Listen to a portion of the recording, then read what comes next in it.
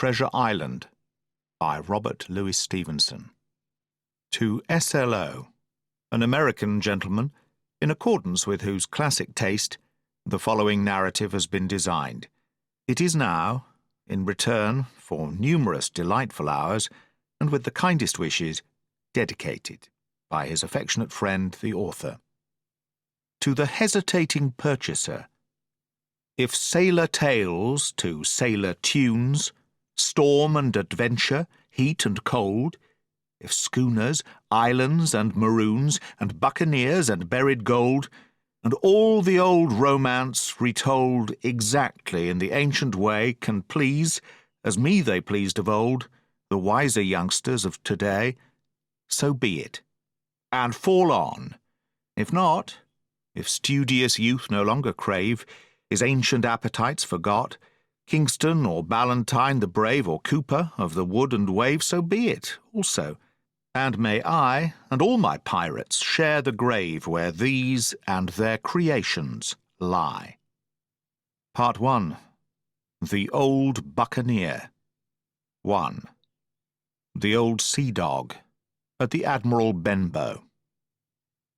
Squire Trelawny, Dr. Livesey, and the rest of these gentlemen, having asked me to write down the whole particulars about Treasure Island from the beginning to the end, keeping nothing back but the bearings of the island, and that only because there is still treasure not yet lifted, I take up my pen in the year of grace 17, and go back to the time when my father kept the Admiral Benbow Inn, and the brown old seaman with the sabre cut first took up his lodging under our roof.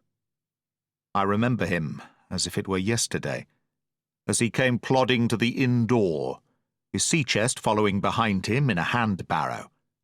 A tall, strong, heavy, nut-brown man, his tarry pigtail falling over the shoulder of his soiled blue coat, his hands ragged and scarred with black broken nails, and the sabre cut across one cheek, a dirty livid white. I remember him looking round the cove and whistling to himself as he did so, and then breaking out in that old sea-song that he sang so often afterwards. 15 men on a dead man's chest, yo-ho-ho, and a bottle of rum, in the high old tottering voice that seemed to have been tuned and broken at the capstan bars. Then he rapped on the door with a bit of stick, like a handspike that he carried, and when my father appeared, called roughly for a glass of rum. This, when it was brought to him, he drank slowly like a connoisseur, lingering on the taste, and still looking about him at the cliffs, and up at our signboard. "This is a handy cove," says he at length, "and a pleasant situated grog shop. Much company, mate?"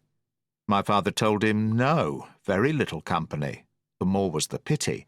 "Well then," said he, "this is the berth for me. Here you, matey," he cried to the man who trundled the barrow, "bring up alongside and help up my chest. I'll stay here a bit," he continued. "I'm a plain man. Rum and bacon and eggs is what I want. And that head up there for to what ships off. What you mought call me? You mought call me Captain. Oh, I see what you're at. There." And he threw down 3 or 4 gold pieces on the threshold. "You can tell me when I've worked through that," says he, looking as fierce as a commander. And indeed, bad as his clothes were, and coarsely as he spoke, he had none of the appearance of a man who sailed before the mast, but seemed like a mate or skipper accustomed to be obeyed or to strike. The man who came with the barrow told us the mail had set him down the morning before at the Royal George, that he had inquired what inns there were along the coast, and hearing ours well spoken of, I suppose, and described as lonely, had chosen it from the others for his place of residence. And that was all we could learn of our guest. He was a very silent man by custom. All day he hung round the cove or upon the cliffs with a brass telescope. All evening he sat in a corner of the parlour next the fire and drank rum and water very strong. Mostly he would not speak when spoken to, only look up sudden and fierce and blow through his nose like a foghorn. And we and the people who came about our house soon learnt to let him be. Every day when he came back from his stroll, he would ask if any seafaring men had gone by along the road. At first we thought it was the want of company of his own kind that made him ask this question, but at last we began to see he was desirous to avoid them. When a seaman did put up at the Admiral Benbow, as now and then some did, making by the coast road for Bristol, he would look in at him through the curtained door before he entered the parlour, and he was always sure to be as silent as a mouse when any such was present. For me, at least, there was no secret about the matter, for I was, in a way, a sharer in his alarms. He had taken me aside one day and promised me a silver fourpenny on the first of every month if I would only keep my weather eye open for a seafaring man with one leg, and let him know the moment he appeared. Often enough, when the first of the month came round, and I applied to him for my wage, he would only blow through his nose at me and stare me down. But before the week was out, he was sure to think better of it, bring me my fourpenny piece, and repeat his orders to look out for the seafaring man with one leg. How that personage haunted my dreams I need scarcely tell you. On stormy nights when the wind shook the four corners of the house, and the surf roared along the cove and up the cliffs, I would see him in 1,000 forms, and with 1,000 diabolical expressions. Now the leg would be cut off at the knee, now at the hip. Now he was a monstrous kind of a creature who had never had but the one leg, and that in the middle of his body. To see him leap and run and pursue me over hedge and ditch was the worst of nightmares, and altogether I paid pretty dear for my monthly fourpenny piece, in the shape of these abominable fancies. But though I was so terrified by the idea of the seafaring man with one leg, I was far less afraid of the captain himself than anybody else who knew him. There were nights when he took a deal more rum and water than his head would carry, and then he would sometimes sit and sing his wicked old wild sea songs, minding nobody. But sometimes he would call for glasses round and force all the trembling company to listen to his stories or bear a chorus to his singing. Often I've heard the house shaking with yo-ho-ho and a bottle of rum, all the neighbours joining in for dear life, with the fear of death upon them, and each singing louder than the others to avoid remark. For in these fits he was the most overriding companion ever known. He would slap his hand on the table for silence all round. He would fly up in a passion of anger at a question, or sometimes because none was put, and so he judged the company was not following his story. Nor would he allow anyone to leave the inn till he had drunk himself sleepy and reeled off to bed. His stories were what frightened people worst of all. Dreadful stories they were, about hanging, and walking the plank, and storms at sea, and the dry Tortugas, and wild deeds and places on the Spanish Main. By his own account he must have lived his life among some of the wickedest men that God ever allowed upon the sea, and the language in which he told these stories shocked our plain country people almost as much as the crimes that he described. My father was always saying that the inn would be ruined, for people would soon cease coming there to be tyrannized over and put down and sent shivering to their beds. But I really believe his presence did us good. People were frightened at the time, but on looking back they rather liked it. It was a fine excitement in a quiet country life, and there was even a party of the younger men who pretended to admire him, calling him a true sea-dog and a real old salt, and such like names, and saying there was the sort of man that made England terrible at sea. In one way, indeed, he bade fair to ruin us, for he kept on staying week after week, and at last month after month, so that all the money had been long exhausted, and still my father never plucked up the heart to insist on having more. If ever he mentioned it, the captain blew through his nose so loudly that you might say he roared, and stared my poor father out of the room. I've seen him wringing his hands after such a rebuff, and I'm sure the annoyance and the terror he lived in must have greatly hastened his early and unhappy death. All the time he lived with us, the captain made no change whatever in his dress but to buy some stockings from a hawker, One of the cocks of his hat having fallen down, he let it hang from that day forth, though it was a great annoyance when it blew. I remember the appearance of his coat, which he patched himself upstairs in his room, and which, before the end, was nothing but patches. He never wrote or received a letter, and he never spoke with any but the neighbours, and with these for the most part only when drunk on rum. The great sea-chest none of us had ever seen open. He was only once crossed, and that was towards the end, when my poor father was far gone in a decline that took him off. Dr. Livesey came late one afternoon to see the patient, took a bit of dinner from my mother, and went into the parlour to smoke a pipe until his horse should come down from the hamlet, for we had no stabling at the old Benbow. I followed him in, and I remember observing the contrast the neat, bright doctor, with his powder as white as snow and his bright black eyes and pleasant manners, made with the coltish country folk, and above all, with that filthy, heavy, bleared scarecrow of a pirate of ours, sitting, far gone in rum, with his arms on the table.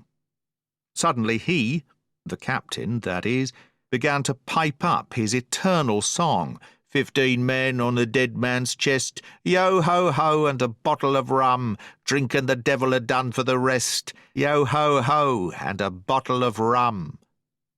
At first I had supposed the dead man's chest to be that identical big box of his upstairs in the front room, and the thought had been mingled in my nightmares with that of the one-legged seafaring man. But by this time we had all long ceased to pay any particular notice to the song. It was new that night to nobody but Dr. Livesey, and on him I observed it did not produce an agreeable effect, for he looked up for a moment quite angrily before he went on with his talk to old Taylor, the gardener, on a new cure for the rheumatics. In the meantime the captain gradually brightened up at his own music, and at last flapped his hand upon the table before him in a way we all knew to mean silence. The voices stopped at once, all but Dr. Livesey's. He went on as before, speaking clear and kind, and drawing briskly at his pipe between every word or two. The captain glared at him for a while, flapped his hands again, glared still harder, and at last broke out with a villainous low oath. "Silence there, between decks." "Were you addressing me, sir?" says the doctor. And when the ruffian had told him, with another oath, that this was so, "I have only one thing to say to you, sir," replies the doctor, "that if you keep on drinking rum, the world will soon be quit of a very dirty scoundrel." The old fellow's fury was awful. He sprang to his feet, drew and opened a sailor's clasp-knife, and balancing it open on the palm of his hand, threatened to pin the doctor to the wall. The doctor never so much as moved. He spoke to him as before, over his shoulder, and in the same tone of voice, rather high, so that all the room might hear, but perfectly calm and steady.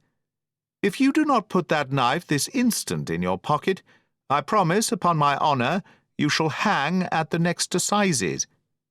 Then followed a battle of looks between them, but the captain soon knuckled under, put up his weapon, and resumed his seat, grumbling like a beaten dog. "And now, sir," continued the doctor, "since I know now there's such a fellow in my district, you may count I'll have an eye upon you day and night. I'm not a doctor only, I'm a magistrate, and if I catch a breath of complaint against you, if it's only for a piece of incivility like tonight's, I'll take effectual means to have you hunted down and routed out of this. Let that suffice." Soon after, Dr. Livesey's horse came to the door, and he rode away. But the captain held his peace that evening, and for many evenings to come.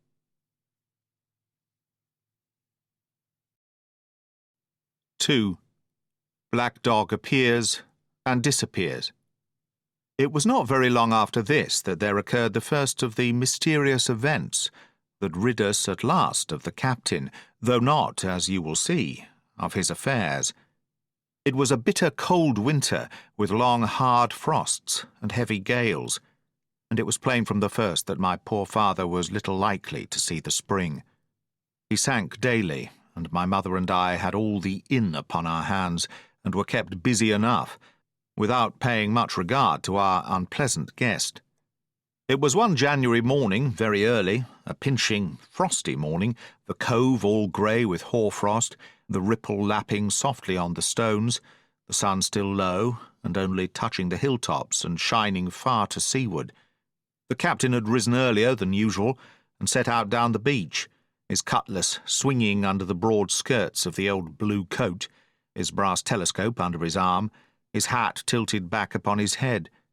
I remember his breath hanging like smoke in his wake as he strode off, and the last sound I heard of him as he turned the big rock was a loud snort of indignation, as though his mind was still running upon Dr. Livesey.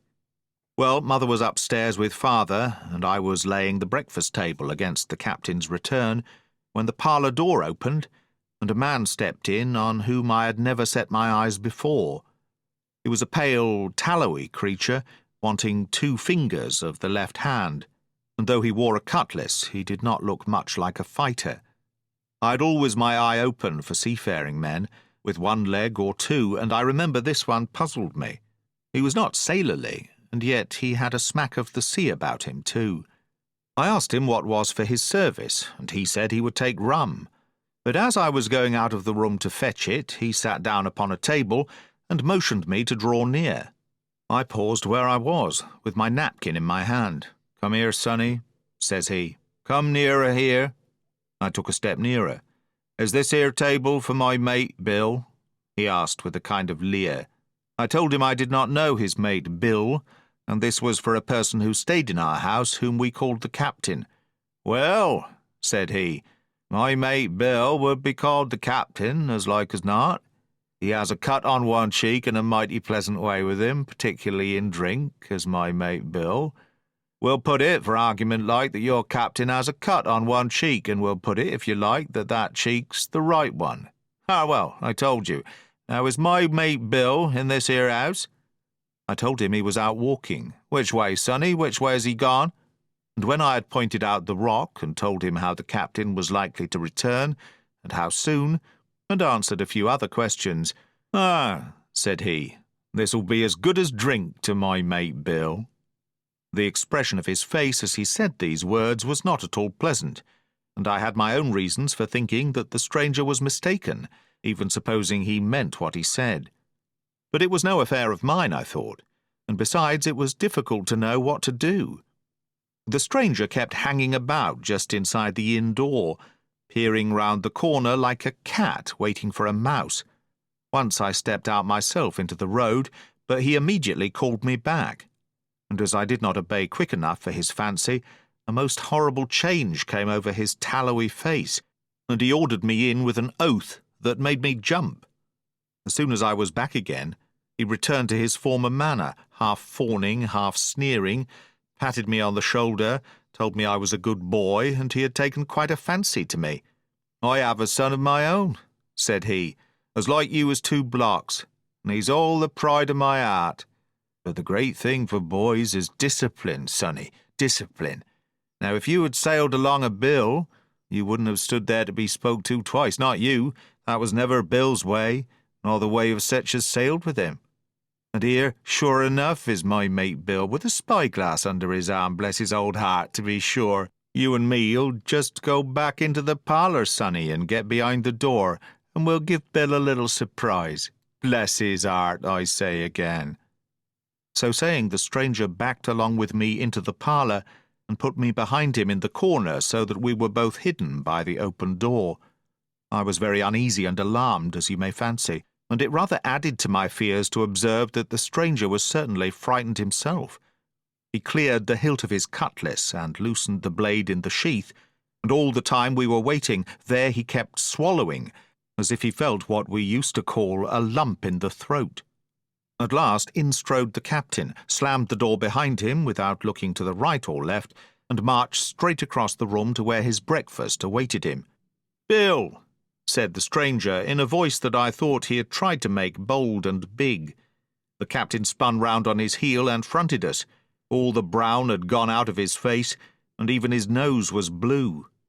He had the look of a man who sees a ghost, or the evil one, or something worse, if anything can be, and upon my word I felt sorry to see him all in a moment turn so old and sick. "Come, Bill, you know me, you know an old shipmate, Bill, surely," said the stranger. The captain made a sort of gasp. "Black Dog," said he. "And who else?" returned the other, getting more at his ease. "Black Dog, as ever was, come for to see his old shipmate Billy at the Admiral Benbow Inn. Bill, Bill, we have seen a sight of times, us two, since I lost them 2 talons," holding up his mutilated hand. "Now look here," said the captain. "You've run me down. Here I am. Well then, speak up. What is it?" "That's you, Bill," returned Black Dog. "You're in the right of it, Billy. I'll have a glass of rum from this dear child here, as I've took such a liking to, and we'll sit down, if you please, and talk square, like old shipmates." When I returned with the rum, they were already seated on either side of the captain's breakfast table, Black Dog next to the door and sitting sideways, so as to have one eye on his old shipmate and one, as I thought, on his retreat. He bade me go and leave the door wide open. "None of your keyholes for me, sonny," he said, and I left them together and retired into the bar. For a long time, though, I certainly did my best to listen. I could hear nothing but a low gattling, but at last the voices began to grow higher, and I could pick up a word or two, mostly oaths from the captain. "No, no, no, no, and an end of it," he cried once, and again, "If it comes to swinging, swing all, say I." Then all of a sudden there was a tremendous explosion of oaths and other noises. The chair and table went over in a lump, a clash of steel followed, and then a cry of pain, and the next instant I saw Black Dog in full flight, and the captain hotly pursuing, both with drawn cutlasses, and the former streaming blood from the left shoulder. Just at the door the captain aimed at the fugitive one last tremendous cut, which would certainly have split him to the chine, had it not been intercepted by our big signboard of Admiral Benbow. You may see the notch on the lower side of the frame to this day. That blow was the last of the battle. Once out upon the road, Black Dog, in spite of his wound, showed a wonderful clean pair of heels and disappeared over the edge of the hill in half a minute. The captain, for his part, stood staring at the signboard like a bewildered man. Then he passed his hand over his eyes several times, and at last turned back into the house. "Jim," says he, "rum." And as he spoke he reeled a little and caught himself with one hand against the wall. "Are you hurt?" cried I. "Rum," he repeated. "I must get away from here. Rum, rum." I ran to fetch it, but I was quite unsteadied by all that had fallen out, and I broke one glass and fouled the tap, and while I was still getting in my own way I heard a loud fall in the parlour, and running in beheld the captain lying full length upon the floor. At the same instant my mother, alarmed by the cries and fighting, came running downstairs to help me. Between us we raised his head. He was breathing very loud and hard, but his eyes were closed, and his face a horrible colour. "Dearie, dearie me," cried my mother, "what a disgrace upon the house, and your poor father sick." In the meantime we had no idea what to do to help the captain, nor any other thought but that he had got his death hurt in the scuffle with the stranger. I got the rum, to be sure, and tried to put it down his throat, but his teeth were tightly shut and his jaws as strong as iron. It was happy relief for us when the door opened and Dr. Livesey came in on his visit to my father. "Oh, doctor," we cried, "what shall we do? Where is he wounded?" "Wounded? A fiddlestick's end," said the doctor. "No more wounded than you or I. The man has had a stroke, as I warned him. Now, Mrs. Hawkins, just you run upstairs to your husband and tell him, if possible, nothing about it. For my part, I must do my best to save this fellow's trebly worthless life. Jim, you get me a basin." When I got back with the basin, the doctor had already ripped up the captain's sleeve and exposed his great sinewy arm. It was tattooed in several places. "Here's luck," "A fair wind," and "Billy Bones his fancy" were very neatly and clearly executed on the forearm.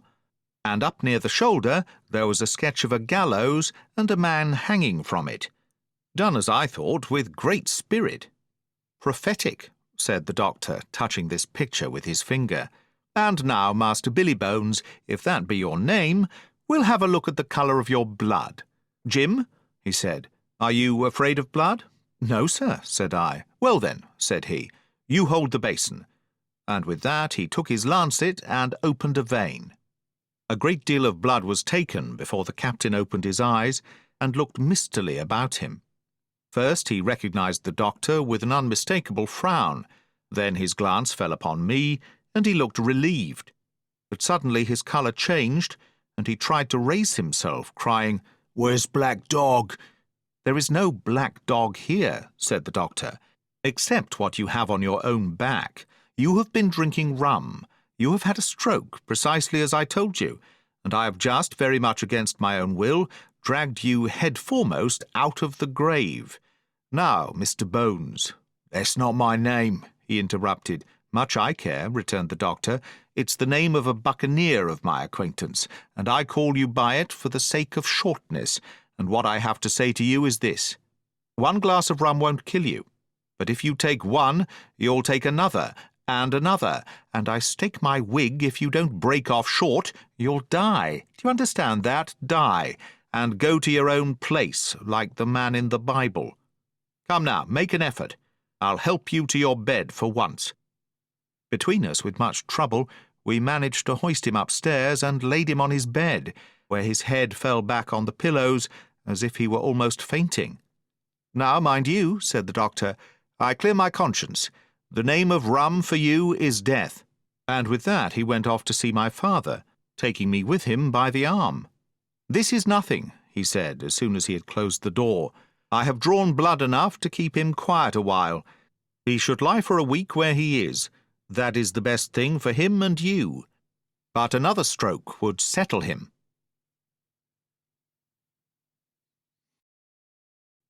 3. The Black Spot.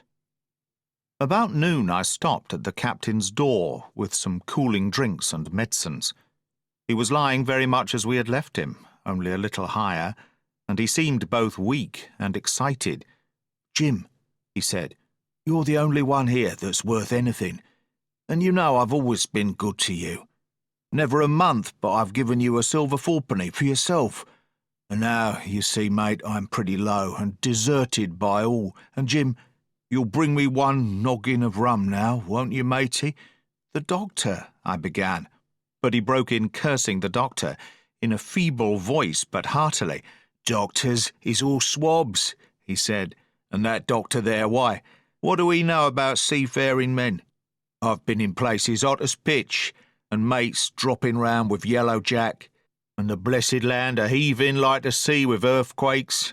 What does the doctor know of lands like that? And I lived on rum, I tell you.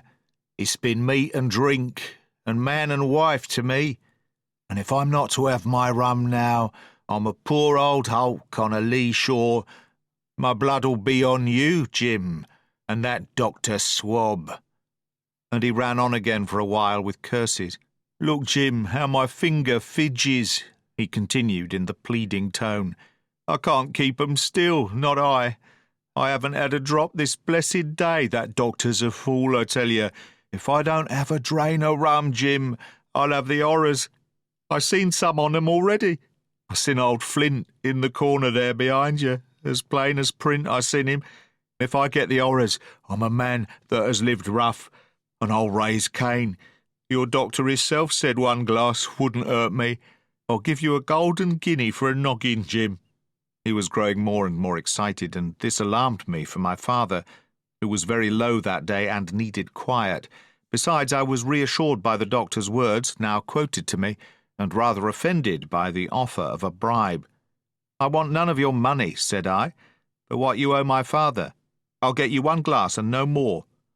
When I brought it to him, he seized it greedily and drank it out. Aye, said he, "that's some better, sure enough. And now, matey, did that doctor say how long I was to lie here in this old berth?" "A week at least," said I. "Thunder!" he cried. "A week? I can't do that. They'd have the black spot on me by then.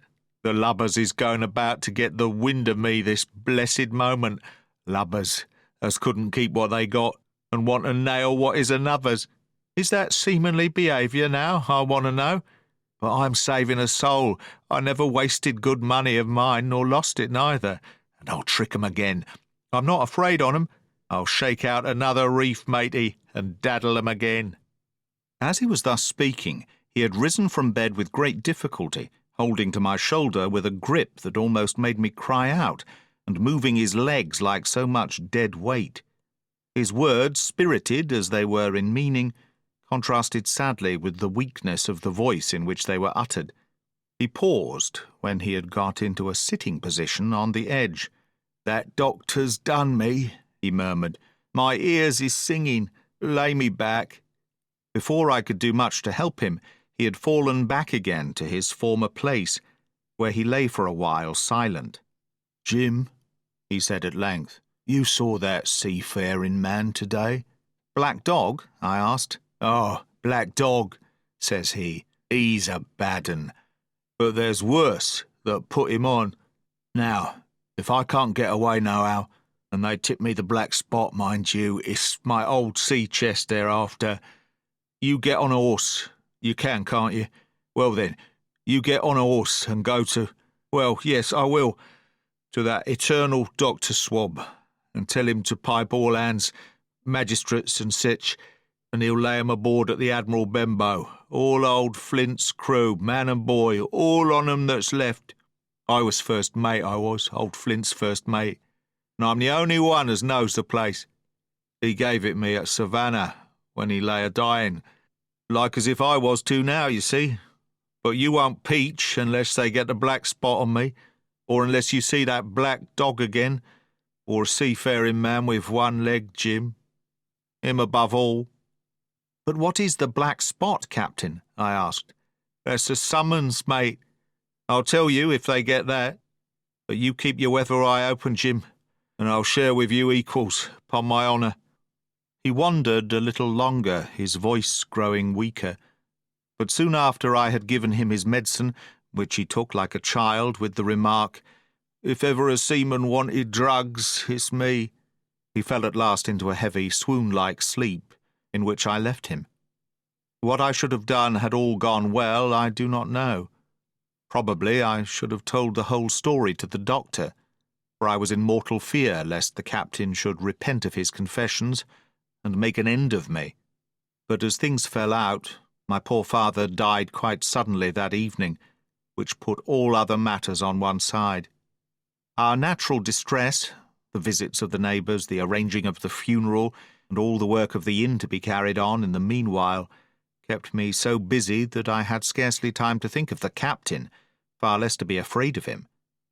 He got downstairs next morning, to be sure, and had his meals as usual, though he ate little and had more, I am afraid, than his usual supply of rum, for he helped himself out of the bar, scowling and blowing through his nose, and no one dared to cross him.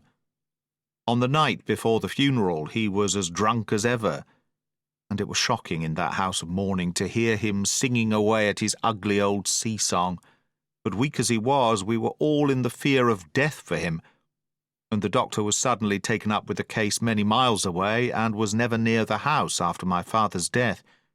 I have said the captain was weak, and indeed he seemed rather to grow weaker than regain his strength. He clambered up and down stairs, and went from the parlour to the bar and back again, and sometimes put his nose out of doors to smell the sea, holding on to the walls as he went for support, and breathing hard and fast like a man on a steep mountain.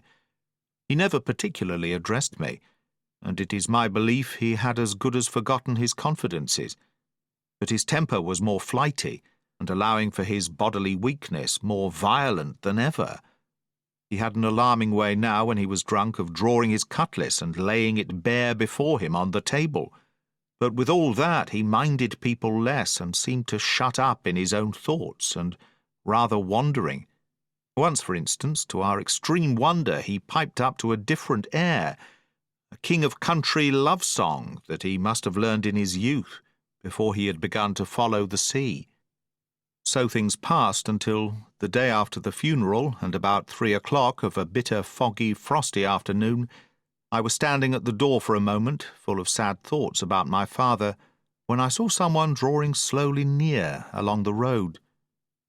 He was plainly blind, for he tapped before him with a stick, and wore a great green shade over his eyes and nose, and he was hunched, as if with age or weakness, and wore a huge old tattered sea-cloak with a hood that made him appear positively deformed.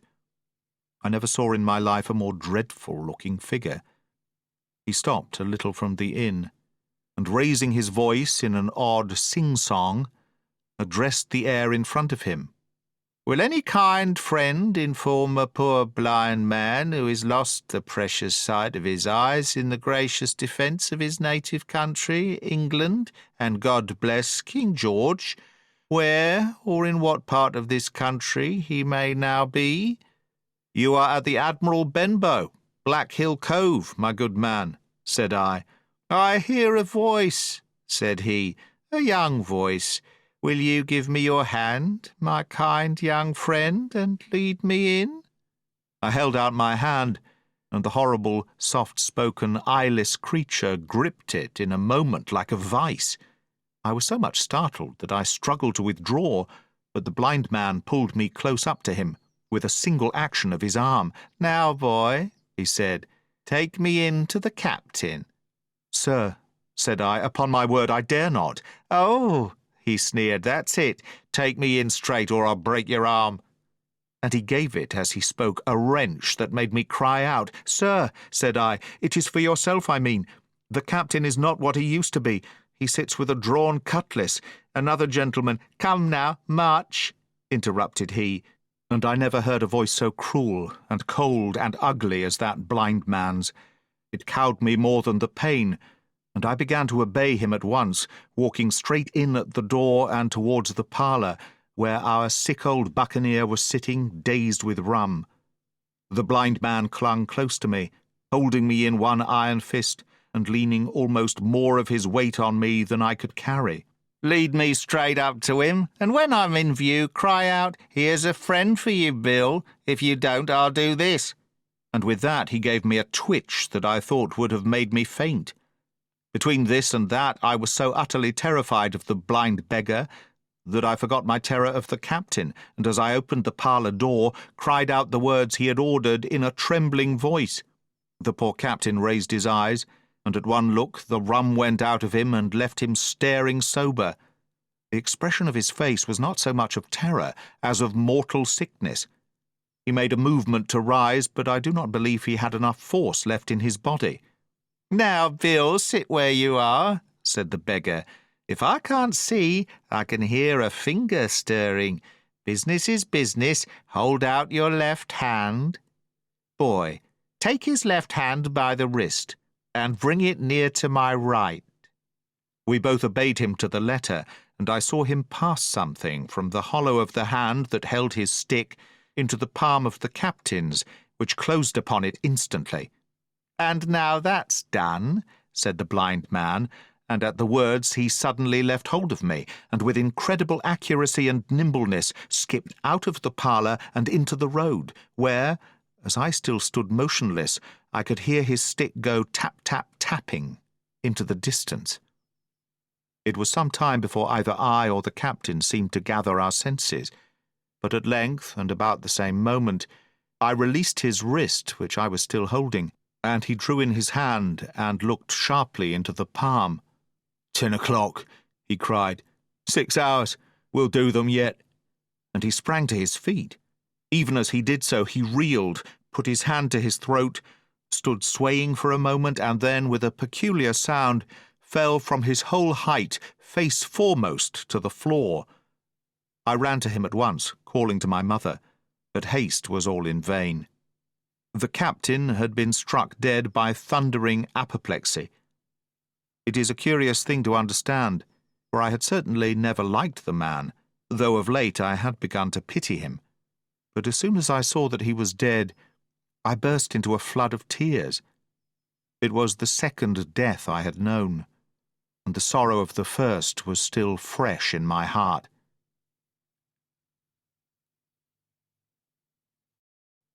"4. The sea chest. I lost no time, of course, in telling my mother all that I knew, and perhaps should have told her long before, and we saw ourselves at once in a difficult and dangerous position. Some of the man's money, if he had any, was certainly due to us, but it was not likely that our captain's shipmates, above all the two specimens seen by me, Black Dog and the Blind Beggar, would be inclined to give up their booty in payment of the dead man's debts. The captain's order to mount at once and ride for Dr. Livesey would have left my mother alone and unprotected, which was not to be thought of. Indeed, it seemed impossible for either of us to remain much longer in the house. The fall of coals in the kitchen grate, the very ticking of the clock, filled us with alarms. The neighbourhood, to our ears, seemed haunted by approaching footsteps, and what between the dead body of the captain on the parlour floor and the thought of that detestable blind beggar hovering near at hand and ready to return, there were moments when, as the saying goes, I jumped in my skin for terror. Something must speedily be resolved upon, and it occurred to us at last to go forth together and seek help in the neighbouring hamlet. No sooner said than done. Bareheaded as we were, we ran out at once in the gathering evening and the frosty fog. The hamlet lay not many 100 yards away, though out of view, on the other side of the next cove, and what greatly encouraged me, it was in an opposite direction from that whence the blind man had made his appearance, and whither he had presumably returned. We were not many minutes on the road, though we sometimes stopped to lay hold of each other and hearken.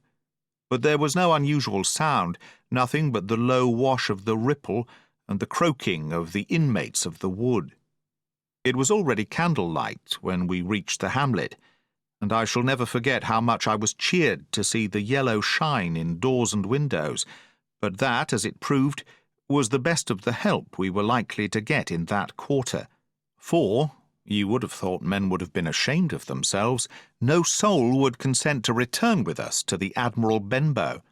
The more we told of our troubles, the more, man, woman, and child, they clung to the shelter of their houses. The name of Captain Flint, though it was strange to me, was well enough known to some there, and carried a great weight of terror. Some of the men who had been to field work on the far side of the Admiral Benbow remembered, besides, to have seen several strangers on the road, and taking them to be smugglers, to have bolted away, and one at least had seen a little lugger in what we called Kit's Hole. For that matter, anyone who was a comrade of the captain's was enough to frighten them to death, and the short and the long of the matter was that, while we could get several who were willing enough to ride to Dr. Livesey's, which lay in another direction, not one would help us to defend the inn. They say cowardice is infectious, but then argument is, on the other hand, a great emboldener, and so when each had said his say, my mother made them a speech. She would not, she declared, lose money that belonged to her fatherless boy. If none of the rest of you dare, she said, Jim and I dare. Back we will go, the way we came, and small thanks to you, big hulking, chicken-hearted men. We'll have that chest open, if we die for it, and I'll thank you for that bag, Mrs. Crossley, to bring back our lawful money in. Of course I said I would go with my mother, and of course they all cried out at our foolhardiness, but even then not a man would go along with us. All they would do was give to me a loaded pistol, lest we were attacked, and to promise to have horses ready saddled, in case we were pursued on our return, while one lad was to ride forward to the doctor's in search of armed assistance. My heart was beating finely when we two set forth in the cold night upon the dangerous venture. A full moon was beginning to rise and peered redly through the upper edges of the fog, and this increased our haste, for it was plain before we came forth again that all would be as bright as day, and our departure exposed to the eyes of any watchers. We slipped along the hedges, noiseless and swift. nor did we see or hear anything to increase our terrors till, to our relief, the door of the Admiral Benbow had closed behind us. I slipped the bolt at once, and we stood and panted for a moment in the dark, alone in the house with the dead captain's body. Then my mother got a candle in the bar, and holding each other's hands we advanced into the parlour. He lay as we had left him, on his back, with his eyes open and one arm stretched out. "Draw down the blind, Jim," whispered my mother. "They might come and watch outside. And now," said she when I had done so, "we have to get the key off that. And who's to touch it, I should like to know?" And she gave a kind of sob as she said the words. I went down on my knees at once. On the floor, close to his hand, there was a little round of paper, blackened on the one side. I could not doubt that this was the black spot, and taking it up, I found written on the other side in a very good, clear hand this short message: "You have till 10 tonight." "He had till 10, Mother," said I, and just as I said it, our old clock began striking. This sudden noise startled us shockingly, but the news was good, for it was only 6. "Now, Jim," she said, "that key." I felt in his pockets, one after another, a few small coins, a thimble, and some thread and big needles, a piece of pigtail tobacco bitten away at the end, his gully with the crooked handle, a pocket compass, and a tinder box were all that they contained, and I began to despair. "Perhaps it's round his neck," suggested my mother. Overcoming a strong repugnance, I tore open his shirt at the neck, and there, sure enough, hanging to a bit of tarry string, which I cut with his own gully, we found the key. At this triumph we were filled with hope, and hurried upstairs without delay to the little room where he had slept so long, and where his box had stood since the day of his arrival. It was like any other seaman's chest on the outside, the initial B burned on the top of it with a hot iron, and the corners somewhat smashed and broken, as by long, rough usage. "Give me the key," said my mother, and though the lock was very stiff, she had turned it and thrown back the lid in a twinkling. A strong smell of tobacco and tar rose from the interior, but nothing was to be seen on the top except a suit of very good clothes, carefully brushed and folded. They had never been worn, my mother said. Under that the miscellany began: a quadrant, a tin cannikin, several sticks of tobacco, 2 brace of very handsome pistols, a piece of bar silver, an old Spanish watch, and some other trinkets of little value and mostly of foreign make, a pair of compasses mounted with brass, and 5 or 6 curious West Indian shells. I've often wondered since why he should have carried about these shells with him in his wandering, guilty, and hunted life. In the meantime we had found nothing of any value but the silver and the trinkets, and neither of these were in our way. Underneath there was an old boat cloak, whitened with sea salt, on many a harbour bar.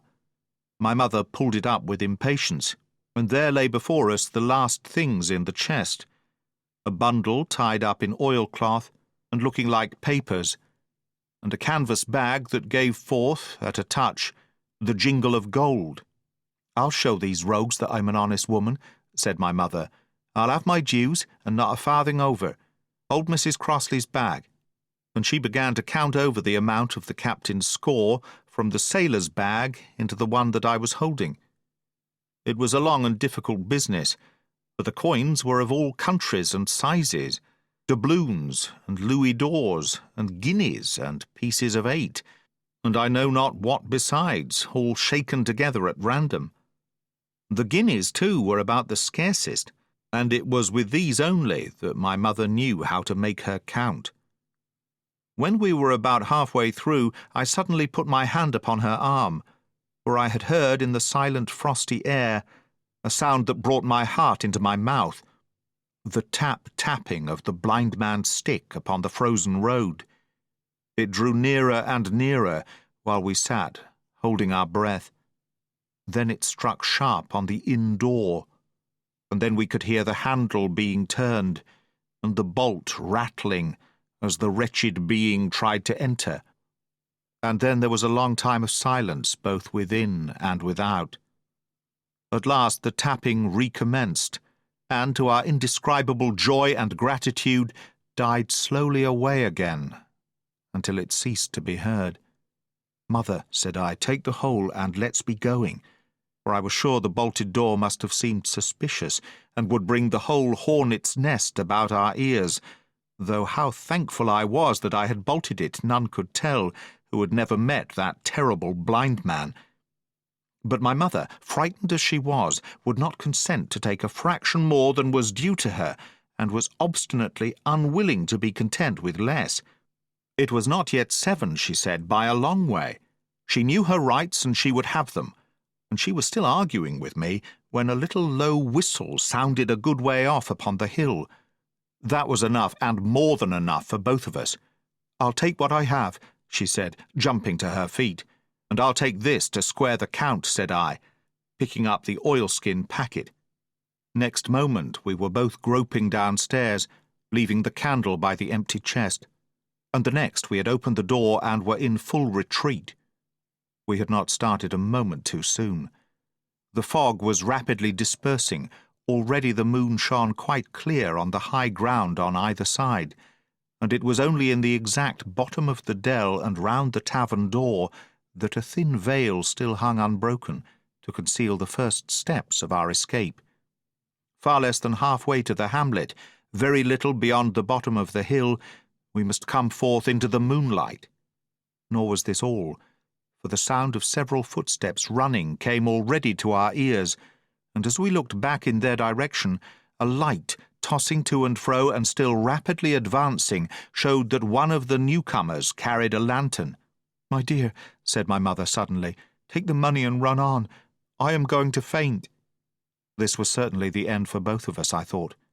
How I cursed the cowardice of the neighbours, how I blamed my poor mother for her honesty and her greed, for her past foolhardiness and present weakness. We were just at the little bridge, by good fortune, and I helped her, tottering as she was, to the edge of the bank, where, sure enough, she gave a sigh and fell on my shoulder.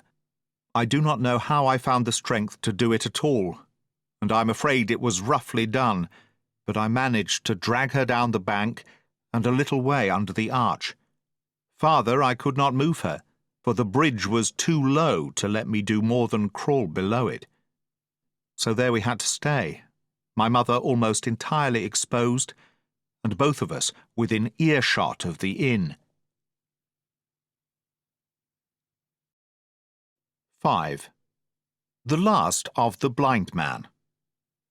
My curiosity, in a sense, was stronger than my fear, for I could not remain where I was, but crept back to the bank again, whence, sheltering my head behind a bush of broom, I might command the road before our door. I was scarcely in position ere my enemies began to arrive, 7 or 8 of them, running hard, their feet beating out of time along the road, and the man with the lantern some paces in front. 3 men ran together, hand in hand, and I made out, even through the mist, that the middleman of this trio was the blind beggar. The next moment his voice showed me that I was right. "Down with the door!" he cried. "Aye, aye, sir," answered 2 or 3, and a rush was made upon the Admiral Benbow, the lantern-bearer following. And then I could see them pause, and hear speeches passed in a lower key, as if they were surprised to find the door open. But the pause was brief, for the blind man again issued his commands. His voice sounded louder and higher, as if he were afire with eagerness and rage. "In, in!" he shouted, and cursed them for their delay.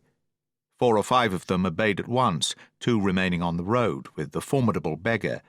There was a pause, then a cry of surprise, and then a voice shouting from the house, "Bill's dead!" But the blind man swore at them again for their delay. "Search him, some of you shirking lubbers, and the rest of you aloft and get the chest," he cried. I could hear their feet rattling up our old stairs, so that the house must have shook with it. Promptly afterwards, fresh sounds of astonishment arose. The window of the captain's room was thrown open with a slam and a jingle of broken glass, and a man leaned out into the moonlight, head and shoulders, and addressed the blind beggar on the road below him. "Pew," he cried, "they've been before us. Someone's turned the chest out alow and aloft." "Is it there?" roared Pew. "The money's there." The blind man cursed the money. "Flint's fist, I mean," he cried. "We don't see it here nohow," returned the man. "Here, you below there, is it on bill?" cried the blind man again. At that another fellow, probably him who had remained below to search the captain's body, came to the door of the inn. "Bell's been overhauled already," said he. "Nothing left." "It's these people of the inn. It's that boy. I wish I had put his eyes out," cried the blind man, Pew. "There were no time ago. They had the door bolted when I tried it. Scatter, lads, and find 'em." "Sure enough they left their glim here," said the fellow from the window. "Scatter and find 'em. Rout the house out," reiterated Pew, striking with his stick upon the road. Then there followed a great to-do through all our old inn, heavy feet pounding to and fro, furniture thrown over, doors kicked in, until the very rocks re-echoed, and the men came out again, one after another, on the road, and declared that we were nowhere to be found. And just the same whistle that had alarmed my mother and myself over the dead captain's money was once more clearly audible through the night, but this time twice repeated. I had thought it to be the blind man's trumpet, so to speak, summoning his crew to the assault, but I now found that it was a signal from the hillside towards the hamlet, and from its effect upon the buccaneers, a signal to warn them of approaching danger. "There's Dirk again," said one. "Twice. We'll have to budge, mates." "Budge, you skulk," cried Pew. "Dirk was a fool and a coward from the first. You wouldn't mind him. They must be close by. They can't be far. You have your hands on it. Scatter and look for 'em, dogs. Oh, shiver my soul," he cried, "if I had eyes." This appeal seemed to produce some effect, for two of the fellows began to look here and there among the lumber, but half-heartedly, I thought, and with an eye to their own danger all the time, while the rest stood irresolute on the road. "You have your hands on thousands, you fools, and you hang a leg. You'd be as rich as kings if you could find it, and you know it's here, and you stand there skulking. There wasn't one of you dared face Bill, and I did it. A blind man, and I'm to lose my chance for you. I'm to be a poor, crawling beggar sponging for rum, when I might be rolling in a coach. If you had the pluck of a weevil in a biscuit, you would catch them still." "Hang it, Pew, we've got the doubloons," grumbled one. "They might have hid the blessed thing," said another. "Take the Georges, Pew, and don't stand here squalling."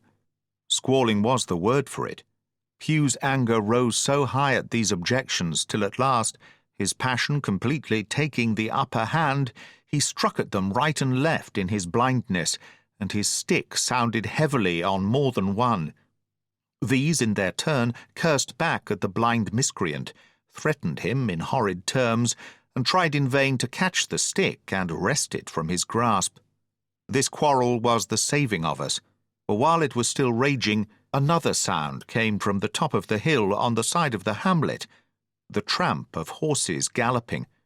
Almost at the same time, a pistol shot, flash and report, came from the hedge side, and that was plainly the last signal of danger, for the buccaneers turned at once and ran, separating in every direction, one seaward along the cove, one slant across the hill, and so on, so that in half a minute not a sign of them remained but Pew.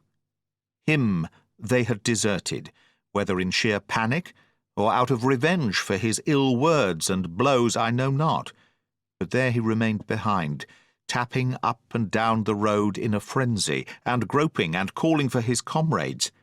Finally he took a wrong turn, and ran a few steps past me towards the hamlet, crying, "Johnny, Black Dog, Dirk," and other names. "You won't leave old Pew, mates, not old Pew." Just then the noise of horses topped the rise, and 4 or 5 riders came in sight in the moonlight and swept at full gallop down the slope. At this Pew saw his error, turned with a scream, and ran straight for the ditch, into which he rolled. But he was on his feet again in a second, and made another dash, now utterly bewildered, right under the nearest of the coming horses. The rider tried to save him, but in vain. Down went Pew, with a cry that rang high into the night, and the four hoofs trampled and spurned him and passed by. He fell on his side, then gently collapsed upon his face, and moved no more. I leapt to my feet and hailed the riders. They were pulling up, at any rate, horrified at the accident, and I soon saw what they were. One, tailing out behind the rest, was a lad that had gone from the hamlet to Dr. Livesey's. The rest were revenue officers whom he had met by the way, and with whom he had had the intelligence to return at once. Some news of the lugger in Kit's Hole had found its way to Supervisor Dance, and set him forth that night in our direction, and to that circumstance my mother and I owed our preservation from death. Pew was dead, stone dead. As for my mother, when we had carried her up to the hamlet, a little cold water and salts, and that soon brought her back again, and she was none the worse for her terror, though she still continued to deplore the balance of the money. In the meantime the supervisor rode on as fast as he could to Kit's Hole, but his men had to dismount and grope down the dingle, leading and sometimes supporting their horses, and in continual fear of ambushes, so it was no great matter for surprise that when they got down to the hole the lugger was already under way, though still close in. He hailed her. A voice replied, telling him to keep out of the moonlight or he would get some lead in him, and at the same time a bullet whistled close by his arm. Soon after the lugger doubled the point and disappeared. Mr. Dance stood there, as he said, like a fish out of water, and all he could do was to dispatch a man to B to warn the cutter. "And that," said he, "is just about as good as nothing. They've got off clean, and there's an end. Only," he added, "I'm glad I trod on Master Pew's corns," for by this time he had heard my story. I went back with him to the Admiral Benbow, and you cannot imagine a house in such a state of smash. The very clock had been thrown down by these fellows in their furious hunt after my mother and myself, and though nothing had actually been taken away, except the captain's money-bag and a little silver from the till, I could see at once that we were ruined. Mr. Dance could make nothing of the scene. "They got the money, you say? Well then, Hawkins, what in fortune were they after? More money, I suppose?" "No, sir, not money, I think," replied I. "In fact, sir, I believe I have the thing in my breast pocket, and to tell you the truth, I should like to get it put in safety." "To be sure, boy, quite right," said he. "I'll take it, if you like." "I thought perhaps Dr. Livesey," I began. "Perfectly right," he interrupted, very cheerily. "Perfectly right, a gentleman and a magistrate. And now I come to think of it, I might as well ride round there myself and report to him or Squire. Master Pew's dead when all's done. Not that I regret it, but he's dead, you see, and people will make it out against an officer of His Majesty's revenue, if make it out they can. Now, I'll tell you, Hawkins, if you like, I'll take you along." I thanked him heartily for the offer, and we walked back to the hamlet where the horses were. By the time I had told Mother of my purpose, they were all in the saddle. "Dogger," said Mr. Dance, "you have a good horse. Take up this lad behind you." As soon as I was mounted, holding on to Dogger's belt, the supervisor gave the word, and the party struck out at a bouncing trot on the road to Dr. Livesey's house. 6. The Captain's Papers. We rode hard all the way till we drew up before Dr. Livesey's door. The house was all dark to the front. Mr. Dance told me to jump down and knock, and Dogger gave me a stirrup to descend by. The door was opened almost at once by the maid. "Is Dr. Livesey in?" I asked. "No," she said. "He had come home in the afternoon, but had gone up to the hall to dine and pass the evening with the squire." "So there we go, boys," said Mr. Dance. This time, as the distance was short, I did not mount, but ran with Dogger's stirrup leather to the lodge gates and up the long, leafless, moonlit avenue, to where the white line of the hall buildings looked on either hand on great old gardens. Here Mr. Dance dismounted, and taking me along with him, was admitted at a word into the house. The servant led us down a matted passage and showed us at the end into a great library, all lined with bookcases and busts upon the top of them, where the squire and Dr. Livesey sat, pipe in hand, on either side of a bright fire. I had never seen the squire so near at hand. He was a tall man, over 6 feet high, and broad in proportion, and he had a bluff, rough and ready face, all roughened and reddened, and lined in his long travels. His eyebrows were very black and moved readily, and this gave him a look of some temper, not bad, you would say, but quick and high. "Come in, Mr. Dance," says he, very stately and condescending. "Good evening, Dance," says the doctor with a nod, "and good evening to you, friend Jim. What good wind brings you here?" The supervisor stood up straight and stiff, and told his story like a lesson, and you should have seen how the two gentlemen leaned forward and looked at each other and forgot to smoke in their surprise and interest. When they heard how my mother went back to the inn, Dr. Livesey fair slapped his thigh, and the squire cried, "Bravo!" and broke his long pipe against the grate.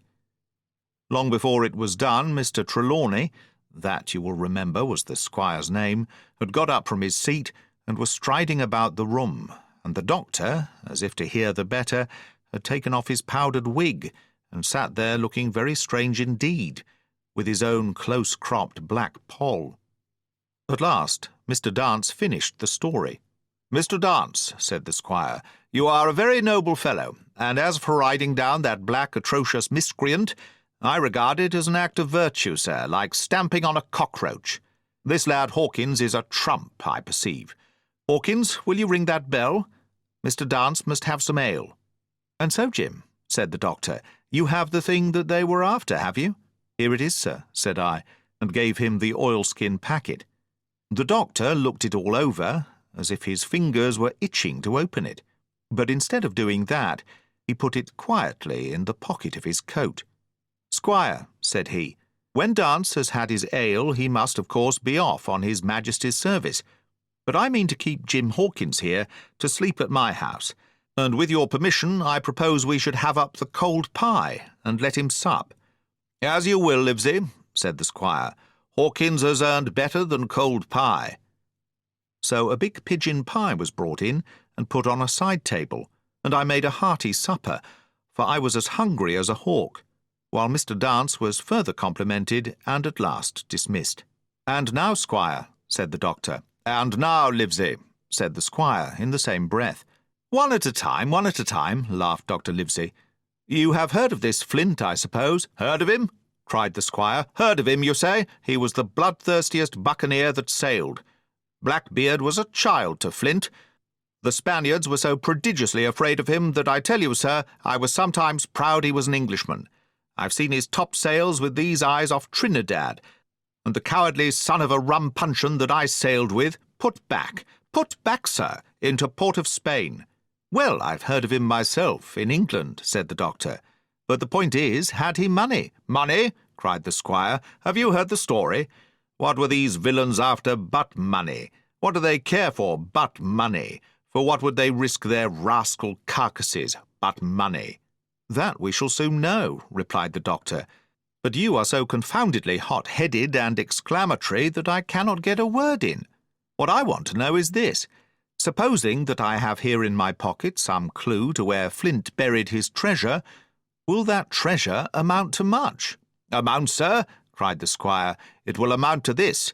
If we have the clue you talk about, I fit out a ship in Bristol dock and take you and Hawkins here along, and I'll have that treasure if I search a year." "Very well," said the doctor. "Now then, if Jim is agreeable, we'll open the packet." And he laid it before him on the table. The bundle was sewn together, and the doctor had to get out his instrument case and cut the stitches with his medical scissors. It contained two things, a book and a sealed paper. "First of all, we'll try the book," observed the doctor. The squire and I were both peering over his shoulder as he opened it, for Dr. Livesey had kindly motioned me to come round from the side table where I had been eating to enjoy the sport of the search. On the first page there were only some scraps of writing, such as a man with a pen in his hand might make for idleness or practice. One was the same as the tattoo mark, Billy Bones his fancy. Then there was Mr. W. Bones, mate. No more rum. Off Palm Key, he got it. And some other snatches, mostly single words and unintelligible. I could not help wondering who it was that had got it, and what it was that he got. A knife in his back, as like as not. Not much instruction there, said Dr. Livesey as he passed on. The next 10 or 12 pages were filled with a curious series of entries. There was a date at one end of the line, and at the other a sum of money, as in common account books, but instead of explanatory writing, only a varying number of crosses between the two. On the 12th of June, 1745, for instance, a sum of £70 had plainly become due to someone, and there was nothing but 6 crosses to explain the cause. In a few cases, to be sure, the name of a place would be added as off Caracas, or a mere entry of latitude and longitude as 62 degrees 17 minutes 20 seconds, 19 degrees 2 minutes 40 seconds. The record lasted over nearly 20 years, the amount of the separate entries growing larger as time went on, and at the end a grand total had been made out after 5 or 6 wrong additions, and these words appended: Bones, his pile. I can't make head or tail of this, said Dr. Livesey. The thing is as clear as noonday, cried the squire. This is the black-hearted hound's account book. These crosses stand for the names of ships or towns that they sank or plundered. The sums are the scoundrel's share. And where he feared an ambiguity, you see he added something clearer.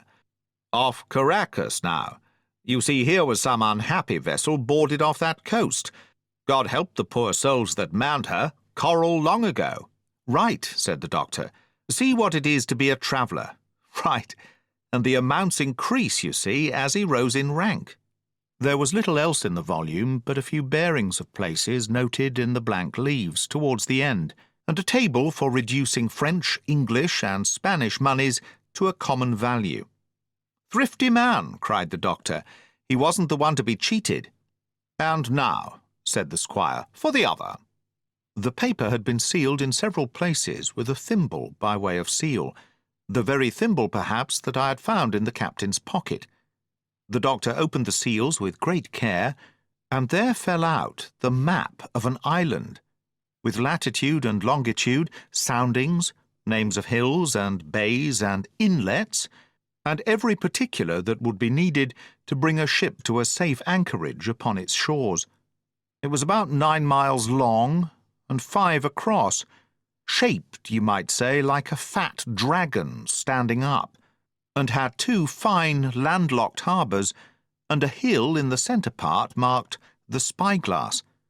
There were several additions of a later date, but above all 3 crosses of red ink, 2 on the north part of the island, 1 in the south-west, and beside this last, in the same red ink, and in a small neat hand, very different from the captain's tottery characters, these words: Bulk of treasure here.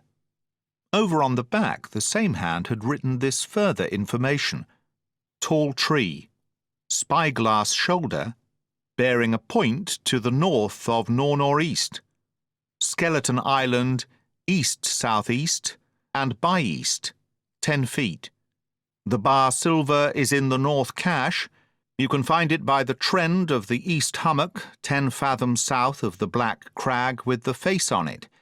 The arms are easy found in the sandhill, north point of North Inlet Cape, bearing east, and a quarter north.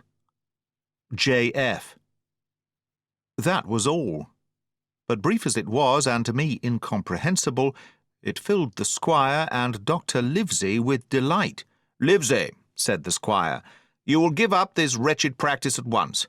Tomorrow I start for Bristol. In 3 weeks' time, 3 weeks, 2 weeks, 10 days. We'll have the best ship, sir, and the choicest crew in England. Hawkins shall come as cabin boy. You'll make a famous cabin boy, Hawkins. You, Livesey, are ship's doctor. I am Admiral.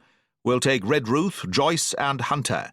We'll have favourable winds, a quick passage, and not the least difficulty in finding the spot, and money to eat, to roll in, to play duck and drake with ever after. Trelawny, said the doctor, I'll go with you, and I'll go bail for it, so will Jim, and be a credit to the undertaking. There's only one man I'm afraid of.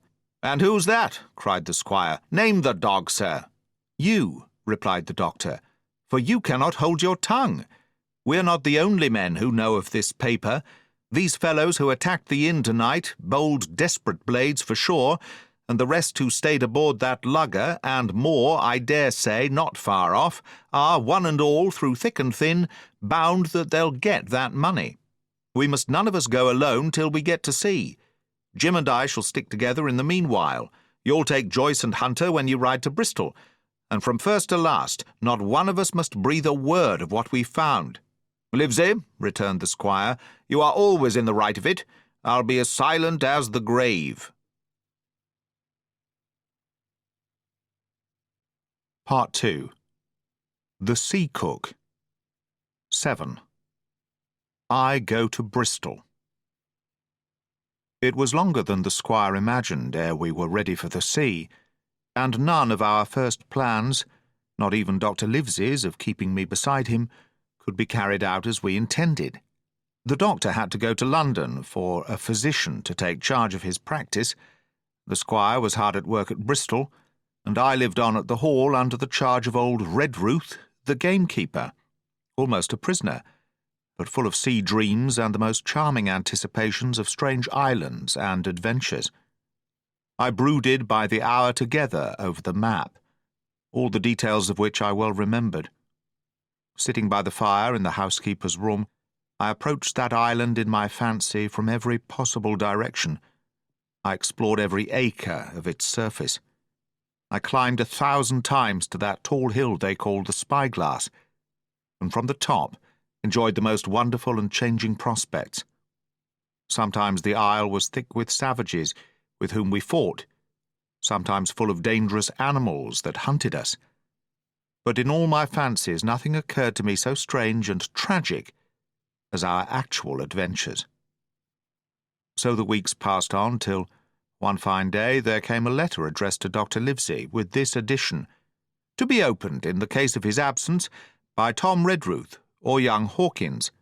Obeying this order, we found, or rather I found, for the gamekeeper was a poor hand at reading anything but print, the following important news. Old Anchor Inn, Bristol, March the 1st, 17. Dear Livesey, as I do not know whether you are at the Hall or still in London, I send this in double to both places. The ship is bought and fitted. She lies at anchor, ready for the sea. You never imagined a sweeter schooner. A child might sail her. 200 tons, name Hispaniola. I got her through my old friend Blandley, who has proved himself throughout the most surprising trump. The admirable fellow literally slaved in my interest, and so, I may say, did everyone in Bristol, as soon as they got wind of the port we sailed for. Treasure, I mean. Redruth, said I, interrupting the letter. Dr. Livesey will not like that. The squire has been talking after all. Well, who's a better right? Growled the gamekeeper. A pretty rum go if Squire ain't to talk for Dr. Livesey, I should think. At that I gave up all attempts at commentary and read straight on. Blandley himself found the Hispaniola, and by the most admirable management got her for the merest trifle. There is a class of men in Bristol monstrously prejudiced against Blandley. They go the length of declaring that this honest creature would do anything for money, that the Hispaniola belonged to him, and that he sold it me absurdly high. The most transparent calumnies. None of them dare, however, to deny the merits of the ship. So far there was not a hitch. The work people, to be sure, riggers and what not, were most annoyingly slow, but time cured that. It was the crew that troubled me. I wished a round score of men, in case of natives, buccaneers, or the odious French, and I had the worry of the deuce itself to find so much as half a dozen, till the most remarkable stroke of fortune brought me the very man that I required. I was standing on the dock when, by the merest accident, I fell in talk with him. I found he was an old sailor, kept a public house, knew all the seafaring men in Bristol, had lost his health ashore and wanted a good berth as cook to get to sea again. He had hobbled down there that morning, he said, to get a smell of the salt. I was monstrously touched, so would you have been, and out of pure pity I engaged him on the spot to be ship's cook. Long John Silver, he is called, and has lost a leg, but that I regarded as a recommendation, since he lost it in his country's service, under the immortal Hawke. He has no pension, Livesey. Imagine the abominable age we live in. Well, sir, I thought I had only found a cook, but it was a crew I had discovered. Between Silver and myself we got together in a few days a company of the toughest old salts imaginable, not pretty to look at, but fellows, by their faces, of the most indomitable spirit. I declare we could fight a frigate. Long John even got rid of 2 out of the 6 or 7 I had already engaged. He showed me in a moment that they were just the sort of freshwater swabs we had to fear in an adventure of importance. I'm in the most magnificent health and spirits, eating like a bull, sleeping like a tree, yet I shall not enjoy a moment till I hear my old tarpaulins tramping round the capstan. Seaward ho! Hang the treasure! It's the glory of the sea that has turned my head. So now, Livesey, come post. Do not lose an hour, if you respect me. Let young Hawkins go at once to see his mother, with Redruth for a guard, and then both come full speed to Bristol. John Trelawny. Postscript. I did not tell you that Blandley, who, by the way, is to send a consort after us if we don't turn up by the end of August, had found an admirable fellow for sailing-master, a stiff man, which I regret, but in all other respects a treasure. Long John Silver unearthed a very competent man for a mate, a man named Arrow. I have a boatswain who pipes, Livesey, so things shall go man-o'-war fashion on board the good ship Hispaniola. I forgot to tell you that Silver is a man of substance. I know of my own knowledge that he has a banker's account, which has never been overdrawn. He leaves his wife to manage the inn, and as she is a woman of colour, a pair of old bachelors like you and I may be excused for guessing that it is the wife, quite as much as the health, that sends him back to roving. J.T. P.P.S. Hawkins may stay one night with his mother. J.T. You can fancy the excitement into which that letter put me. I was half beside myself with glee, and if ever I despised a man it was old Tom Redruth, who could do nothing but grumble and lament.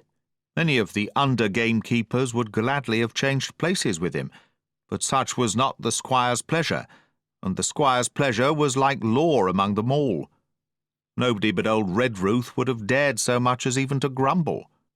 The next morning he and I set out on foot for the Admiral Benbow, and there I found my mother in good health and spirits. The captain, who had so long been a cause of so much discomfort, was gone, where the wicked cease from troubling. The squire had had everything repaired, and the public rooms and the sign repainted, and had added some furniture. Above all, a beautiful armchair for mother in the bar. He had found her a boy as an apprentice also, so that she should not want help while I was gone. It was on seeing that boy that I understood for the first time my situation. I had thought up to that moment of the adventures before me, not at all of the home that I was leaving. And now, at the sight of this clumsy stranger, who was to stay here in my place beside my mother, I had my first attack of tears. I'm afraid I led that boy a dog's life, for as he was new to the work, I had 100 opportunities of setting him right and putting him down, and I was not slow to profit by them. The night passed, and the next day, after dinner, Redruth and I were afoot again and on the road. I said good-bye to mother and the cove where I had lived since I was born, and the dear old Admiral Benbow, since he was repainted, no longer quite so dear. One of my last thoughts was of the captain who had so often strode along the beach with his cocked hat, his sabre-cut cheek, and his old brass telescope. Next morning we had turned the corner, and my home was out of sight. The mail picked us up about dusk at the Royal George on the Heath. I was wedged in between Redruth and a stout old gentleman, and in spite of the swift motion and the cold night air, I must have dozed a great deal from the very first, and then slept like a log up hill and down dale through stage after stage. For when I was awakened at last, it was by a punch in the ribs, and I opened my eyes to find that we were standing still before a large building in a city street, and that the day had already broken a long time. "Where are we?" I asked. "Bristol," said Tom. "Get down." Mr. Trelawny had taken up his residence at an inn far down the docks to superintend the work upon the schooner. Thither we had now to walk, and our way, to my great delight, lay upon the quays and beside the great multitude of ships of all sizes and rigs and nations. In one, sailors were singing at their work. In another there were men aloft, high over my head, hanging to threads that seemed no thicker than a spider's. Though I had lived by the shore all my life, I seemed never to have been near the sea till then. The smell of tar and salt was something new. I saw the most wonderful figureheads that had all been far over the ocean. I saw besides many old sailors with rings in their ears and whiskers curled in ringlets and tarry pigtails and their swaggering clumsy sea walk. And if I had seen as many kings or archbishops, I could not have been more delighted. And I was going to sea myself, to sea in a schooner, with a piping boatswain and pigtailed singing seamen, to sea, bound for an unknown island, and to seek for buried treasure. While I was still in this delightful dream, we came suddenly in front of a large inn, and met Squire Trelawny, all dressed out like a sea officer in stout blue cloth, coming out of the door with a smile on his face and a capital imitation of a sailor's walk. "Here you are," he cried, "and the doctor came last night from London. Bravo! The ship's company complete." "Oh, sir," cried I, "when do we sail?" "Sail," says he, "we sail tomorrow."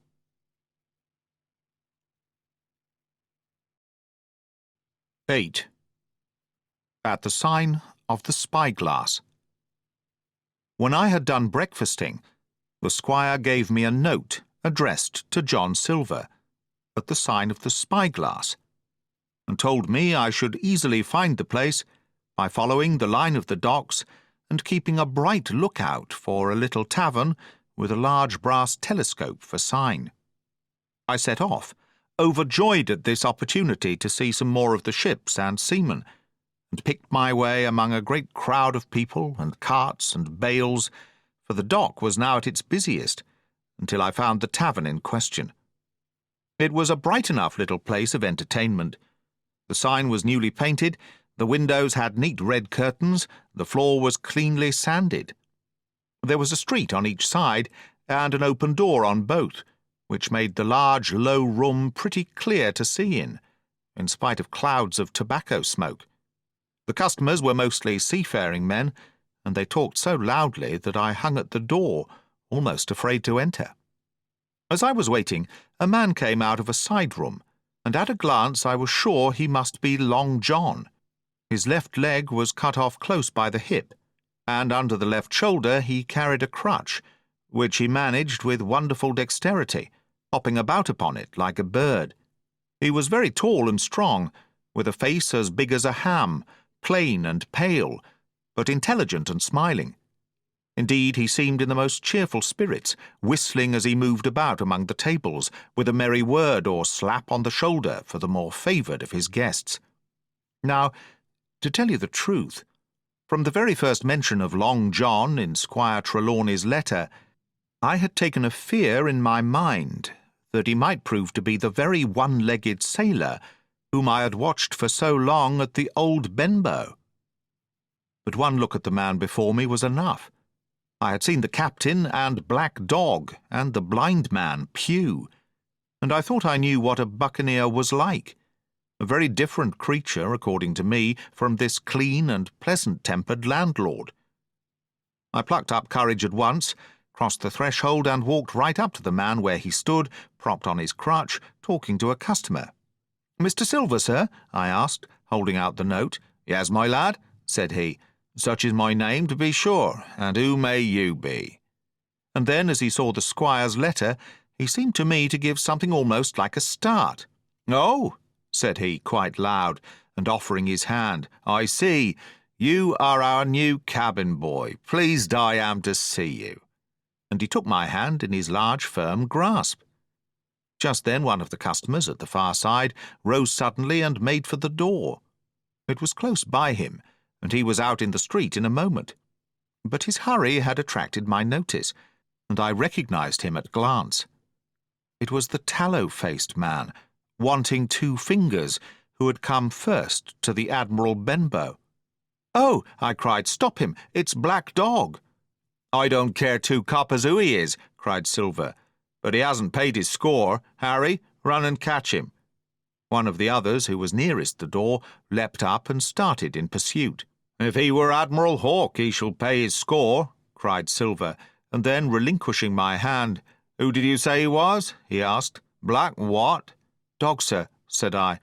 "Has Mr. Trelawny not told you of the buccaneers? He was one of them." "So?" cried Silver. "In my house? Ben, run and help Harry. One of those swabs, was he? Was that you drinking with him, Morgan? Step up here." The man whom he called Morgan, an old grey-haired, mahogany-faced sailor, came forward pretty sheepishly, rolling his quid. "Now, Morgan," said Long John very sternly, "you never clapped your eyes on that black dog before, did you now?"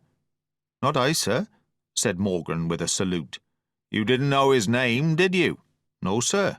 "By the powers, Tom Morgan, it's as good for you," exclaimed the landlord. "If you have been mixed up with the like of that, you would never have put another foot in my house. You may lay to that. And what was he saying to you?" "I don't rightly know, sir," answered Morgan. "Do you call that a head on your shoulders or a blessed dead eye?" cried Long John. "Don't rightly know, don't you? Perhaps you don't happen to rightly know who you was speaking to, perhaps. Come now, what was he jawing? Voyages, captains, ships? Pipe up, what was it?" "We was a-talking of keel-hauling," answered Morgan. "Keel-hauling, was you? And a mighty suitable thing, too. And you may lay to that. Get back to your place for a lubber, Tom." And then, as Morgan rolled back to his seat, Silver added to me in a confidential whisper that was very flattering, as I thought, "He's quite an honest man, Tom Morgan, only stupid. And now," he ran on again aloud, "let's see, Black Dog? No, I don't know the name, not I. Yet I kind of think Yes, I've seen the swab. He used to come here with a blind beggar, he used." "That he did, you may be sure," said I. "I knew that blind man, too. His name was Pew." "It was," cried Silver, now quite excited. "Pew, that were his name for certain. He looked a shark, he did.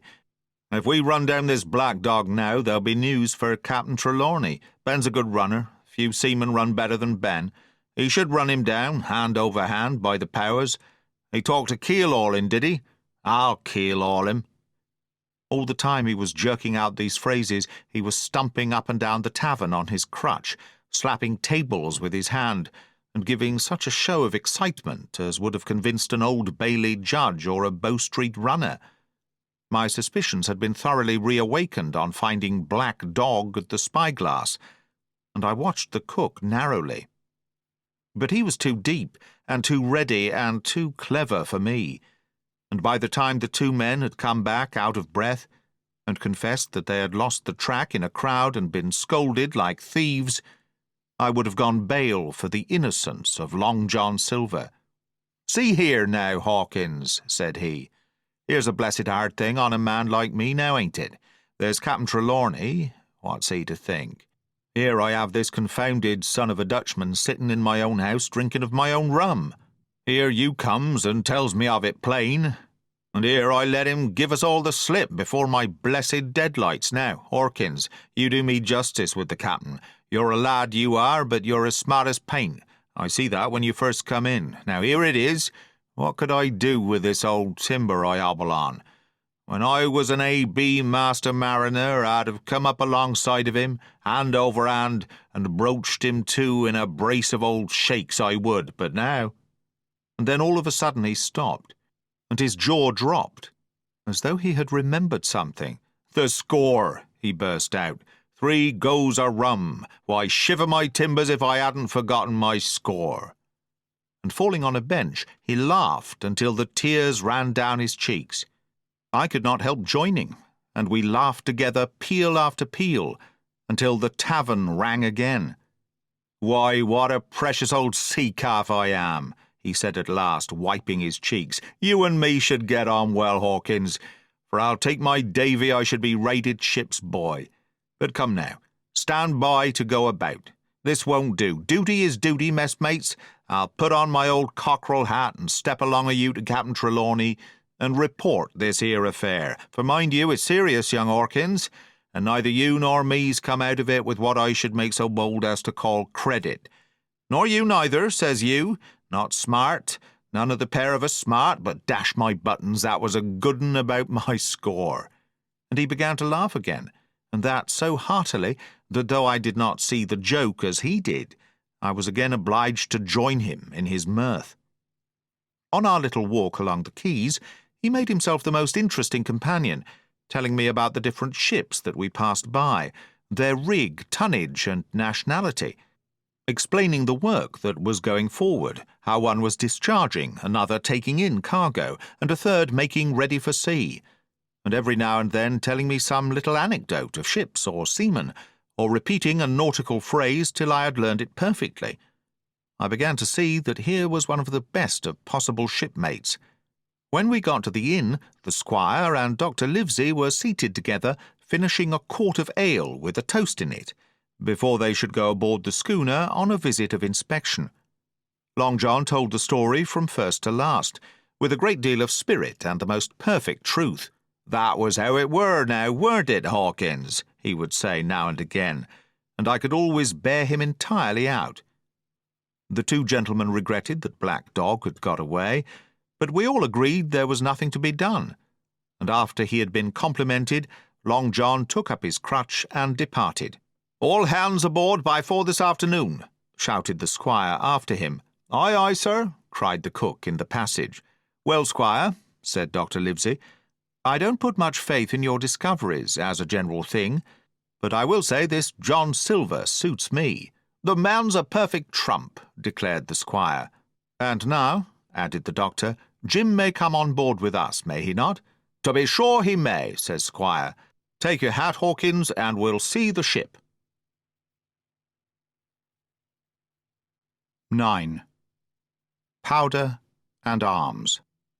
The Hispaniola lay some way out, and we went under the figureheads and round the sterns of many other ships, and their cables sometimes grated underneath our keel, and sometimes swung above us. At last, however, we got alongside, and were met and saluted as we stepped aboard by the mate, Mr. Arrow, a brown old sailor with earrings in his ears and a squint. He and the squire were very thick and friendly, but I soon observed that things were not the same between Mr. Trelawnny and the captain. This last was a sharp-looking man who seemed angry with everything on board, and was soon to tell us why, for we had hardly got down into the cabin when a sailor followed us. "Captain Smollett, sir, accent to speak with you," said he. "I am always at the captain's orders. Show him in," said the squire. The captain, who was close behind his messenger, entered at once and shut the door behind him. "Well, Captain Smollett, what have you to say? All well, I hope? All ship-shape and seaworthy?" "Well, sir," said the captain, "better speak plain, I believe, even at the risk of offence. I don't like this cruise, I don't like the men, and I don't like my officer. That's short and sweet." "Perhaps, sir, you don't like the ship?" inquired the squire, very angry, as I could see. "I can't speak as to that, sir, not having seen her tried," said the captain. "She seems a clever craft. More I can't say." "Possibly, sir, you may not like your employer either," says the squire. But here Dr. Livesey cut in. "Stay a bit," he said, "stay a bit. No use of such questions as that, but to produce ill-feeling.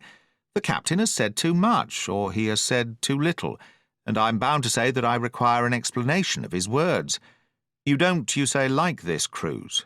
Now why?" "I was engaged, sir, on what we call sealed orders, to sail this ship for that gentleman where he should bid me," said the captain. "So far so good. But now I find that every man before the mast knows more than I do. I don't call that fair now, do you?" "No," said Dr. Livesey, "I don't." "Next," said the captain, "I learn we are going after treasure. Hear it from my own hands, mind you. Now, treasure is ticklish work. I don't like treasure voyages on any account, and I don't like them, above all, when they are secret and when, begging your pardon, Mr. Trelawny, the secret has been told to the parrot." "Silver's parrot?" asked the squire. "It's a way of speaking," said the captain. "Blabbed, I mean. It's my belief neither of you gentlemen know what you are about, but I'll tell you my way of it, life or death, and a close run." "That is all clear, and I dare say true enough," replied Dr. Livesey. "We take the risk, but we are not so ignorant as you believe us. Next, you say you don't like the crew. Are they not good seamen?"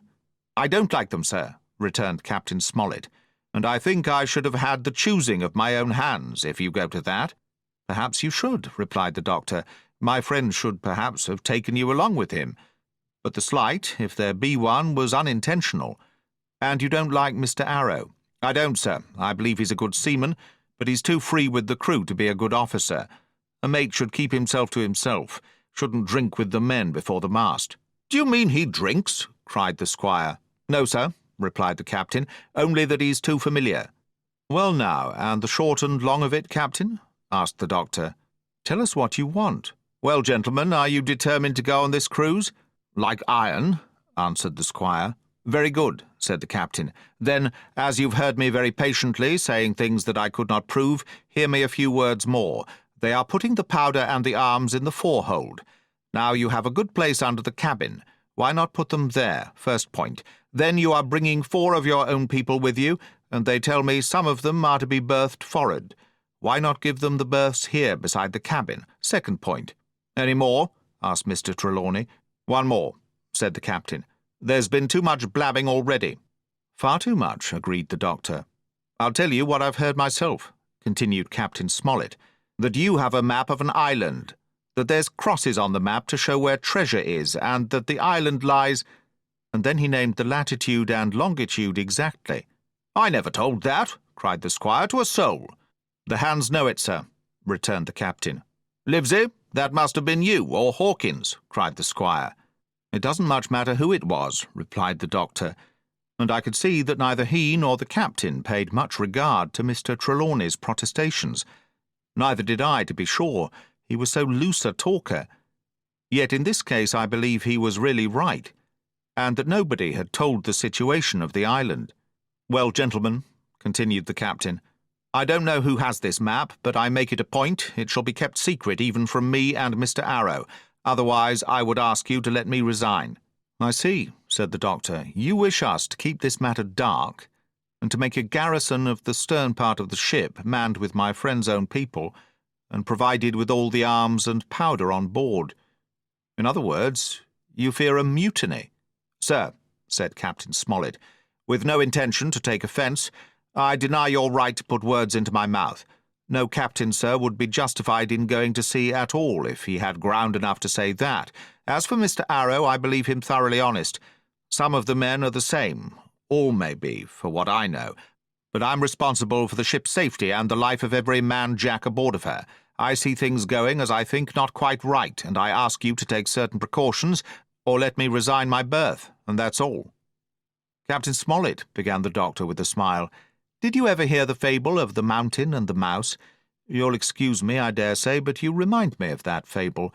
When you came in here, I'll stake my wig you meant more than this." "Doctor," said the captain, "you are smart. When I came in here, I meant to get discharged. I had no thought that Mr. Trelawny would hear a word." "No more I would," cried the squire. "Had Livesey not been here, I should have seen you to the deuce. As it is, I have heard you. I will do as you desire, but I think the worse of you." "That's as you please, sir," said the captain. "You'll find I'd do my duty." And with that he took his leave. "Trelawny," said the doctor, "contrary to all my notions, I believed you have managed to get 2 honest men on board with you, that man and John Silver." "Silver, if you like," cried the squire. "But as for that intolerable humbug, I declare I think his conduct unmanly, unsailorly, and downright un-English." "Well," says the doctor, "we shall see." When we came on deck, the men had begun already to take out the arms and powder, yo-hoing at their work, while the captain and Mr. Arrow stood by superintending. The new arrangement was quite to my liking. The whole schooner had been overhauled. 6 berths had been made astern out of what had been the after part of the main hold, and this set of cabins was only joined to the galley and forecastle by a sparred passage on the port side. It had been originally meant that the captain, Mr. Arrow, Hunter, Joyce, the doctor, and the squire were to occupy these 6 berths. Now Redruth and I were to get 2 of them, and Mr. Arrow and the captain were to sleep on deck in the companion, which had been enlarged on each side till you might almost have called it a roundhouse. Very low it was still, of course, but there was room to swing 2 hammocks, and even the mate seemed pleased with the arrangement. Even he perhaps had been doubtful as to the crew, but that is only guess, for, as you shall hear, we had not long the benefit of his opinion. We were all hard at work, changing the powder and the berths, when the last man or 2, and Long John, along with them, came off in a shore boat. The cook came up the side like a monkey for cleverness, and as soon as he saw what was doing, "So ho, mates," says he, "what's this?" "We're a-changing of the powder, Jack," answers one. "Why, by the powers," cried Long John, "if we do, we'll miss the morning tide." "My orders," said the captain shortly. "You may go below, my man. Hans will want supper." "Aye, aye, sir," answered the cook, and touching his forelock, he disappeared at once in the direction of his galley.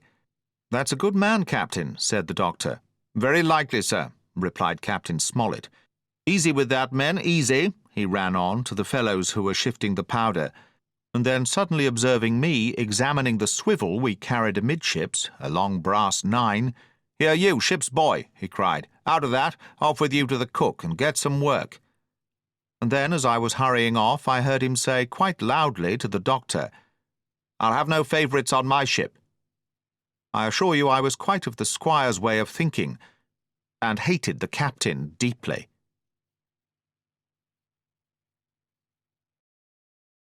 10. The Voyage. All that night we were in a great bustle getting things stowed in their place, and boatfuls of the squire's friends, Mr. Blandley and the like, coming off to wish him a good voyage and a safe return. We never had a night at the Admiral Benbow when I had half the work, and I was dog-tired when, a little before dawn, the boatswain sounded his pipe, and the crew began to man the capstan bars. I might have been twice as weary, yet I would not have left the deck, all was so new and interesting to me. The brief commands, the shrill note of the whistle, the men bustling to their places in the glimmer of the ship's lanterns. "Now, Barbecue, tip us a stave," cried one voice. "The old one," cried another. "Aye, aye, mates," said Long John, who was standing by with his crutch under his arm, and at once broke out in the air and words I knew so well. 15 men on the dead man's chest." And then the whole crew bore chorus, "Yo-ho-ho, and a bottle of rum," and at the third ho drove the bars before them with a will. Even at that exciting moment it carried me back to the old Admiral Benbow in a second, and I seemed to hear the voice of the captain piping in the chorus. But soon the anchor was short up, soon it was hanging dripping at the bows, soon the sails began to draw, and the land and shipping to flit by on either side. And before I could lie down to snatch an hour of slumber, the Hispaniola had begun her voyage to the Isle of Treasure. I am not going to relate that voyage in detail. It was fairly prosperous. The ship proved to be a good ship. The crew were capable seamen, and the captain thoroughly understood his business. But before we came the length of Treasure Island, 2 or 3 things happened which require to be known. Mr. Arrow, first of all, turned out even worse than the captain had feared. He had no command among the men, and people did what they pleased with him. But that was by no means the worst of it, for after a day or 2 at sea, he began to appear on deck with hazy eye, red cheeks, stuttering tongue, and other marks of drunkenness. Time after time he was ordered below in disgrace. Sometimes he fell and cut himself. Sometimes he lay all day long in his little bunk at one side of the companion. Sometimes for a day or 2 he would be almost sober and attend to his work at least passably. In the meantime we could never make out where he got the drink. That was the ship's mystery. Watch him as we pleased, we could do nothing to solve it, and when we asked him to his face, he would only laugh if he were drunk, and if he were sober, deny solemnly that he ever tasted anything but water.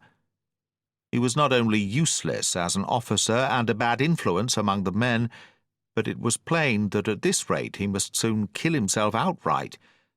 So nobody was much surprised nor very sorry when one dark night, with a head sea, he disappeared entirely and was seen no more. "Overboard," said the captain. "Well, gentlemen, that saves the trouble of putting him in irons."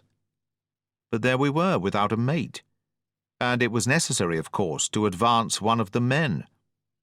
The boatswain, Job Anderson, was the likeliest man aboard, and though he kept his old title, he served in a way as mate.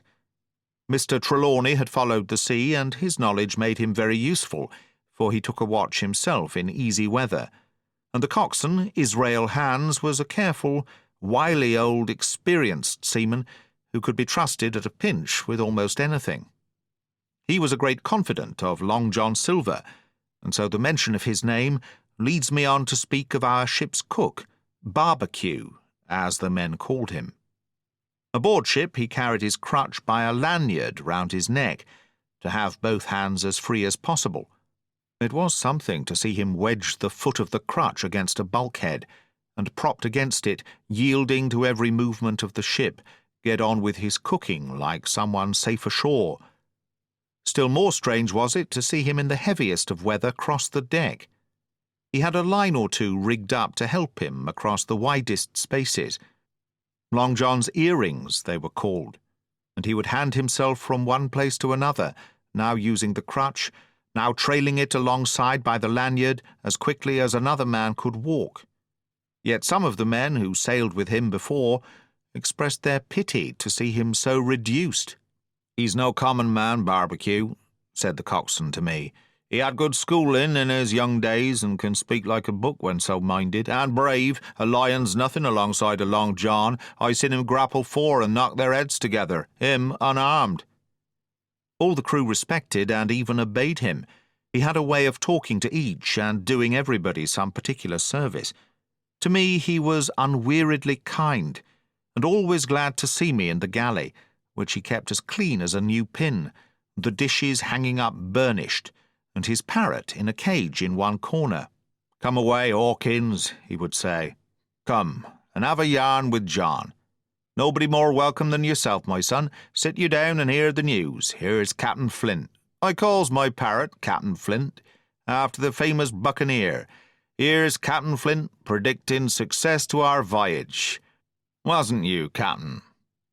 And the parrot would say with great rapidity, "Pieces of 8, pieces of 8, pieces of 8, till you wondered that it was not out of breath, or till John threw his handkerchief over the cage. "Now that bird," he would say, "is maybe 200 years old, Hawkins. They live forever mostly, and if anybody's seen more wickedness, it must be the devil himself. She's sailed with England, the great Captain England, the pirate. She's been at Madagascar, and at Malabar, and Suriname, and Providence, and Portobello. She was at the fishing up of the wrecked plate ships. It's there she learned pieces of 8, and little wonder. 350,000 of 'em, Hawkins. She was at the boarding of the Viceroy of the Indies out of Goa, she was, and to look at her you would think she was a babby. But you smelt powder, didn't you, Captain?" "Stand by to go about," the parrot would scream. She's a handsome craft, she is," the cook would say, and give her sugar from his pocket, and then the bird would peck at the bars and swear straight on, passing belief for wickedness. "There," John would add, "you can't touch pitch and not be mucked, lad. Here's this poor old innocent bird of mine swearing blue fire, and none the wiser, you may lay to that. She would swear the same in a manner of speaking before chaplain." And John would touch his forelock with a solemn way he had that made me think he was the best of men. In the meantime, the squire and Captain Smollett were still on pretty distant terms with one another. The squire made no bones about the matter. He despised the captain. The captain, on his part, never spoke but when he was spoken to, and then sharp and short and dry, and not a word wasted. He owned, when driven into a corner, that he seemed to have been wrong about the crew, that some of them were as brisk as he wanted to see, and all had behaved fairly well. As for the ship, he had taken a downright fancy to her. "She'll lie a point nearer the wind than a man has a right to expect of his own married wife, sir. But," he would add, "all I say is we're not home again, and I don't like the cruise." The squire at this would turn away and march up and down the deck, chin in air. "A trifle more of that, man," he would say, "and I shall explode." We had some heavy weather, which only proved the qualities of the Hispaniola. Every man on board seemed well content, and they must have been hard to please if they had been otherwise, for it is my belief there was never a ship's company so spoiled since Noah put to sea. Double grog was going on the least excuse. There was duff on odd days, as, for instance, if the squire heard it was any man's birthday, and always a barrel of apples standing broached in the waist for anyone to help himself that had a fancy. "Never knew good come of it yet," the captain said to Dr. Livesey. "Spoil forecastle hands make devils, that's my belief." But good did come of the apple barrel, as you shall hear, for if it had not been for that, we should have had no note of warning, and might all have perished by the hand of treachery. This was how it came about.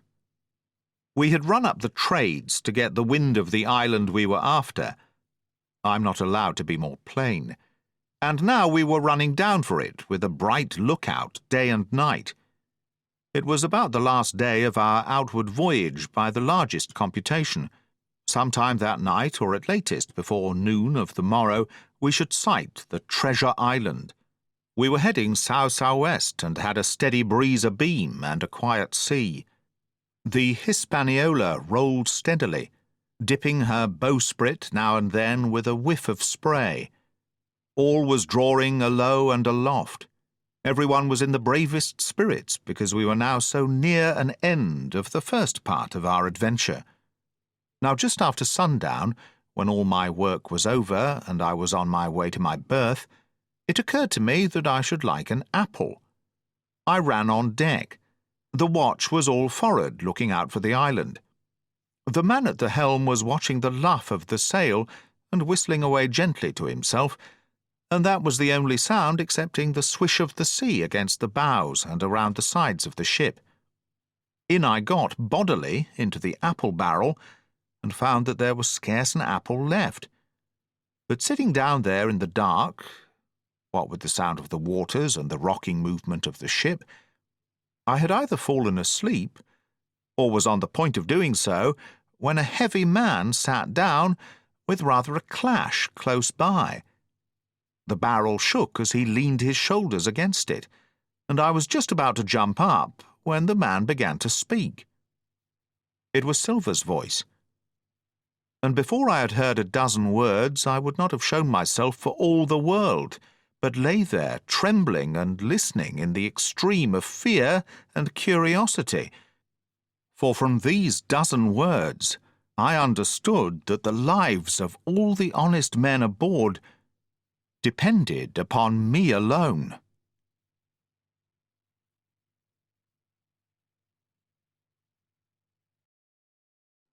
(11) What I heard in the apple barrel.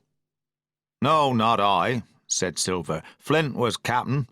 I was quartermaster along of my timber leg. The same broadside I lost my leg, old Pew lost his deadlights. There was a master surgeon, him that amputated me, out of college and all, Latin by the bucket and what not, but he was hanged like a dog and sun-dried like the rest at Corso Castle. That was Robert's men, that was, and comed of changing names to their ships, Royal Fortune and so on. Now what a ship was christened, so let her stay, I says. So it was with the Cassandra, as brought us all safe home from Malabar, after England took the victory of the Indies. So it was with the old Walrus, Flint's old ship, as I've seen amuck with the red blood, and fit to sink with gold." "Ah," cried another voice, that of the youngest hand on board, and evidently full of admiration. "He was the flower of the flock, was Flint." "Davis was a man too, by all accounts," said Silver. I never sailed along of him, first with England, then with Flint, that's my story, and now here on my own account, in a manner of speaking. I laid my 900 safe from England and 2,000 after Flint. That ain't bad for a man before the mast, all safe in bank. 'Tain't earning now, it's saving does it, you may lay to that. Where's all England's men now? I dunno. Where's Flint's? Why, most on 'em aboard here, and glad to get the duff. Been begging before that, some on 'em. Old Pew, as had lost his sight and might have thought shame, spends £1,200 in a year, like a lord in Parliament.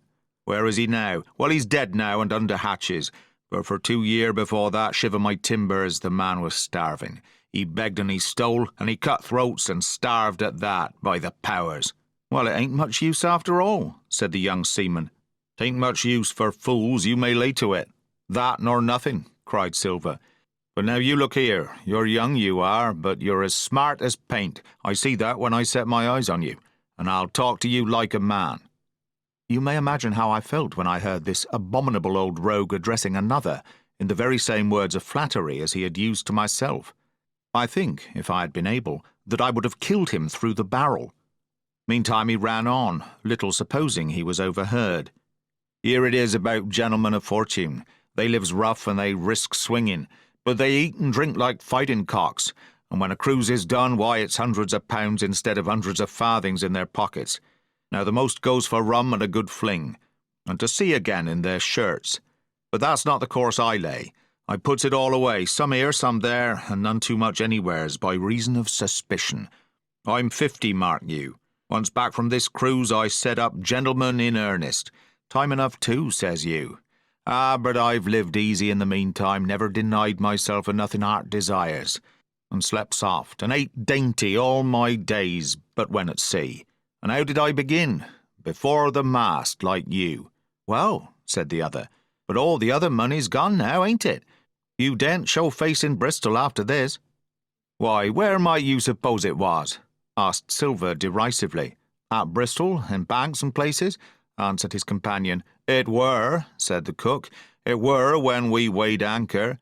But my old missus has it all by now, and the spy-glass is sold, lease and goodwill and rigging, and the old girl's off to meet me. I would tell you where, for I trust you, but it'd make jealousy among the mates.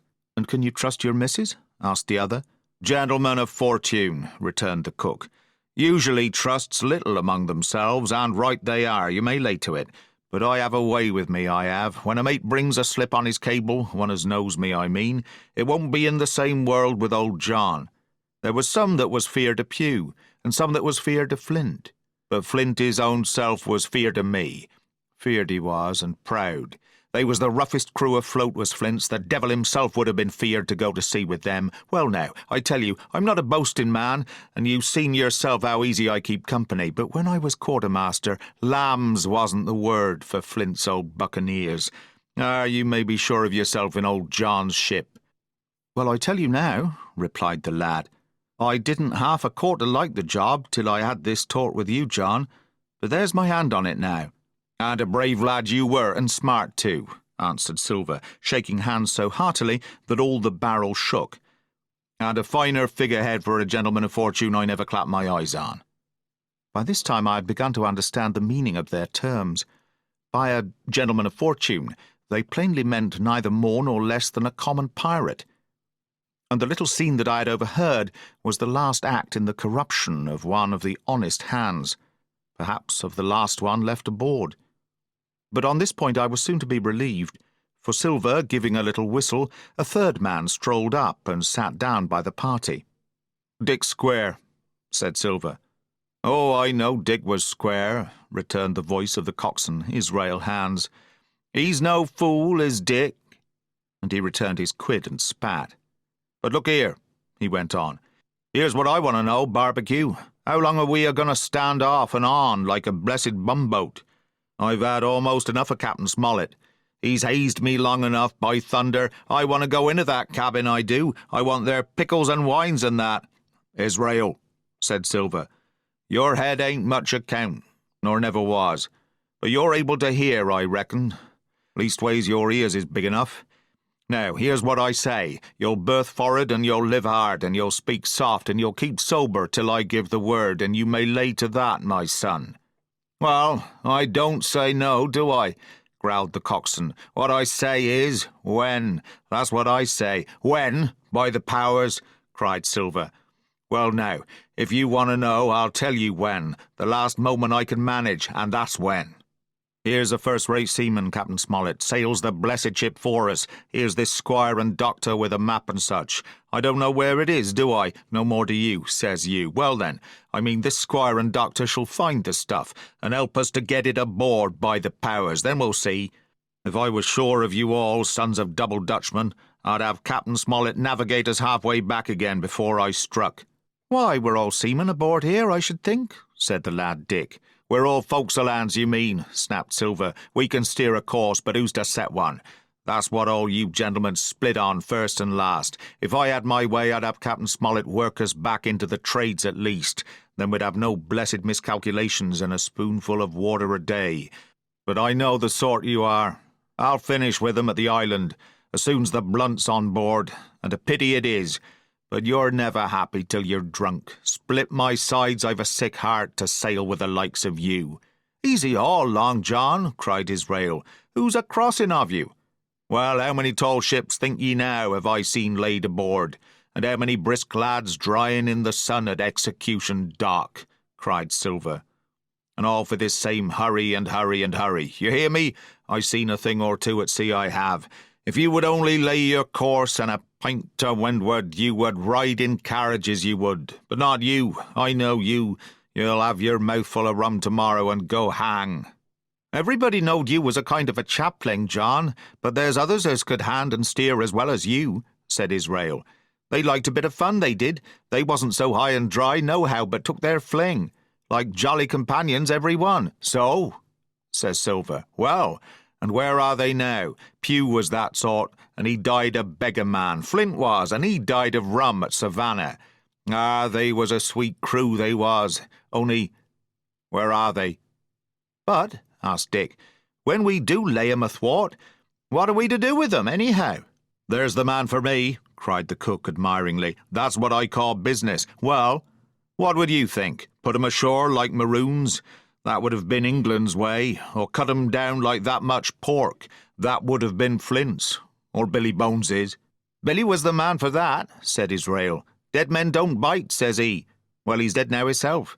He knows the long and short on it now, and if ever a rough hand come to port, it was Billy." "Right you are," said Silver. "Rough and ready, but mark you here. I'm an easy man. I'm quite the gentleman, says you, but this time is serious. Duty is duty, mates. I give my vote.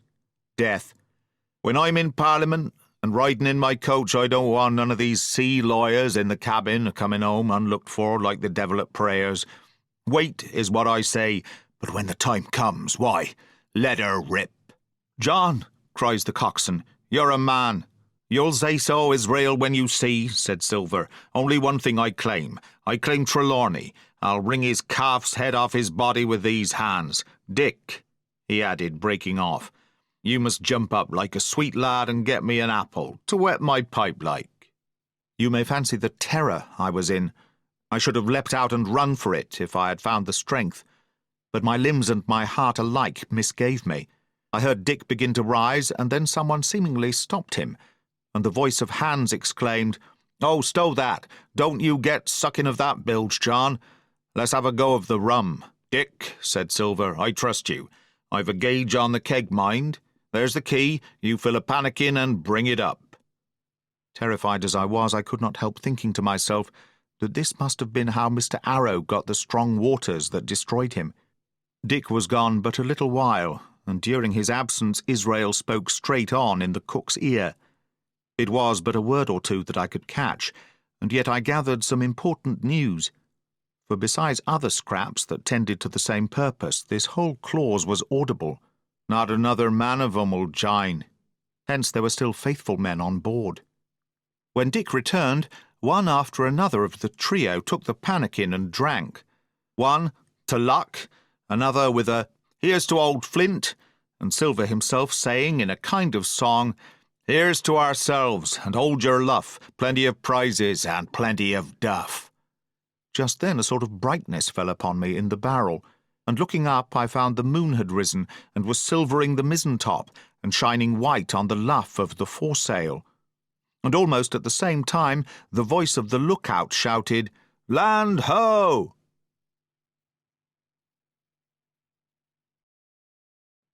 "12. Council of War." There was a great rush of feet across the deck. I could hear people tumbling up from the cabin and the forecastle, and slipping in an instant outside my barrel, I dived behind the foresail and made a double towards the stern, and came out upon the open deck in time to join Hunter and Dr. Livesey in the rush for the weather bow. There all hands were already congregated. A belt of fog had lifted almost simultaneously with the appearance of the moon. Away to the southwest of us we saw two low hills, about a couple of miles apart, and rising behind one of them a third and higher hill, whose peak was still buried in the fog. All three seemed sharp and conical in figure. So much I saw almost in a dream, for I had not yet recovered from my horrid fear of a minute or two before. And then I heard the voice of Captain Smollett issuing orders. The Hispaniola was laid a couple of points nearer the wind, and now sailed a course that would just clear the island on the east. "And now, men," said the captain, when all was sheeted home, "has any one of you ever seen that land ahead?" "I have, sir," said Silver. "I've watered there with a trader I was cook in." "The anchorage is on the south, behind an islet, I fancy?" asked the captain. "Yes, sir, Skeleton Island, they calls it. It were a main place for the pirates once, and a hand we had on board knowed all their names for it. That hill to the nor'ard they calls the foremast hill. There are 3 hills in a row running south'ard, fore, main, and mizzen, sir. But the main, that's the big un with the cloud on it, they usually calls the spyglass, by reason of a lookout they kept when they was in the anchorage cleaning, for it's there they cleaned their ships, sir, asking your pardon. I have a chart here," says Captain Smollett. "See if that's the place." Long John's eyes burned in his head as he took the chart, but by the fresh look of the paper I knew he was doomed to disappointment.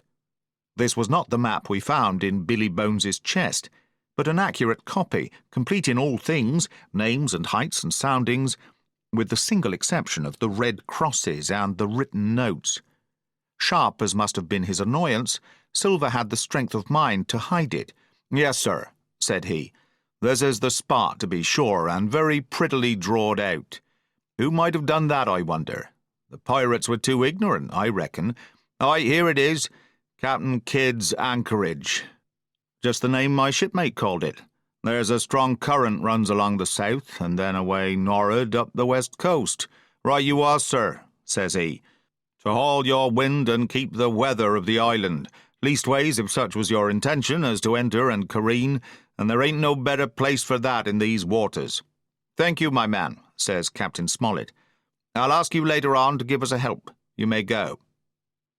I was surprised at the coolness with which John avowed his knowledge of the island, and I own I was half frightened when I saw him drawing nearer to myself.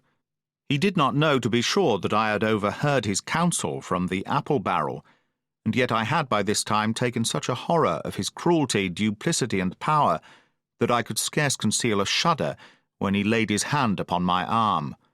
"Arr," says he, "this here is a sweet spot, this island.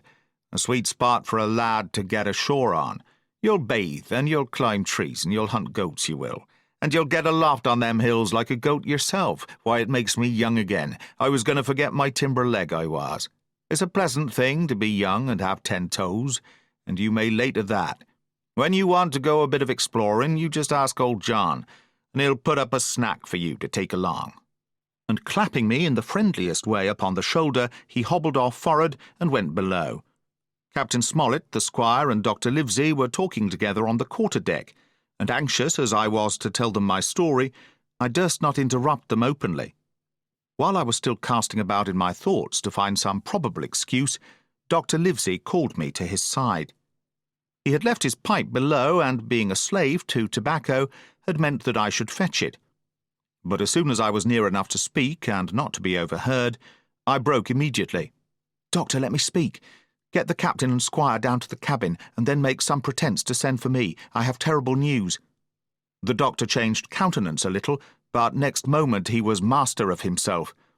"Thank you, Jim," said he quite loudly. "That was all I wanted to know," as if he had asked me a question. And with that he turned on his heel and rejoined the other two. They spoke together for a little, and though none of them started or raised his voice, or so much as whistled, it was plain enough that Dr. Livesey had communicated my request.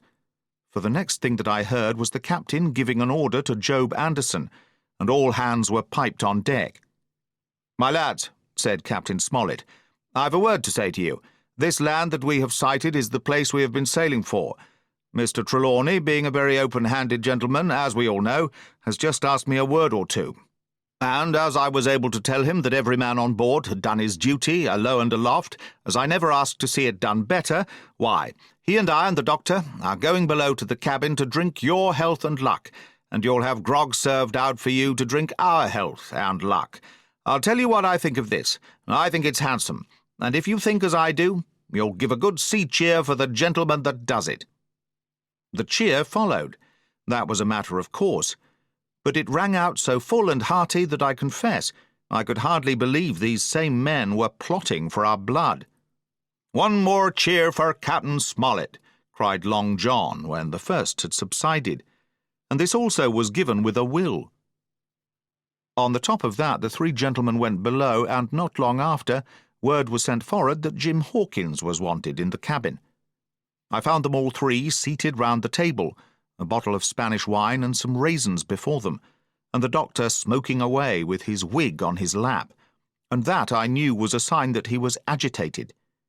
The stern window was open, for it was a warm night, and you could see the moon shining behind on the ship's wake. "Now, Hawkins," said the squire, "you have something to say. Speak up." I did as I was bid, and as short as I could make it, told the whole details of Silver's conversation. Nobody interrupted me till I was done, nor did any one of the three of them make so much as a movement, but they kept their eyes upon my face from first to last. "Jim," said Dr. Livesey, "take a seat." And they made me sit down at the table beside them, poured me out a glass of wine, filled my hands with raisins, and all three, one after the other, and each with a bow, drank my good health, and their service to me, for my luck and courage. "Now, Captain," said the squire, "you were right, and I was wrong. I own myself an ass, and I await your orders." "No more an ass than I, sir," returned the captain. "I never heard of a crew that meant to mutiny but what showed signs before, for any man that had an eye in his head to see the mischief and take steps according. But this crew," he added, "beats me. Captain," said the doctor, "with your permission, that's Silver, a very remarkable man." "It looked remarkably well from a yardarm, sir," returned the captain. "But this is talk. This don't lead to anything. I see 3 or 4 points, and with Mr. Trelawny's permission I'll name them." "You, sir, are the captain. It is for you to speak," says Mr. Trelawny grandly. "First point," began Mr. Smollett. "We must go on, because we can't turn back. If I gave the word to go about, they would rise at once. Second point, we have time before us, at least until this treasure's found. Third point, there are faithful hands. Now, sir, it's got to come to blows sooner or later, and what I propose is to take time by the forelock, as the saying is, and come to blows some fine day when they least expect it. We can count, I take it, on your own home servants, Mr. Trelawny." "As upon myself," declared the squire. 3, reckoned the captain. "Ourselves make 7, counting Hawkins here. Now, about the honest hands." "Most likely Trelawney's own men," said the doctor, "those he had picked up for himself before he lit on Silver." "Nay," replied the squire, "Hans was one of mine." "I did think I could have trusted Hans," added the captain. "And to think that they're all Englishmen," broke out the squire. "Sir, I could find it in my heart to blow the ship up." "Well, gentlemen," said the captain, "the best that I can say is not much. We must lay to, if you please, and keep a bright lookout. It's trying on a man, I know. It would be pleasanter to come to blows, but there's no help for it till we know our men. Lay to and whistle for a wind, that's my view." "Jim here," said the doctor, "can help us more than anyone. The men are not shy with him, and Jim is a noticing lad." "Hawkins, I put prodigious faith in you," added the squire. I began to feel pretty desperate at this, for I felt altogether helpless, and yet, by an odd train of circumstances, it was indeed through me that safety came.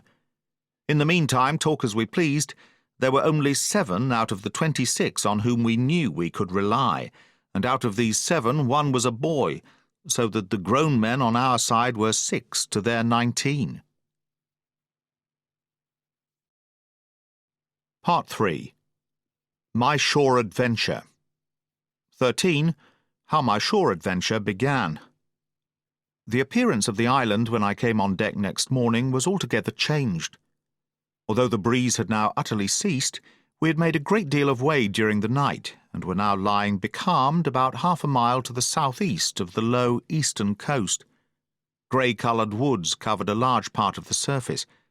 This even tint was indeed broken up by streaks of yellow sandbrake in the lower lands, and by many tall trees of the pine family out-topping the others, some singly, some in clumps, but the general colouring was uniform and sad. The hills ran up clear above the vegetation in spires of naked rock.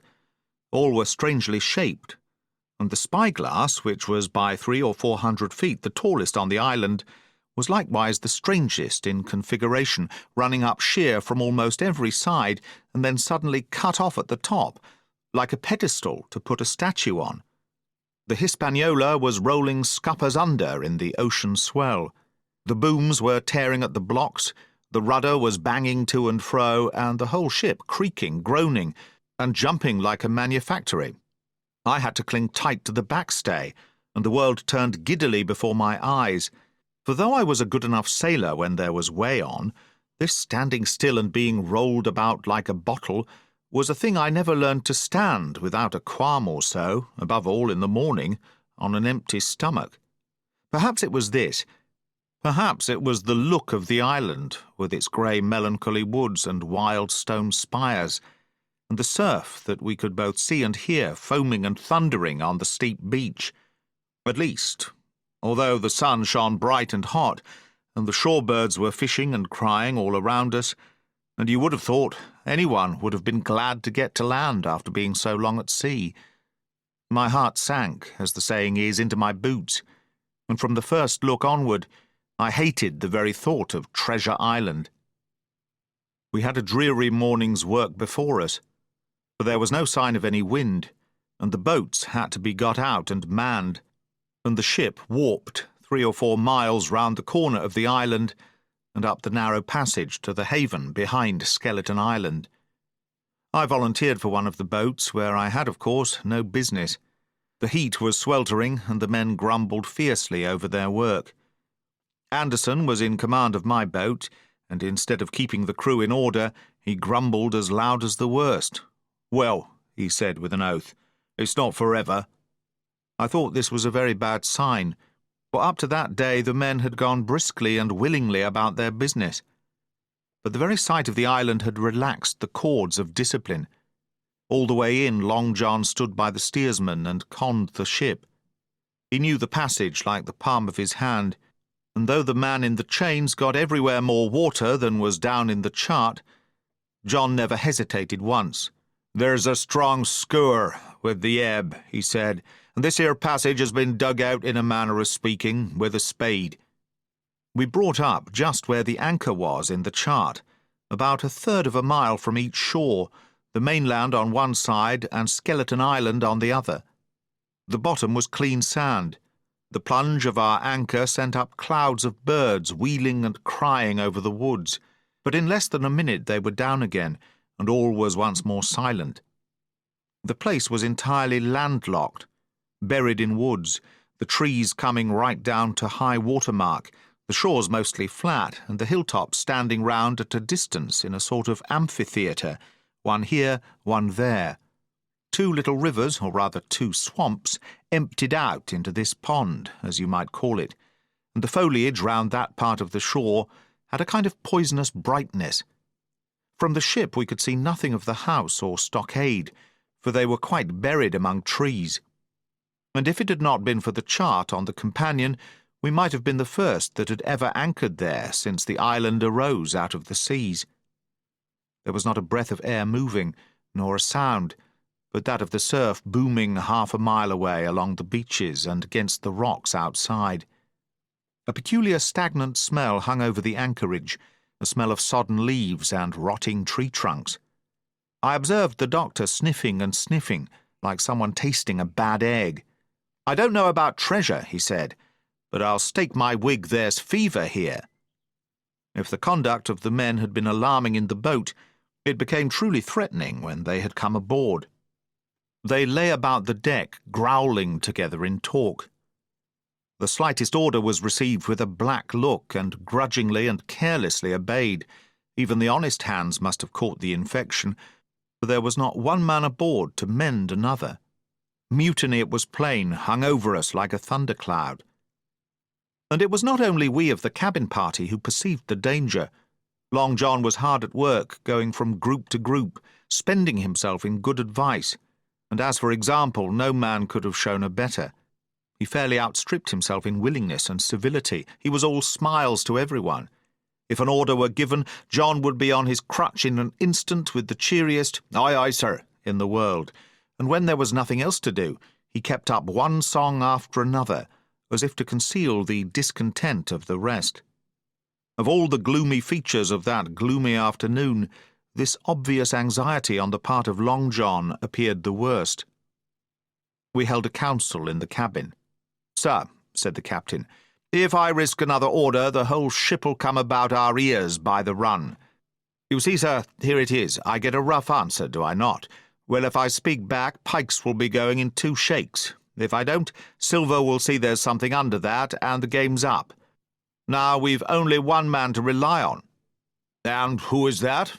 asked the squire. "Silver, sir," returned the captain. "He's as anxious as you and I to smother things up. This is a tiff. He'd soon talk him out of it if he had the chance, and what I propose to do is to give him the chance. Let's allow the men an afternoon ashore. If they all go, why, we'll fight the ship. If they none of them go, well then, we'll hold the cabin, and God defend the right. If some go, you mark my words, sir, Silver'll bring 'em aboard again, as mild as lambs." It was so decided. Loaded pistols were served out to all the shore men. Hunter, Joyce, and Redruth were taken into our confidence, and received the news with less surprise and a better spirit than we had looked for. And then the captain went on deck and addressed the crew.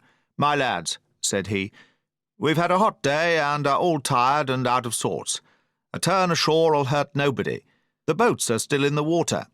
You can take the gigs, and as many as please may go ashore for the afternoon. I'll fire a gun half an hour before sundown." I believe the silly fellows must have thought they would break their shins over treasure as soon as they were landed, for they all came out of their sulks in a moment and gave a cheer that started the echo in a far-away hill and sent the birds once more flying and squalling round the anchorage. The captain was too bright to be in the way. He whipped out of sight in a moment, leaving Silver to arrange the party, and I fancy it was as well he did so. Had he been on deck, he could no longer so much as have pretended not to understand the situation. It was as plain as day. Silver was the captain, and a mighty rebellious crew he had of it. The honest hands, and I was soon to see it proved that there were such on board, must have been very stupid fellows. Or rather, I suppose the truth was this, that all hands were disaffected by the example of the ringleaders, only some more, some less, and a few, being good fellows in the main, could neither be led nor driven any further.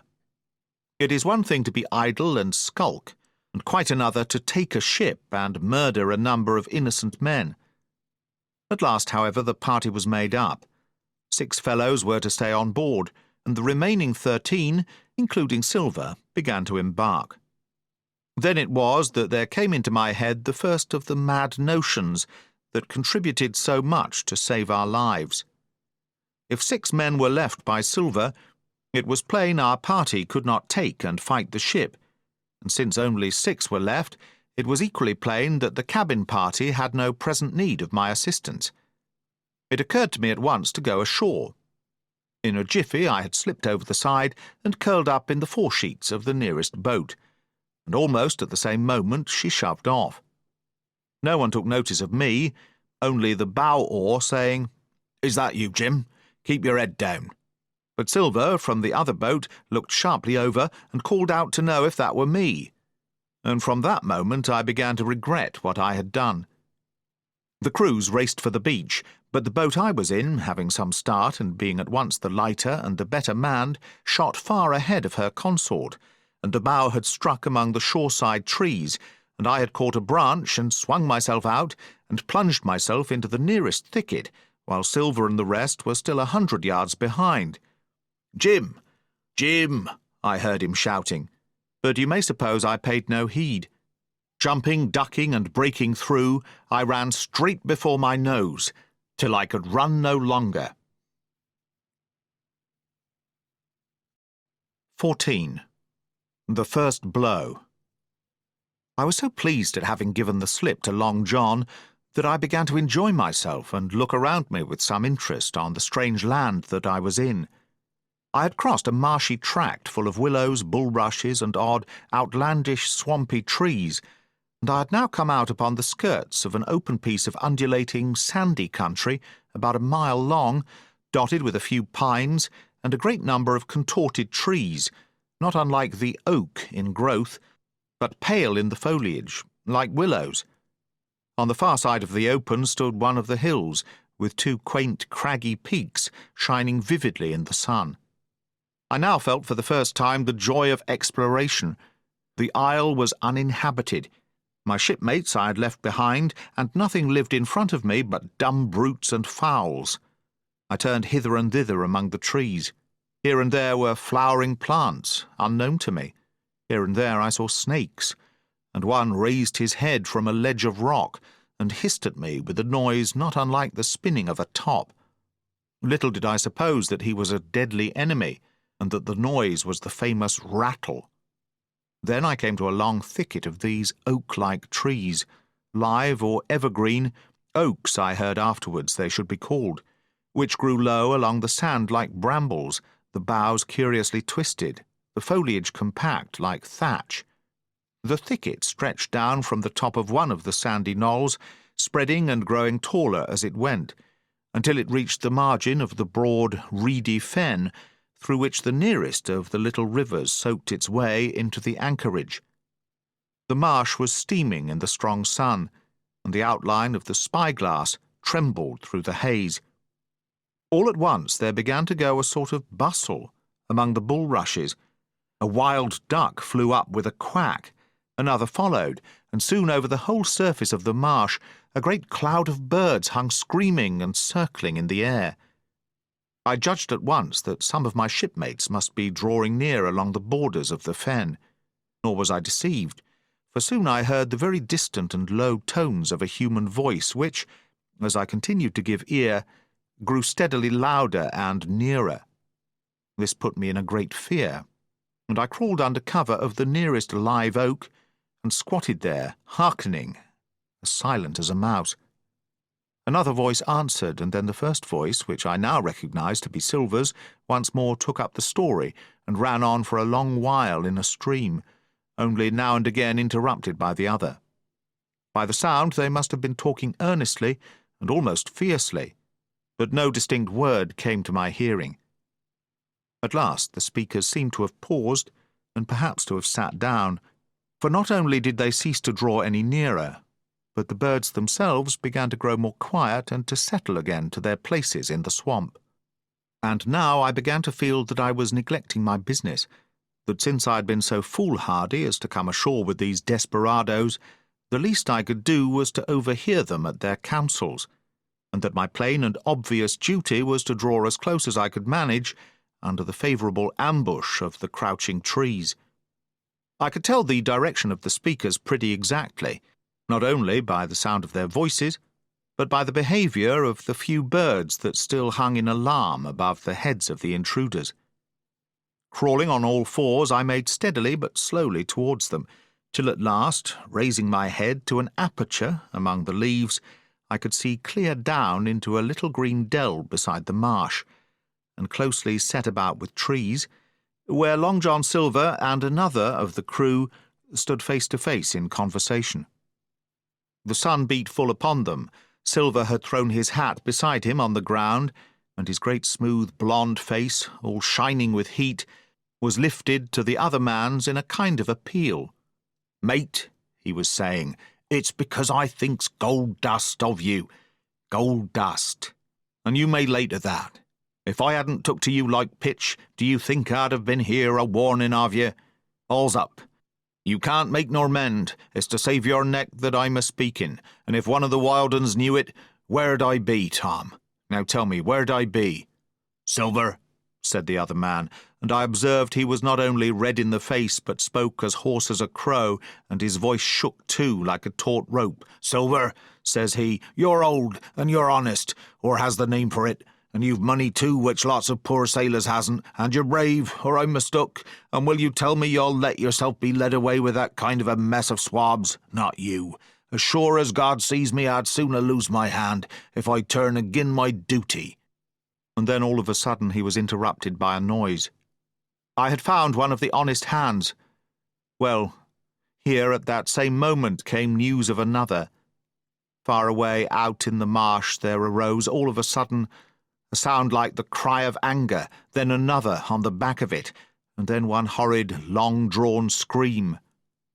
The rocks of the spyglass re-echoed it a score of times. The whole troop of marsh birds rose again, darkening heaven with a simultaneous whir, and long after that death yell was still ringing in my brain, silence had re-established its empire, and only the rustle of the redescending birds and the boom of the distant surges disturbed the languor of the afternoon.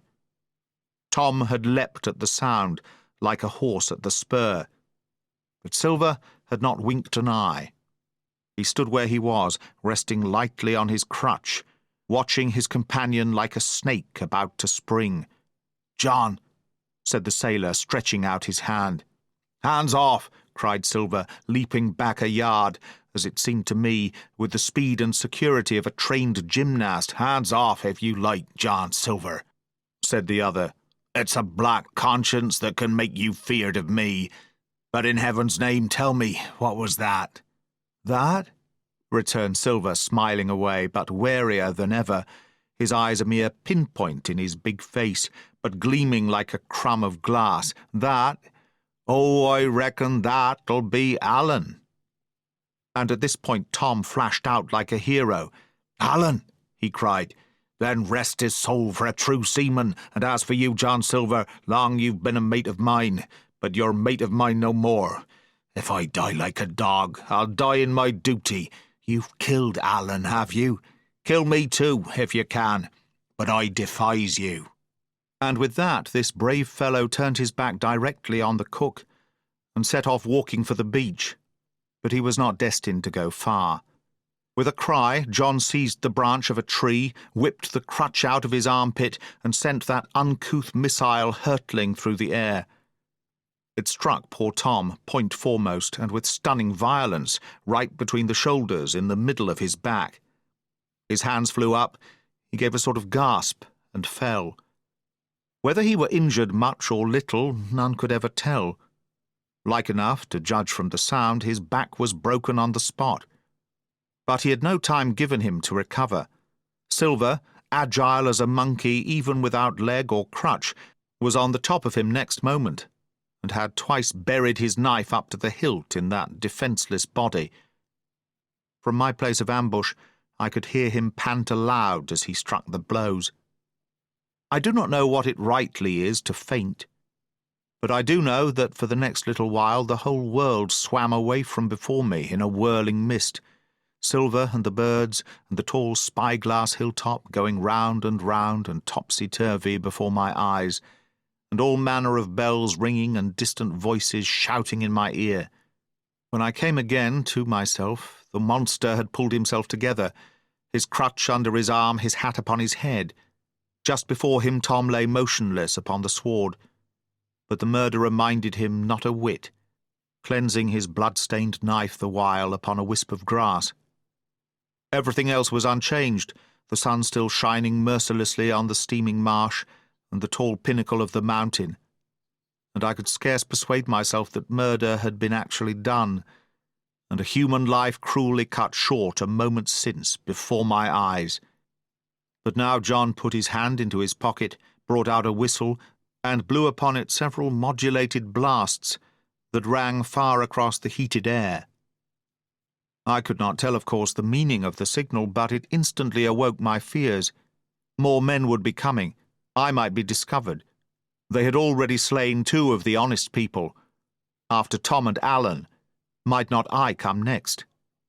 Instantly I began to extricate myself and crawl back again, with what speed and silence I could manage, to the more open portion of the wood. As I did so, I could hear hails coming and going between the old buccaneer and his comrades, and this sound of danger lent me wings. As soon as I was clear of the thicket, I ran as I never ran before, scarce minding the direction of my flight, so long as it led me from the murderers. And as I ran, fear grew and grew upon me, until it turned into a kind of frenzy.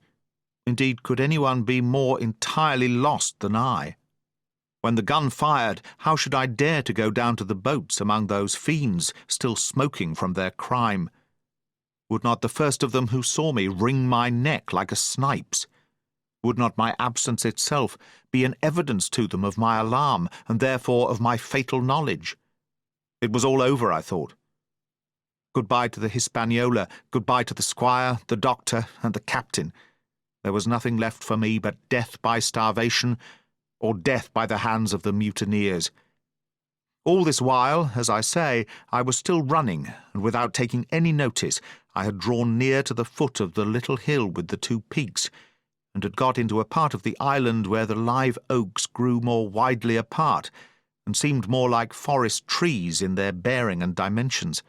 Mingled with these were a few scattered pines, some 50, some nearer 70 feet high. The air, too, smelt more freshly than down beside the marsh. And here a fresh alarm brought me to a standstill with a thumping heart. 15. The Man of the Island. From the side of the hill, which was here steep and stony, a spout of gravel was dislodged and fell rattling and bounding through the trees. My eyes turned instinctively in that direction, and I saw a figure leap with great rapidity behind the trunk of a pine.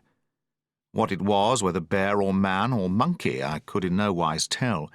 It seemed dark and shaggy. More I knew not. But the terror of this new apparition brought me to a stand.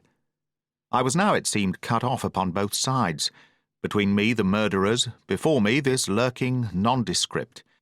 And immediately I began to prefer the dangers that I knew to those I knew not.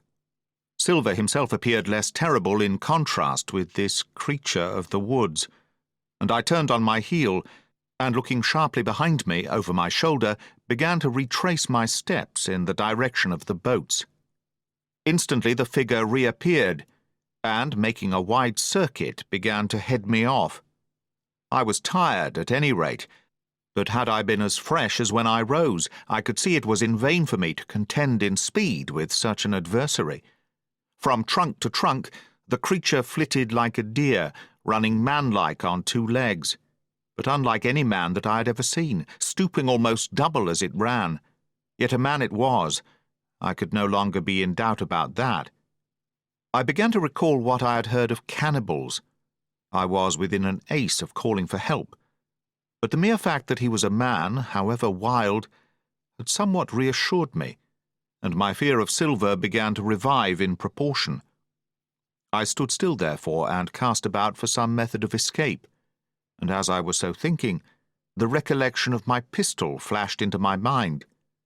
As soon as I remembered I was not defenceless, courage glowed again in my heart, and I set my face resolutely for this man of the island, and walked briskly towards him. He was concealed by this time behind another tree trunk, but he must have been watching me closely, for as soon as I began to move in his direction, he reappeared and took a step to meet me. Then he hesitated, drew back, came forward again, and at last, to my wonder and confusion, threw himself on his knees and held out his clasped hands in supplication. At that I once more stopped. "Who are you?" I asked. "Ben Gunn," he answered, and his voice sounded hoarse and awkward, like a rusty lock. "I'm poor Ben Gunn, I am, and I haven't spoke with a Christian these 3 years." I could now see that he was a white man like myself, and that his features were even pleasing. His skin, wherever it was exposed, was burnt by the sun. Even his lips were black, and his fair eyes looked quite startling in so dark a face. Of all the beggar men that I had seen or fancied, he was the chief for raggedness. He was clothed with tatters of old ship's canvas and old sea-cloth, and this old patchwork was all held together by a system of the most various and incongruous fastenings, brass buttons, bits of stick, and loops of tarry gaskin. About his waist he wore an old brass-buckled leather belt, which was the one thing solid in his whole accoutrement. 3 years, I cried. Were you shipwrecked?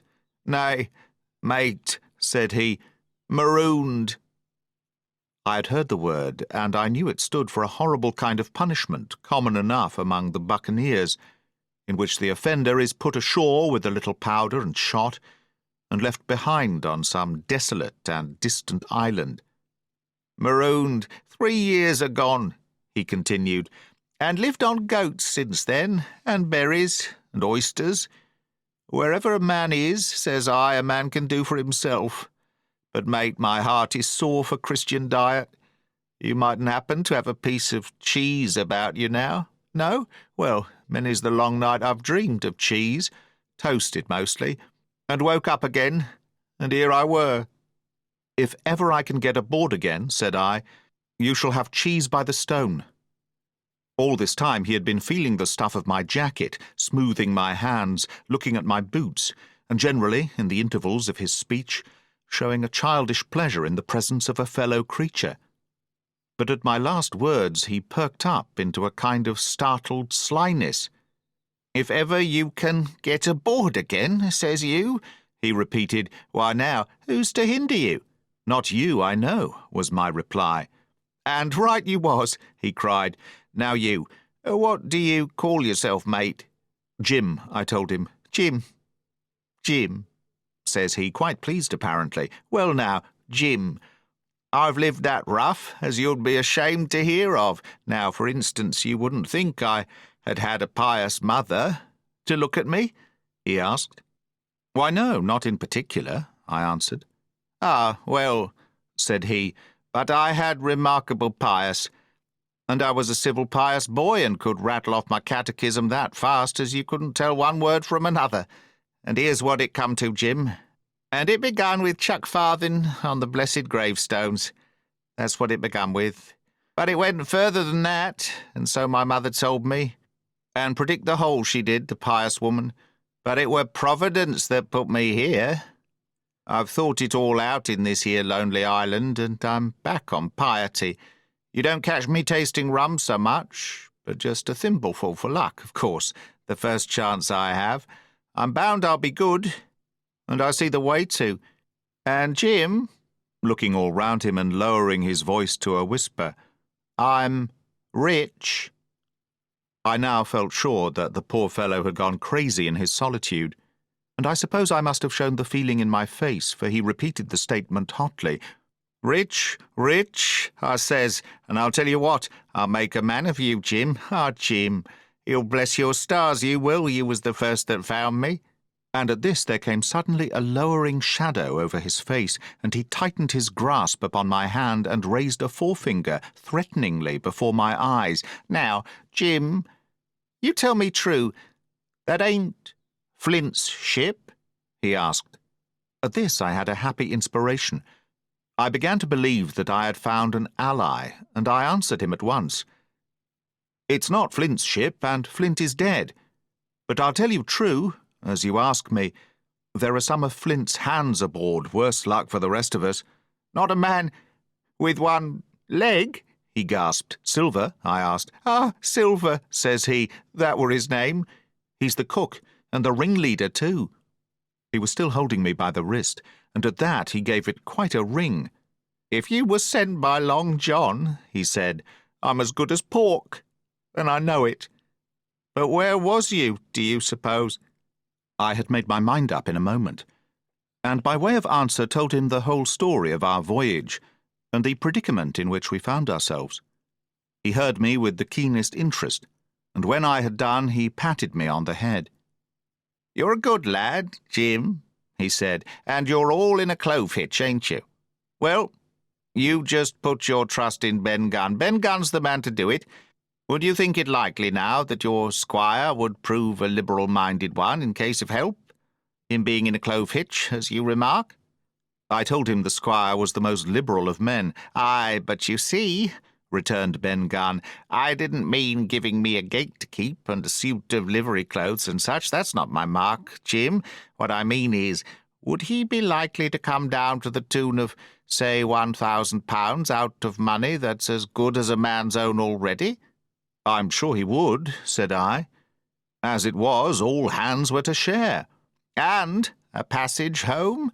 he added, with a look of great shrewdness. "Why," I cried, "the squire's a gentleman, and besides, if we got rid of the others, we should want you to help work the vessel home." "Ah," said he, "so you would," and he seemed very much relieved.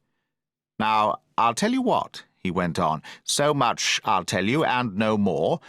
I were in Flint's ship when he buried the treasure, he and 6 strong seamen. They was ashore nigh on a week, and us standing off and on in the old Walrus. One fine day, up went the signal, and here come Flint by himself in a little boat, and his head done up in a blue scarf. The sun was getting up, and mortal white he looked about the cutwater. But there he was, you mind, and the 6 all dead and buried. How he done it, not a man aboard us could make out. It was battle, murder, and sudden death, leastways, him against 6. Billy Bones was the mate, Long John, he was quartermaster, and they asked him where the treasure was. 'Ah,' says he, 'you can go ashore if you like and stay,' he says. 'But as for the ship, she'll beat up for more, by thunder.' That's what he said. Well, I was in another ship 3 years back, and we sighted this island. 'Boys,' said I, 'here's Flint's treasure. Let's land and find it.' The captain was displeased at that, but my messmates were all of a mind and landed. 12 days they looked for it, and every day they had the worst word for me, until one fine morning all hands went aboard. 'As for you, Benjamin Gunn,' says they, 'here's a musket,' they says, 'and a spade and pickaxe. You can stay here and find Flint's money for yourself,' they says. Well, Jim, 3 years have I been here, and not a bite of Christian diet from that day to this. But now, you look here, look at me.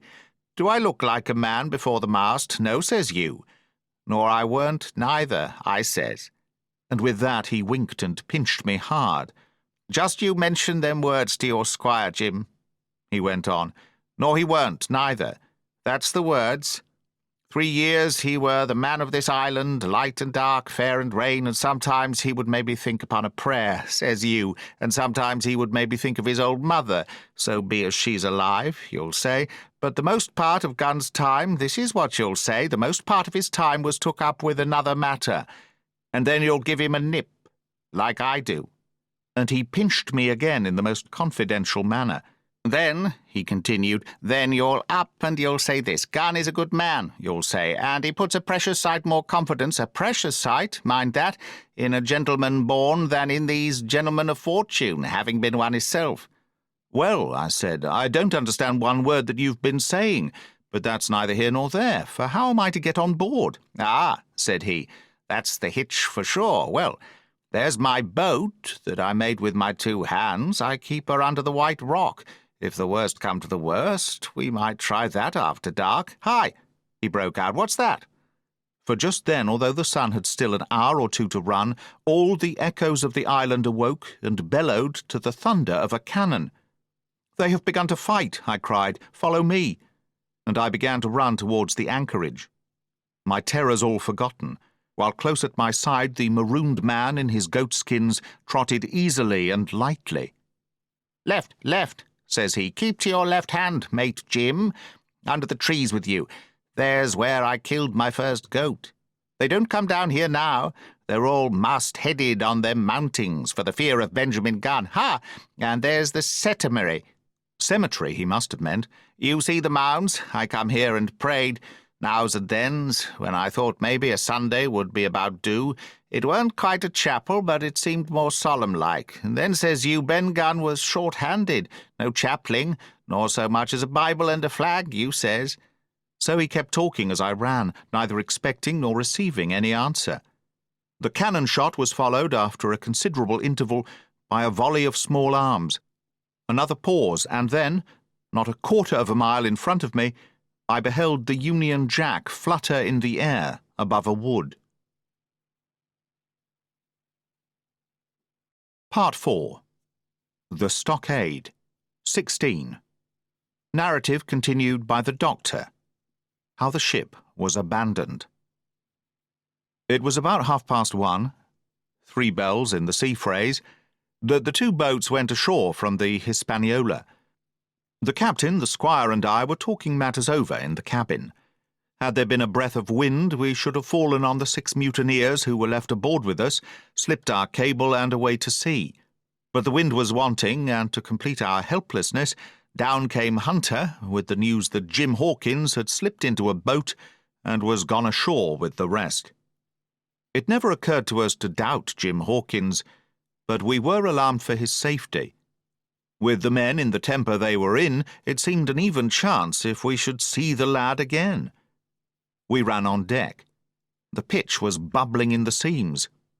The nasty stench of the place turned me sick. If ever a man smelt fever and dysentery, it was in that abominable anchorage. The 6 scoundrels were sitting grumbling under a sail in the forecastle. Ashore we could see the gigs made fast and a man sitting in each, hard by where the river runs in. One of them was whistling Lily Bolero. Waiting was a strain, and it was decided that Hunter and I should go ashore with the jolly boat in quest of information. The gigs had leaned to their right, but Hunter and I pulled straight in the direction of the stockade upon the chart. The 2 who were left guarding their boats seemed in a bustle at our appearance. Lily Bolero stopped off, and I could see the pair discussing what they ought to do. Had they gone and told Silver, all might have turned out differently, but they had their orders, I suppose, and decided to sit quietly where they were and hark back again to Lily Bolero. There was a slight bend in the coast, and I steered so as to put it between us. Even before we landed, we had thus lost sight of the gigs. I jumped out and came as near running as I durst, with a big silk handkerchief under my hat for coolness' sake, and a brace of pistols ready primed for safety. I had not gone 100 yards when I reached the stockade. This was how it was. A spring of clear water rose almost at the top of a knoll. Well, on the knoll, and enclosing the spring, they had clapped a stout log-house, fit to hold 20 of people on a pinch, and loopholed for musketry on either side. All round this they had cleared a wide space, and then the thing was completed by a paling 6 feet high, without door or opening, too strong to pull down without time and labour, and too open to shelter the besiegers.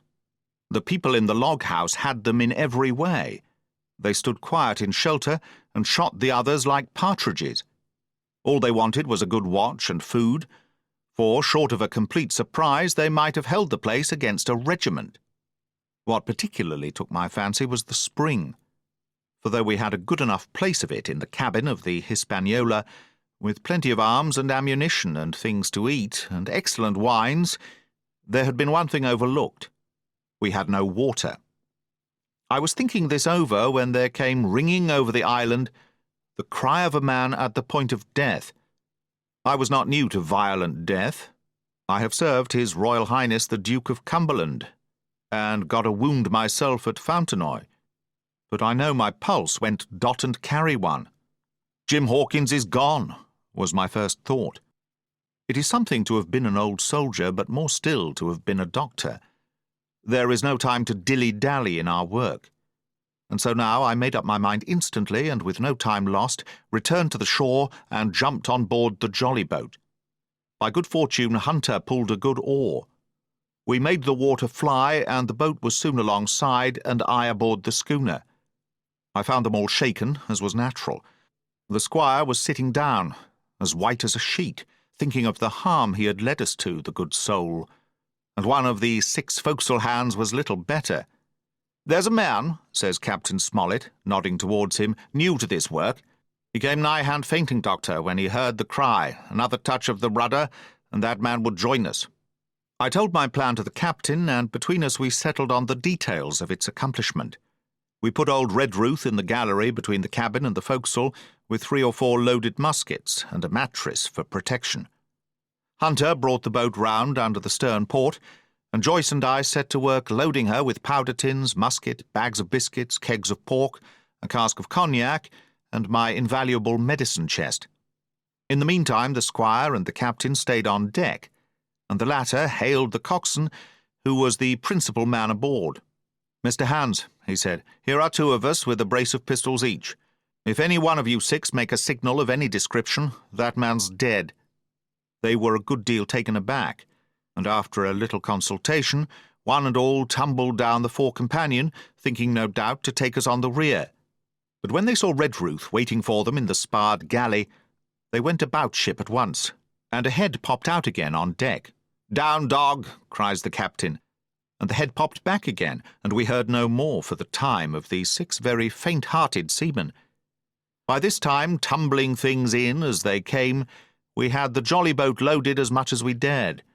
Joyce and I got out through the stern port, and we made for shore again as fast as oars could take us.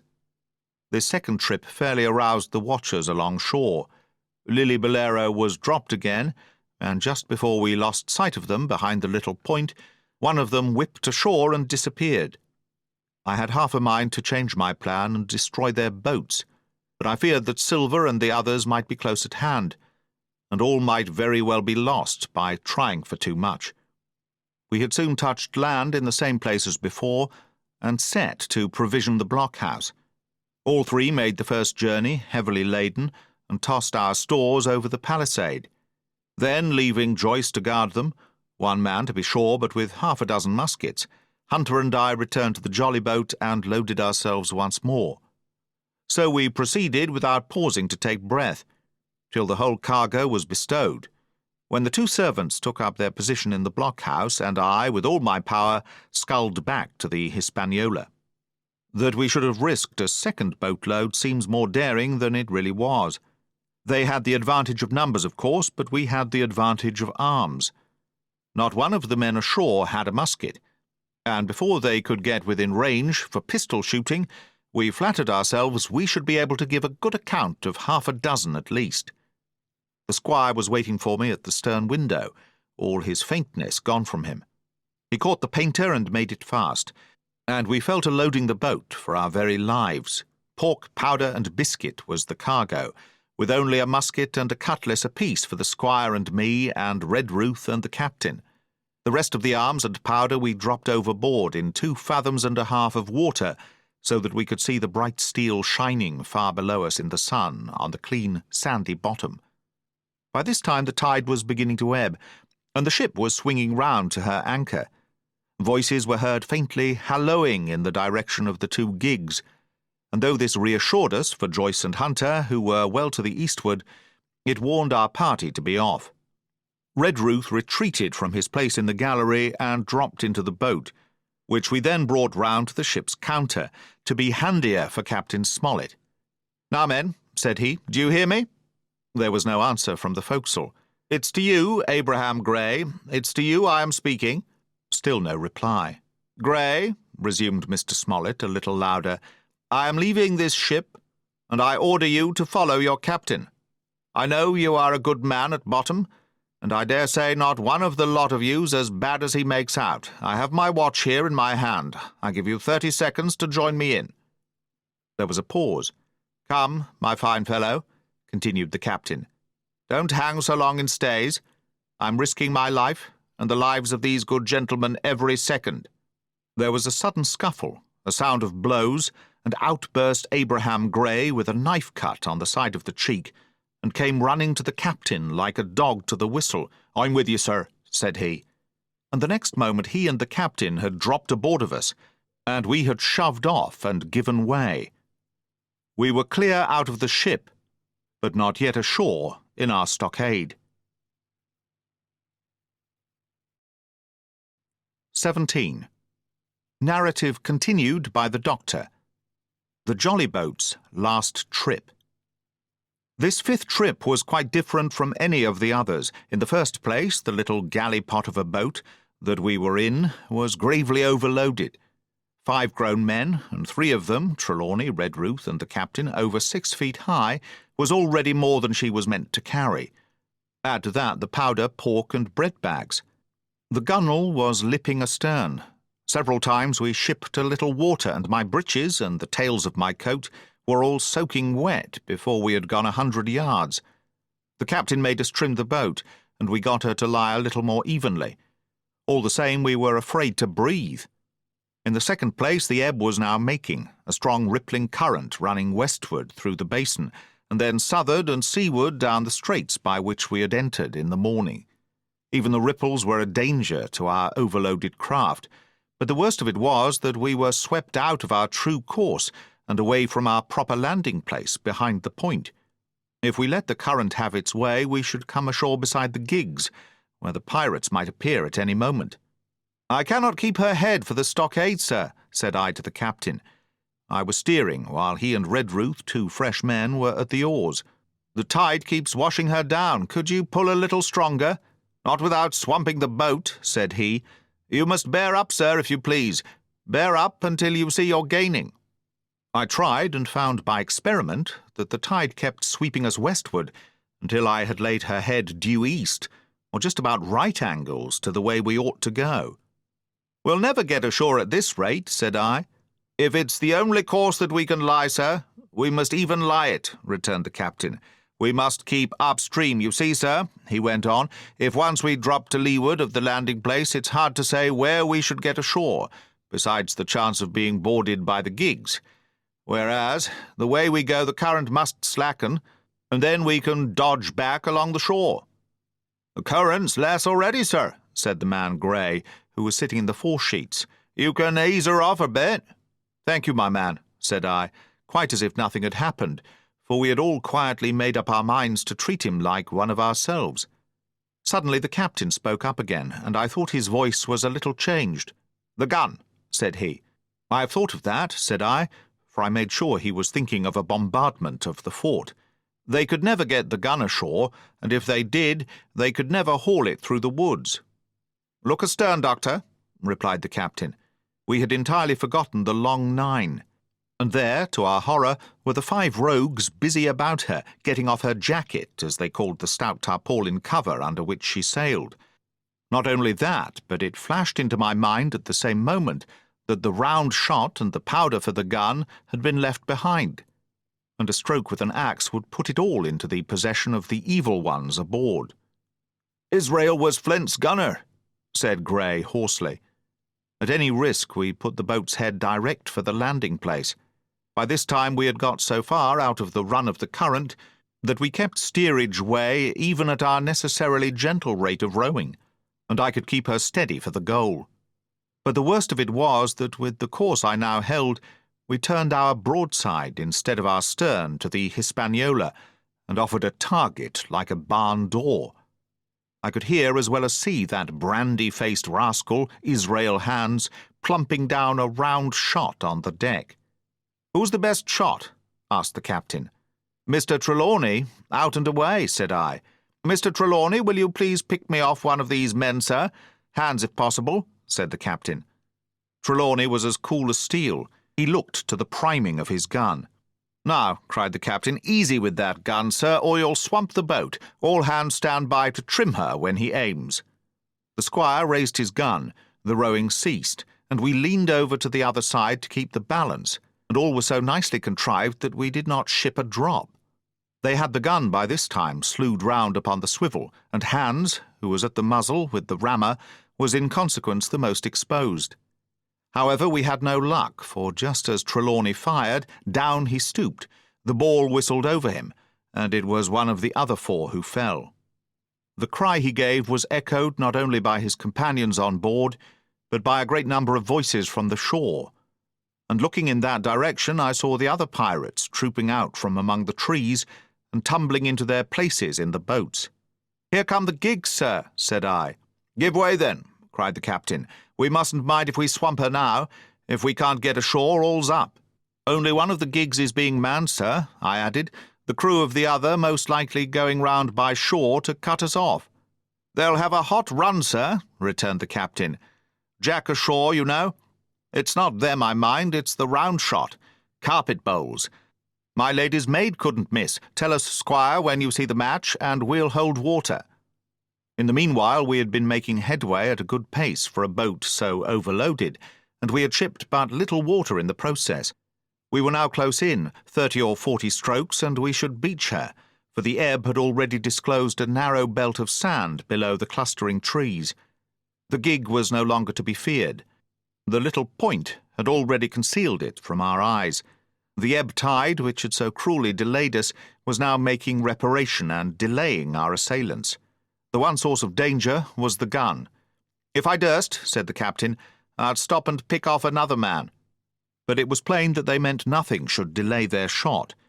They had never so much as looked at their fallen comrade, though he was not dead, and I could see him trying to crawl away. "Ready!" cried the squire. "Hold!"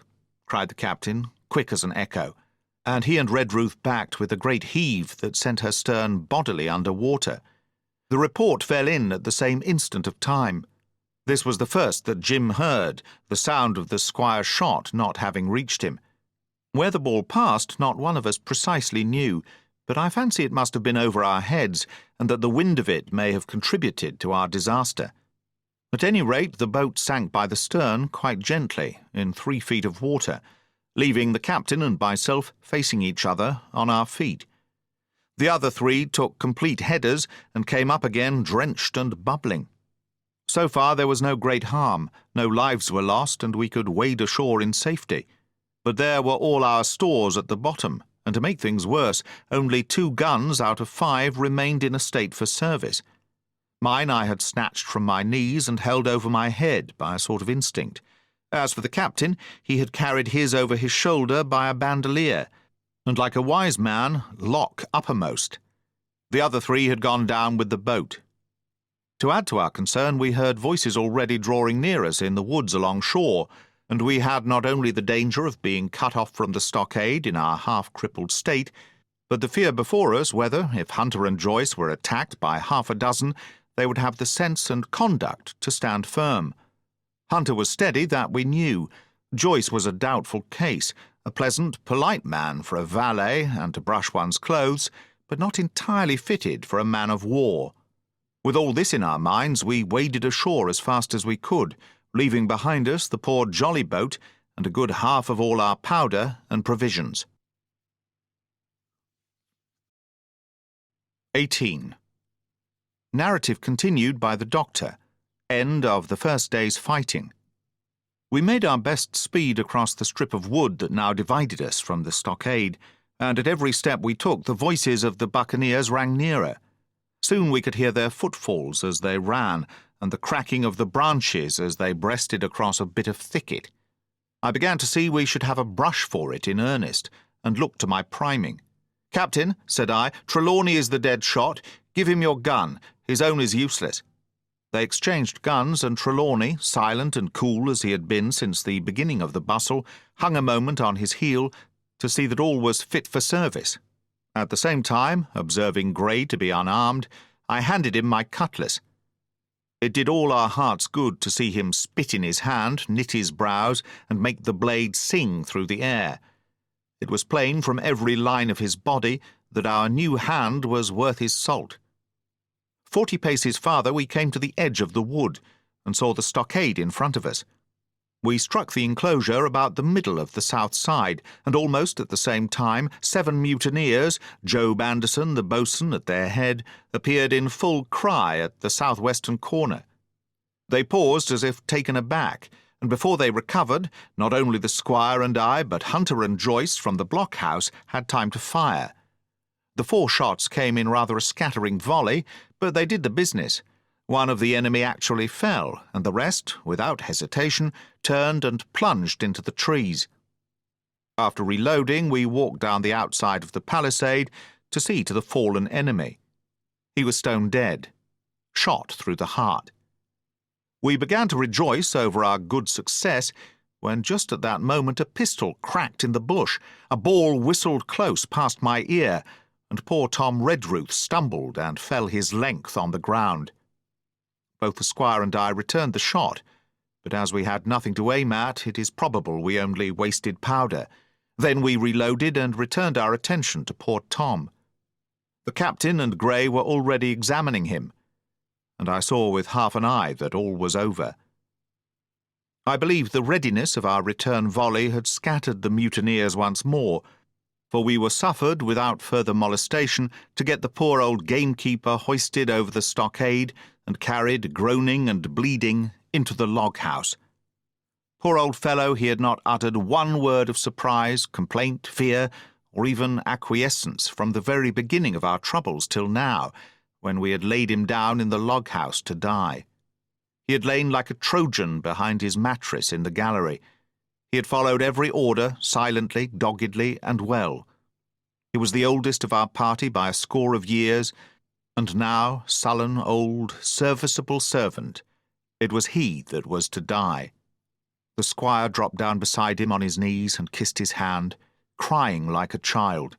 "Be I going, doctor?" he asked. "Tom, my man," said I, "you're going home." "I wish I had had a lick at them with the gun first," he replied. "Tom," said the squire, "say you forgive me, won't you?" "Would that be respectful like from me to you, squire?" was the answer. "Howsoever, so be it. Amen." After a little while of silence, he said he thought somebody might read a prayer. "It's the custom, sir," he added apologetically. And not long after, without another word, he passed away. In the meantime, the captain, whom I had observed to be wonderfully swollen about the chest and pockets, had turned out a great many various stores. The British colours, a Bible, a coil of stoutish rope, pen, ink, the log-book, and pounds of tobacco. He had found a longish fir tree lying felled and trimmed in the enclosure, and with the help of Hunter he had set it up at the corner of the log-house, where the trunks crossed and made an angle. Then, climbing up on the roof, he had, with his own hand, bent and run up the colours. This seemed mightily to relieve him. He re-entered the log-house and set about counting up the stores as if nothing else existed. But he had an eye on Tom's passage for all that, and as soon as all was over, came forward with another flag and reverently spread it on the body. "Don't you take on, sir," he said, shaking the squire's hand. "All's well with him. No fear for a hand that's been shot down in his duty to captain and owner. It mayn't be good divinity, but it's a fact." Then he pulled me aside. "Dr. Livesey," he said, "in how many weeks do you and Squire expect the consort?" I told him it was a question not of weeks, but of months, that if we were not back by the end of August, Blandley was to send to find us, but neither sooner nor later. "You can calculate for yourself," I said. "Why, yes," returned the captain, scratching his head, "and making a large allowance, sir, for all the gifts of Providence, I should say we were pretty close hauled." "How do you mean?" I asked. "It's a pity, sir, we lost that second load, that's what I mean," replied the captain. "As for powder and shot, we'll do. But the rations are short, very short. So short, Dr. Livesey, that we're perhaps as well without that extra mouth." And he pointed to the dead body under the flag. Just then, with a roar and a whistle, a round shot passed high above the roof of the log-house and plumped far beyond us in the wood. "Oho," said the captain, "blaze away. You've little enough powder already, my lads." At the second trial the aim was better, and the ball descended inside the stockade, scattering a cloud of sand, but doing no further damage. "Captain," said the squire, "the house is quite invisible from the ship. It must be the flag they are aiming at. Would it not be wiser to take it in?" "Strike my colours," cried the captain. "No, sir, not I." And as soon as he had said the words, I think we all agreed with him. For it was not only a piece of stout, seamanly good feeling, it was good policy besides, and showed our enemies that we despised their cannonade. All through the evening they kept thundering away. Ball after ball flew over or fell short, or kicked up the sand in the enclosure. But they had to fire so high that the shot fell dead and buried itself in the soft sand. We had no ricochet to fear, and though one popped in through the roof of the log-house and out again through the floor, we soon got used to that sort of horseplay and minded it no more than cricket. "There is one good thing about all this," observed the captain. The wood in front of us is likely clear. The ebb has made a good while. Our stores should be uncovered. Volunteers to go and bring in pork." Gray and Hunter were the first to come forward. Well armed, they stole out of the stockade, but it proved a useless mission. The mutineers were bolder than we fancied, or they put more trust in Israel's gunnery. For 4 or 5 of them were busy carrying off our stores and wading out with them to one of the gigs that lay close by, pulling an oar or so to hold her steady against the current. Silver was in the stern sheets in command, and every man of them was now provided with a musket from some secret magazine of their own. The captain sat down to his log, and here is the beginning of the entry. Alexander Smollett, master. David Livesey, ship's doctor. Abraham Gray, carpenter's mate. John Trelawny, owner. John Hunter and Richard Joyce, owner's servants, landsmen, being all that is left faithful of the ship's company, with stores for 10 days at short rations, came ashore this day and flew British colours on the log house in Treasure Island. Thomas Redruth, owner's servant, landsman, shot by the mutineers. James Hawkins, cabin boy. And at the same time I was wondering over poor Jim Hawkins' fate. A hail on the land side. "Somebody's hailing us," said Hunter, who was on guard. "Doctor, Squire, Captain, hello, Hunter, is that you?" came the cries, and I ran to the door in time to see Jim Hawkins, safe and sound, come climbing over the stockade.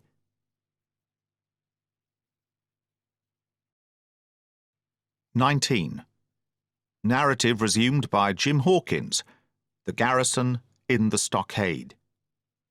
As soon as Ben Gunn saw the colours, he came to a halt, stopped me by the arm, and sat down. "Now," said he, "there's your friends, sure enough." "Far more likely it's the mutineers," I answered. "That?" he cried. "Why, in a place like this, where nobody puts in but gentlemen of fortune, silver would fly the Jolly Roger. You don't make no doubt of that. No, that's your friends. There's been blows too, and I reckon your friends has had the best of it, and here they are ashore in the old stockade as was made years and years ago by Flint. He was the man to have a headpiece, was Flint, barring rum. His match was never seen. He were afraid of none, not he, only Silver. Silver was that genteel." "Well," said I, "that may be so, and so be it. All the more reason that I should hurry on and join my friends." "Nay, mate," returned Ben, "not you. You're a good boy, or I'm mistook. But you're only a boy, all told. Now, Ben Gunn is fly. Rum wouldn't bring me there, where you're going, not rum wouldn't, till I see you're born gentleman and gets it on his word of honour. And you won't forget my words. A precious sight, that's what you'll say, a precious sight, more confidence, and then nips him." And he pinched me the 3rd time with the same air of cleverness. "And when Ben Gunn is wanted, you know where to find him, Jim. Just where you found him today, and him that comes is to have a white thing in his hand, and he's to come alone. Oh, and you'll say this, Ben Gunn, says you, has reasons of his own." "Well," said I believe I understand. You have something to propose, and you wish to see the squire or the doctor, and you're to be found where I found you. Is that all? And when, says you?" he added. "Why, from about noon observation to about 6 bells. "Good," said I. "And now may I go?" "You won't forget?" he inquired anxiously. "Precious sight and reasons of his own, says you. Reasons of his own, that's the mainstay, as between man and man. Well then," still holding me, "I reckon you can go, Jim. And, Jim, if you was to see silver, you wouldn't go for to sell, Ben Gunn. Wild horses wouldn't draw it from you. No, says you, and if them pirates camp ashore, Jim, what would you say but there'd be widders in the morning?" Here he was interrupted by a loud report, and a cannonball came tearing through the trees and pitched in the sand not 100 yards from where we two were talking. The next moment each of us had taken to his heels in a different direction. For a good hour to come, frequent reports shook the island, and the balls kept crashing through the woods. I moved from hiding-place to hiding-place, always pursued, or so it seemed to me, by these terrifying missiles.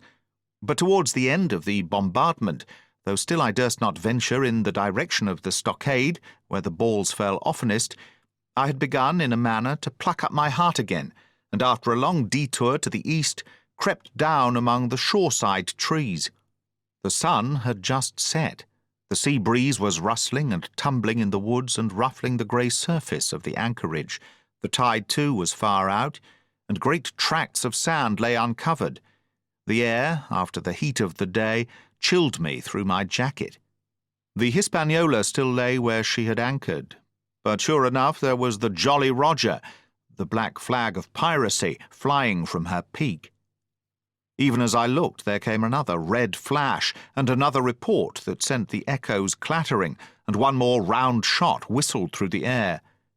It was the last of the cannonade. I lay for some time watching the bustle which succeeded the attack. Men were demolishing something with axes on the beach near the stockade. The poor jolly boat, I afterwards discovered. Away near the mouth of the river, a great fire was glowing among the trees, and between that point and the ship one of the gigs kept coming and going, the men whom I had seen so gloomy shouting at the oars like children.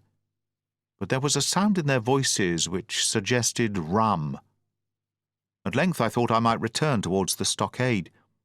I was pretty far down on the low sandy spit that encloses the anchorage to the east, and is joined at half water to Skeleton Island, and now as I rose to my feet I saw some distance further down the spit, and rising from among low bushes, an isolated rock, pretty high and peculiarly white in colour. It occurred to me that this might be the white rock of which Ben Gunn had spoken, and that some day or other a boat might be wanted, and I should know where to look for one. Then I skirted among the woods until I had regained the rear or shoreward side of the stockade, and was soon warmly welcomed by the faithful party. I had soon told my story and began to look about me. The log house was made of unsquared trunks of pine, roof, walls, and floor. The latter stood in several places as much as a foot or a foot and a half above the surface of the sand. There was a porch at the door, and under this porch the little spring welled up into an artificial basin of a rather odd kind, no other than a great ship's kettle of iron, with the bottom knocked out, and sunk to her bearings, as the captain said, among the sand.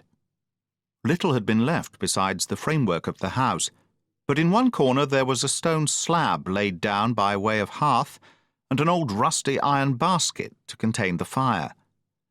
The slopes of the knoll and all the inside of the stockade had been cleared of timber to build the house, and we could see by the stumps what a fine and lofty grove had been destroyed. Most of the soil had been washed away or buried in drift after the removal of the trees. Only where the streamlet ran down from the kettle, a thick bed of moss and some ferns and little creeping bushes were still green among the sand. Very close around the stockade, too close for defence, they said, the wood still flourished high and dense, all of fir on the land side, but towards the sea with a large admixture of live oaks. The cold evening breeze of which I have spoken whistled through every chink of the rude building, and sprinkled the floor with a continual rain of fine sand. There was sand in our eyes, sand in our teeth, sand in our suppers, sand dancing in the spring at the bottom of the kettle, for all the world like porridge beginning to boil. Our chimney was a square hole in the roof. It was but a little part of the smoke that found its way out, and the rest eddied about the house and kept us coughing and piping the eye. Add to this that Gray, the new man, had his face tied up in a bandage from a cut he had got in breaking away from the mutineers, and that poor old Tom Redruth, still unburied, lay along the wall, stiff and stark, under the Union Jack. If we had been allowed to sit idle, we should all have fallen in the blues. But Captain Smollett was never the man for that. All hands were called up before him, and he divided us into watches. The doctor and Gray and I for one, the squire, Hunter, and Joyce upon the other. Tired though we all were, 2 were sent out for firewood, 2 more were set to dig a grave for Redruth, the doctor was named cook. I was put sentry at the door, and the captain himself went from one to another, keeping up our spirits and lending a hand wherever it was wanted. From time to time the doctor came to the door for a little air and to rest his eyes, which were almost smoked out of his head, and whenever he did so, he had a word for me. "That man Smollett," he said once, "is a better man than I am, and when I say that, it means a deal, Jim." Another time he came and was silent for a while. Then he put his head on one side and looked at me. "Is this Ben Gunn a man?" he asked. "I do not know, sir," said I. "I'm not very sure whether he's sane." "If there's any doubt about the matter, he is," returned the doctor. "A man who has been 3 years biting his nails on a desert island, Jim, can't expect to appear as sane as you or me. It doesn't lie in human nature. Was it cheese you said he had a fancy for?" "Yes, sir, cheese," I answered. "Well, Jim," says he, "just see the good that comes of being dainty in your food. You've seen my snuff-box, haven't you? And you never saw me take snuff, the reason being that in my snuff-box I carry a piece of Parmesan cheese, a cheese made in Italy, very nutritious. Well, that's for Ben Gunn." Before supper was eaten, we buried old Tom in the sand and stood round him for a while, bareheaded in the breeze. A good deal of firewood had been got in, but not enough for the captain's fancy, and he shook his head over it and told us we must get back to this tomorrow, rather livelier. Then, when we had eaten our pork and each had a good stiff glass of brandy grog, the 3 chiefs got together in a corner to discuss our prospects. It appears they were at their wits' end what to do, the stores being so low that we must have been starved into surrender long before help came.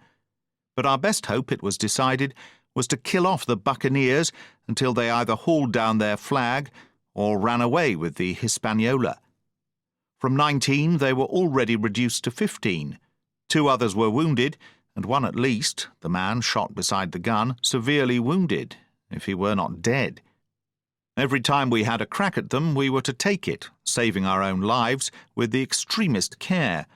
And besides that, we had 2 able allies, rum and the climate. As for the first, though we were about half a mile away, we could hear them roaring and singing late into the night. And as for the second, the doctor staked his wig that, camped where they were in the marshes and unprovided with remedies, the half of them would be on their backs before a week.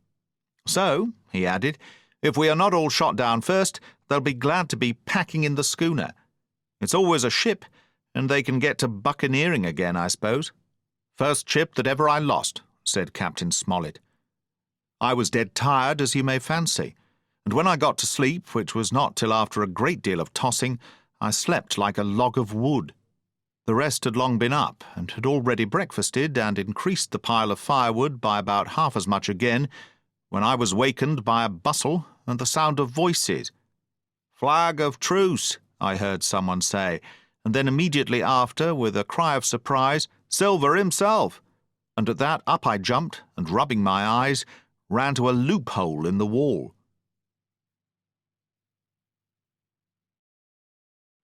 20. Silver's Embassy. Sure enough, there were 2 men just outside the stockade, one of them waving a white cloth, the other no less a person than Silver himself, standing placidly by. It was still quite early, and the coldest morning that I think I ever was abroad in, a chill that pierced into the marrow. The sky was bright and cloudless overhead, and the tops of the trees shone rosily in the sun. But where Silver stood with his lieutenant, all was still in shadow, and they waded knee-deep in a low white vapour that had crawled during the night out of the morass. The chill and the vapour, taken together, told a poor tale of the island. It was plainly a damp, feverish, unhealthy spot. "Keep indoors, men," said the captain. 10 to 1, this is a trick." Then he hailed the buccaneer. "Who goes? Stand or we fire." "Flag of truce," cried Silver. The captain was in the porch, keeping himself carefully out of the way of a treacherous shot, should any be intended. He turned and spoke to us. "Doctor's watch on the lookout. Dr. Livesey, take the north side, if you please. Jim, the east, Grey, west. The watch below, all hands to load muskets. Lively, men, and careful." And then he turned again to the mutineers. "And what do you want with your flag of truce?" he cried. This time it was the other man who replied. "Captain Silver, sir, to come on board and make terms," he shouted. "Captain Silver, don't know him. Who's he?" cried the captain. And we could hear him adding to himself, "Captain, is it? My heart, and here's promotion." Long John answered for himself. "Me, sir. These poor lads have chosen me captain after your desertion, sir," laying a particular emphasis upon the word desertion. "We're willing to submit, if we can come to terms, and no bones about it. All I ask is your word, Captain Smollett, to let me safe and sound out of this here stockade, and 1 minute to get out a shot before a gun is fired." "My man," said Captain Smollett, "I have not the slightest desire to talk to you. If you wish to talk to me, you can come, that's all. If there's any treachery, it'll be on your side, and the Lord help you." "That's enough, Captain," shouted Long John cheerily. "A word from you's enough. I know a gentleman, and you may lay to that." We could see the man who carried the flag of truce attempting to hold Silver back. Nor was that wonderful, seeing how cavalier had been the captain's answer. But Silver laughed at him aloud and slapped him on the back, as if the idea of alarm had been absurd.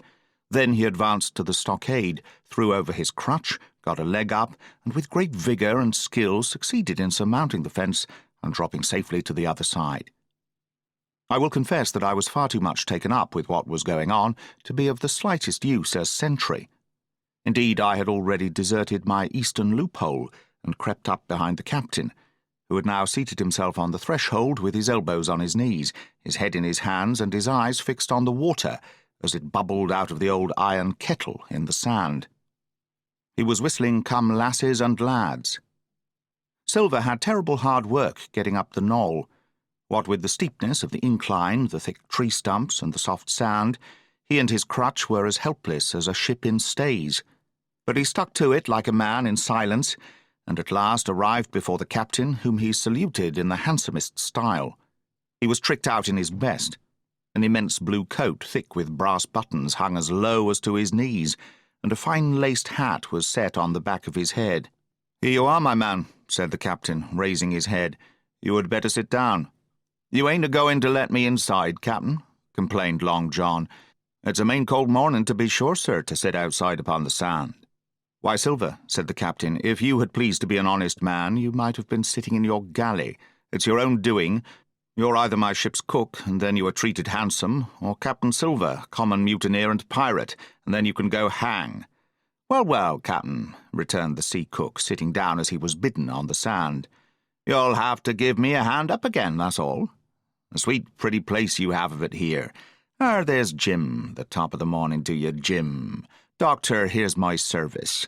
Why, there you all are together like a happy family, in a manner of speaking." "If you have anything to say, my man, better say it," said the captain. "Right you were, Captain Smollett," replied Silver. "Duty is duty, to be sure. Well now, you look here, that was a good day of yours last night. I don't deny it was a good lay. Some of you pretty handy with a handspike end. And I'll not deny neither, but what some of my people was shook. Maybe all was shook. Maybe I was shook myself. Maybe that's why I'm here for terms. But you mark me, Captain. It won't do twice, by thunder.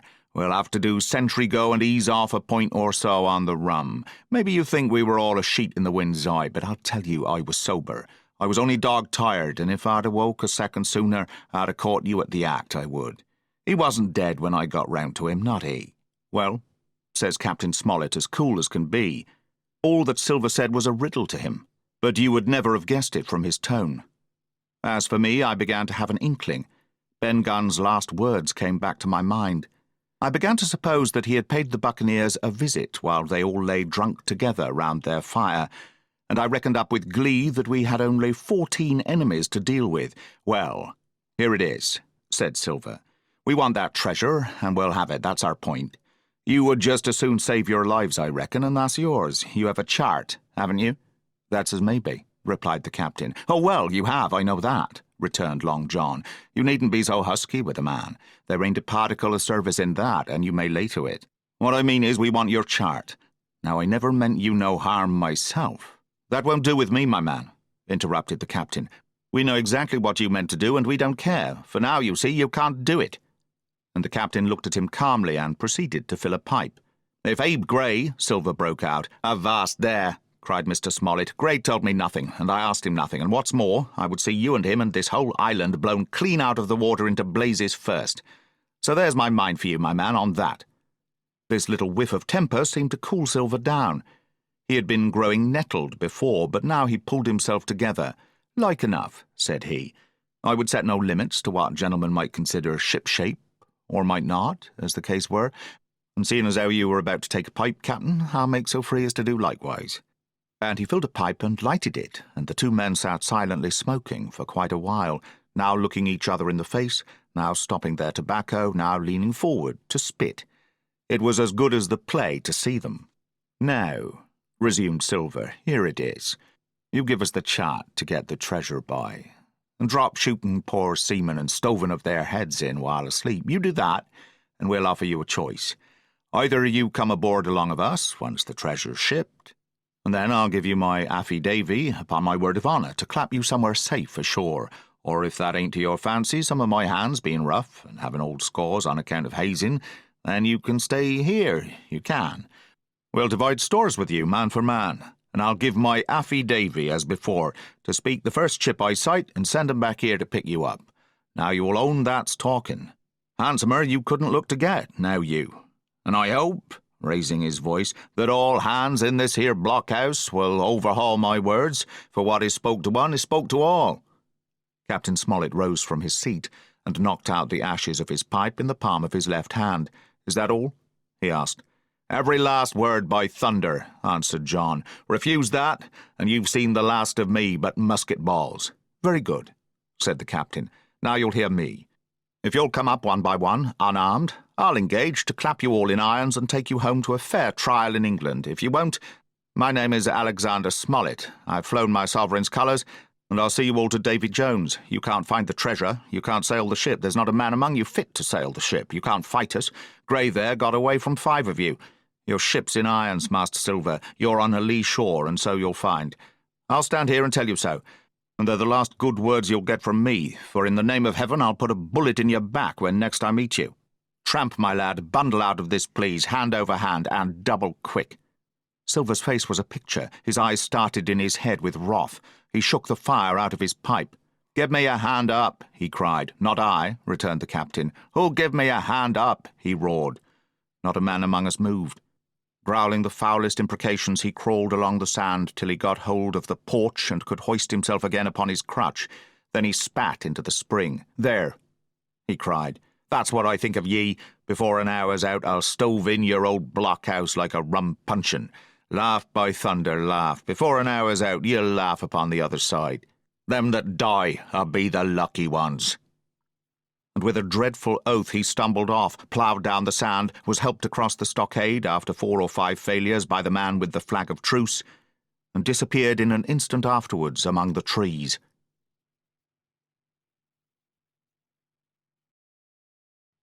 "21. The Attack. As soon as Silver disappeared, the captain, who had been closely watching him, turned towards the interior of the house and found not a man of us at his post, but Grey. It was the first time we had ever seen him angry. "Quarters!" he roared, and then, as we all slunk back to our places, "Grey," he said, "I'll put your name in the log. You've stood by your duty like a seaman. Mr. Trelawny, I'm surprised at you, sir. Doctor, I thought you had worn the king's coat. If that was how you served at Fontenoy, sir, you'd have been better in your berth." The doctor's watch were all back at their loopholes, the rest were busy loading the spare muskets, and everyone with a red face, you may be certain, and a flea in his ear, as the saying is. The captain looked on for a while in silence. Then he spoke.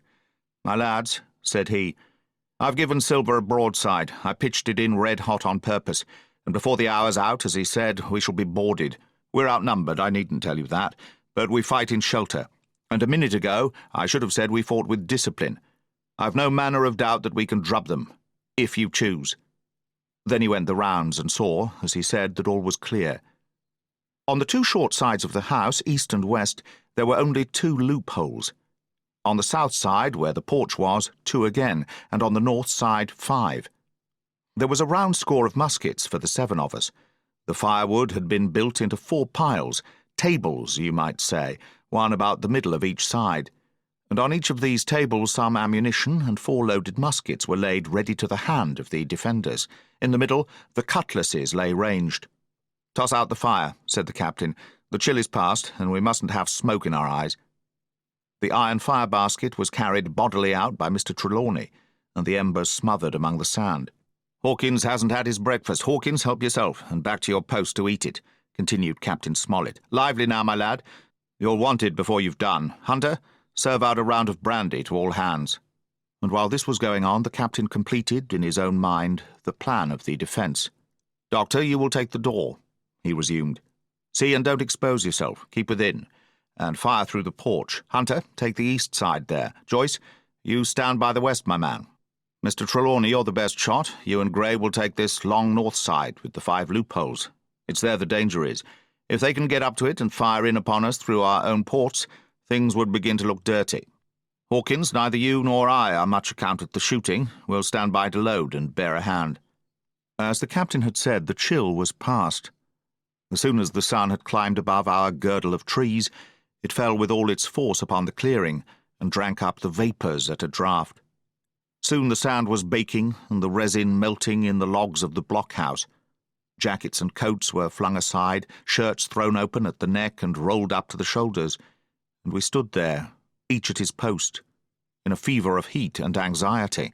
An hour passed away. "Hang them," said the captain. "This is as dull as the doldrums. Gray, whistle for a wind."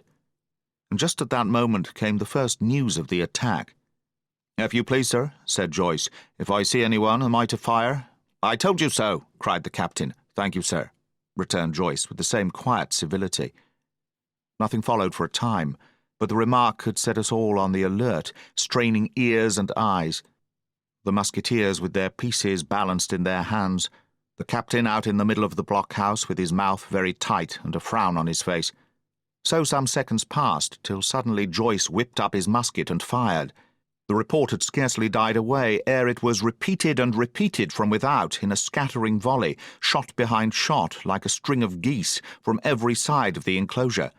Several bullets struck the log-house, but not one entered, and as the smoke cleared away and vanished, the stockade and the woods around it looked as quiet and empty as before. Not a bough waved. Not the gleam of a musket barrel betrayed the presence of our foes. "Did you hit your man?" asked the captain. "No, sir," replied Joyce. "I believe not, sir." "Next best thing to tell the truth," muttered Captain Smollett. "Load his gun, Hawkins. How many should you say there were on your side, Doctor?" "I know precisely," said Dr. Livesey. 3 shots were fired on this side. I saw the 3 flashes, 2 close together, 1 farther to the west." "3?" repeated the captain. "And how many on yours, Mr. Trelawny?" But this was not so easily answered. There had come many from the north, 7 by the squire's computations, 8 or 9 according to Gray. From the east and west only a single shot had been fired. It was plain, therefore, that the attack would be developed from the north, and that on the other 3 sides we were only to be annoyed by a show of hostilities. But Captain Smollett made no change in his arrangements. If the mutineers succeeded in crossing the stockade, he argued, they would take possession of any unprotected loophole and shoot us down like rats in our own stronghold. Nor had we much time left to us for thought. Suddenly, with a loud huzzah, a little cloud of pirates leapt from the woods on the north side and ran straight on the stockade. At the same moment the fire was once more opened from the woods, and a rifle ball sang through the doorway and knocked the doctor's musket into bits. The boarders swarmed over the fence like monkeys. Squire and Gray fired again, and yet again. 3 men fell, 1 forwards into the enclosure, 2 back on the outside. But of these 1 was evidently more frightened than hurt, for he was on his feet again in a crack and instantly disappeared among the trees.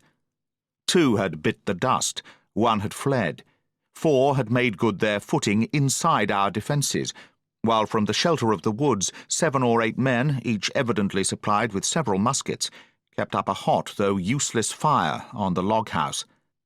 The 4 who had boarded made straight before them for the building, shouting as they ran, and the men among the trees shouted back to encourage them.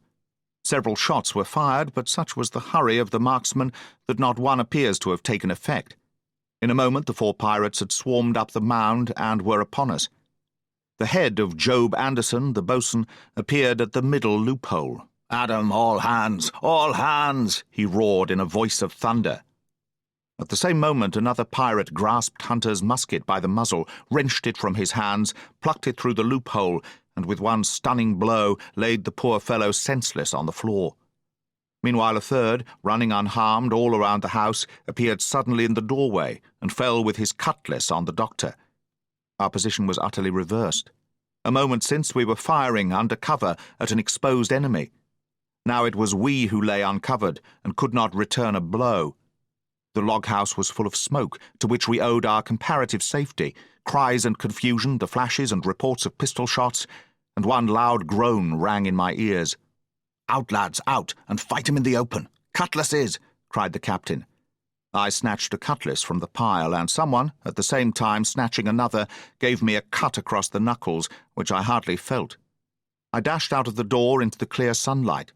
Someone was close behind, I knew not whom. Right in front, the doctor was pursuing his assailant down the hill, and just as my eyes fell upon him, beat down his guard and sent him sprawling on his back with a great slash across the face. "Round the house, lads, round the house!" cried the captain, and even in the hurly-burly I perceived a change in his voice. Mechanically I obeyed, turned eastwards, and with my cutlass raised, ran round the corner of the house. Next moment I was face to face with Anderson. He roared aloud, and his hanger went up above his head, flashing in the sunlight. I had not time to be afraid, but as the blow still hung impending, leapt in a trice upon one side, and, missing my foot in the soft sand, rolled headlong down the slope.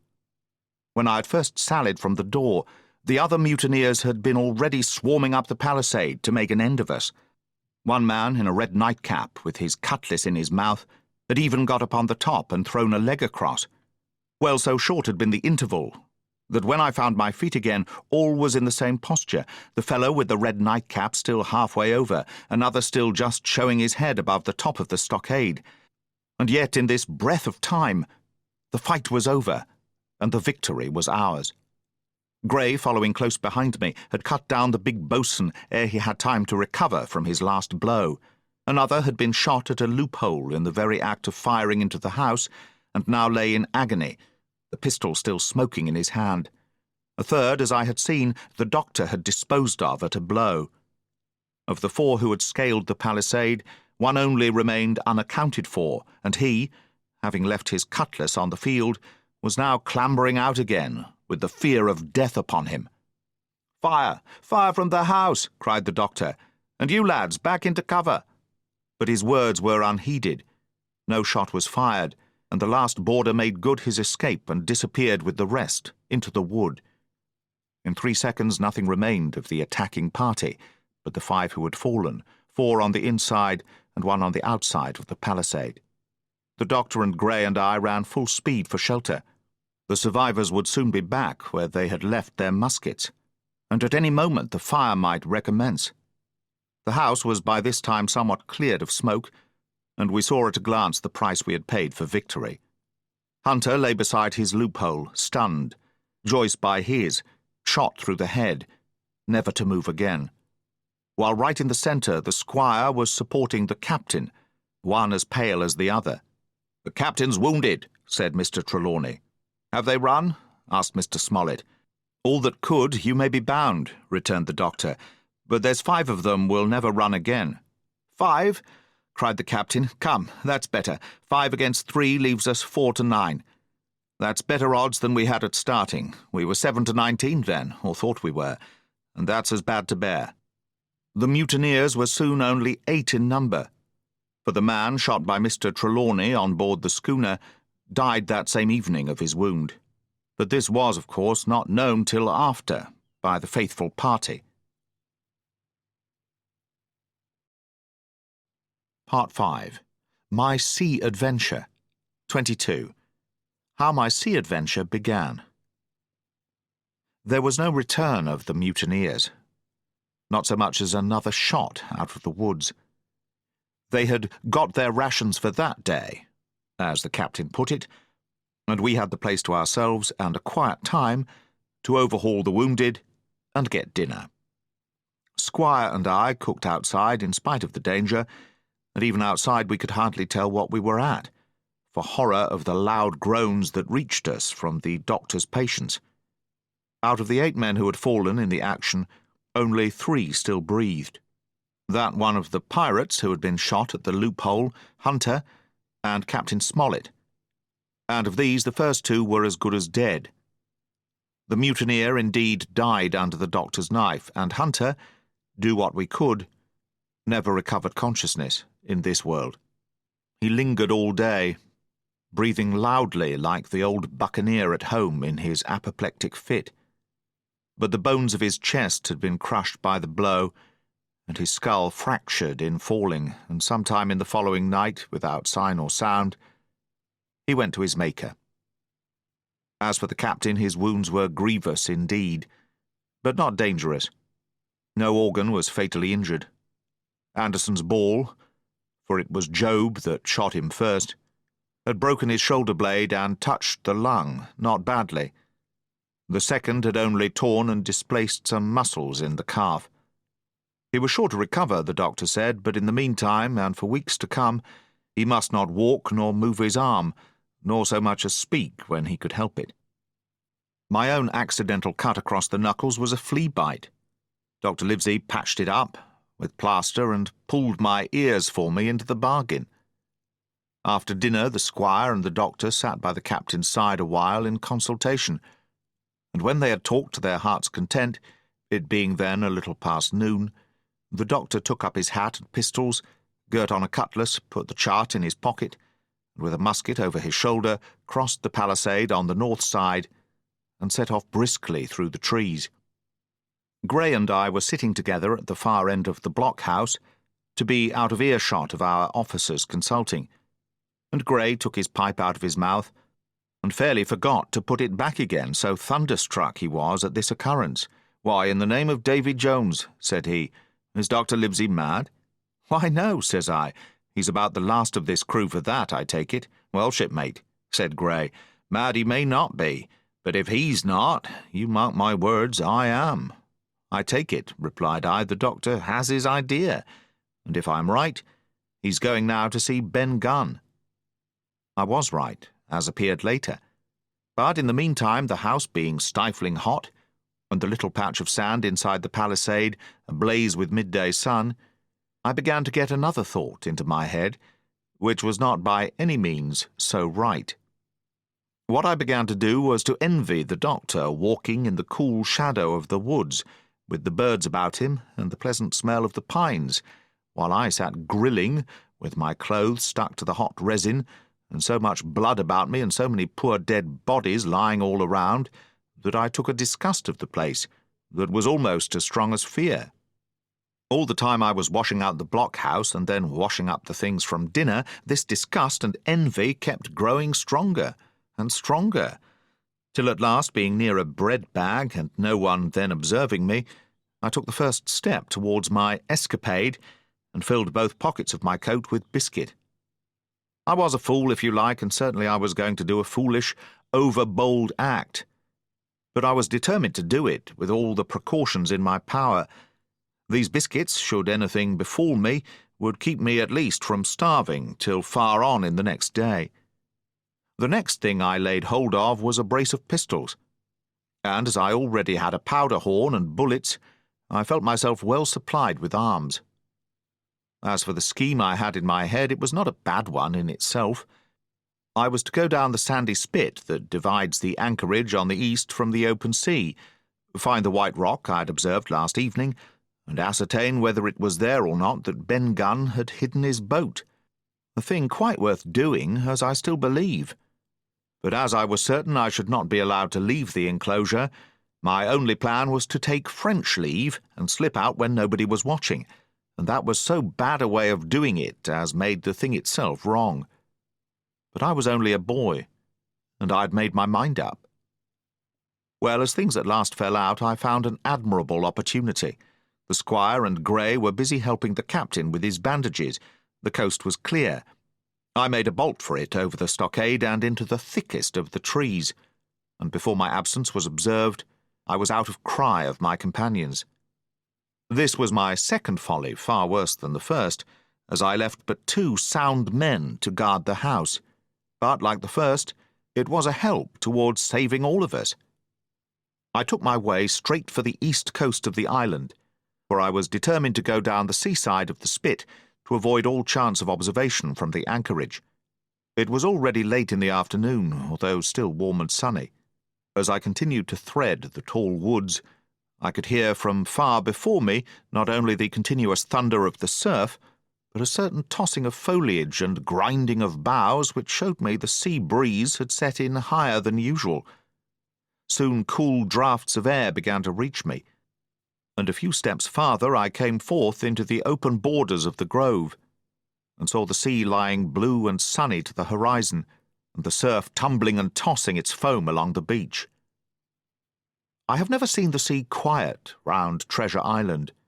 The sun might blaze overhead, the air be without a breath, the surface smooth and blue, but still these great rollers would be running along all the external coast, thundering and thundering by day and night. And I scarce believe there is one spot in the island where a man would be out of earshot of their noise. I walked along beside the surf with great enjoyment, till, thinking I was now got far enough to the south, I took the cover of some thick bushes and crept warily up to the ridge of the spit. Behind me was the sea, in front the anchorage. The sea breeze, as though it had the sooner blown itself out by its unusual violence, was already at an end. It had been succeeded by light variable airs from the south and southeast, carrying great banks of fog, and the anchorage under lee of Skeleton Island lay still and leaden as when first we entered it. The Hispaniola, in that unbroken mirror, was exactly portrayed from the truck to the waterline, the Jolly Roger hanging from her peak. Alongside lay one of the gigs, silver in the stern sheets. Him I could always recognise, while a couple of men were leaning over the stern bulwarks, one of them with a red cap, the very rogue that I had seen some hours before stride legs upon the palisade. Apparently they were talking and laughing, though at that distance, upwards of a mile, I could of course hear no word of what was said. All at once there began the most horrid, unearthly screaming, which at first startled me badly, though I had soon remembered the voice of Captain Flint, and even thought I could make out the bird by her bright plumage as she sat perched upon her master's wrist. Soon after, the jolly boat shoved off and pulled for shore, and the man with the red cap and his comrade went below by the cabin companion. Just about the same time the sun had gone down behind the spyglass, and as the fog was collecting rapidly, it began to grow dark in earnest. I saw I must lose no time if I were to find the boat that evening. The white rock, visible enough above the brush, was still some eighth of a mile further down the spit, and it took me a goodish while to get up with it, crawling often on all fours among the scrub. Night had almost come when I laid my hand on its rough sides. Right below it there was an exceedingly small hollow of green turf, hidden by banks, and a thick underwood about knee-deep that grew there very plentifully. And in the centre of the dell, sure enough, a little tent of goat-skins, like what the gypsies carry about with them in England. I dropped into the hollow, lifted the side of the tent, and there was Ben Gunn's boat. Homemade, if ever anything was homemade, a rude, lopsided framework of tough wood, and stretched upon that a covering of goatskin, with the hair inside. The thing was extremely small, even for me, and I can hardly imagine that it could have floated with a full-sized man. There was one thwart set as low as possible, a kind of stretcher in the bows, and a double paddle for propulsion. I had not then seen a coracle such as the ancient Britons made, but I've seen one since, and I can give you no fairer idea of Ben Gunn's boat than by saying it was like the first and the worst coracle ever made by man. But the great advantage of the coracle it certainly possessed, for it was exceedingly light and portable. Well, now that I have found the boat, you would have thought I had had enough of truantry for once, but in the meantime I had taken another notion, and become so obstinately fond of it that I would have carried it out, I believe, in the teeth of Captain Smollett himself. This was to slip out under cover of the night, cut the Hispaniola adrift, and let her go ashore where she fancied. I had quite made up my mind that the mutineers, after their repulse of the morning, had nothing nearer their hearts than to up anchor and away to sea. This, I thought, it would be a fine thing to prevent, and now that I had seen how they left their watchman unprovided with a boat, I thought it might be done with little risk. Down I sat to wait for darkness, and made a hearty meal of biscuit. It was a night out of 10,000 for my purpose. The fog had now buried all heaven. As the last rays of daylight dwindled and disappeared, absolute blackness settled down on Treasure Island, and when at last I shouldered the coracle and groped my way stumblingly out of the hollow where I had supped, there were but 2 points visible on the whole anchorage. One was the great fire on shore by which the defeated pirates lay carousing in the swamp. The other, a mere blur of light upon the darkness, indicated the position of the anchored ship. She had swung round to the ebb. Her bow was now towards me. The only lights on board were in the cabin, and what I saw was merely a reflection on the fog of the strong rays that flowed from the stern window. The ebb had already run some time, and I had to wade through a long belt of swampy sand, where I sank several times above the ankle, before I came to the edge of the retreating water, and wading a little way in, with some strength and dexterity, set my coracle keel downwards on the surface. 23. The ebb tide runs. The coracle, as I had ample reason to know before I was done with her, was a very safe boat for a person of my height and weight, both buoyant and clever in a seaway. But she was the most cross-grained, lopsided craft to manage. Do as you pleased, she always made more leeway than anything else, and turning round and round was the manoeuvre she was best at. Even Ben Gunn himself has admitted that she was queer to handle till you knew her way. Certainly I did not know her way. She turned in every direction but the one I was bound to go. The most part of the time we were broadside on, and I'm very sure I never should have made the ship at all, but for the tide. By good fortune, paddle as I pleased, the tide was still sweeping me down, and there lay the Hispaniola right in the fairway, hardly to be missed. First she loomed before me like a blot of something, yet blacker than darkness. Then her spars and hull began to take shape, and the next moment, as it seemed, for the farther I went the brisker grew the current of the ebb, I was alongside of her hawser and had laid hold. The hawser was as taut as a bowstring, and the current so strong she pulled upon her anchor. All round the hull, in the blackness, the rippling current bubbled and chattered like a little mountain stream. One cut with my sea gully, and the Hispaniola would go humming down the tide. So far so good. But it next occurred to my recollection that a taut hawser suddenly cut is a thing as dangerous as a kicking horse. 10 to 1, if I were so foolhardy as to cut the Hispaniola from her anchor, I and the coracle would be knocked clean out of the water.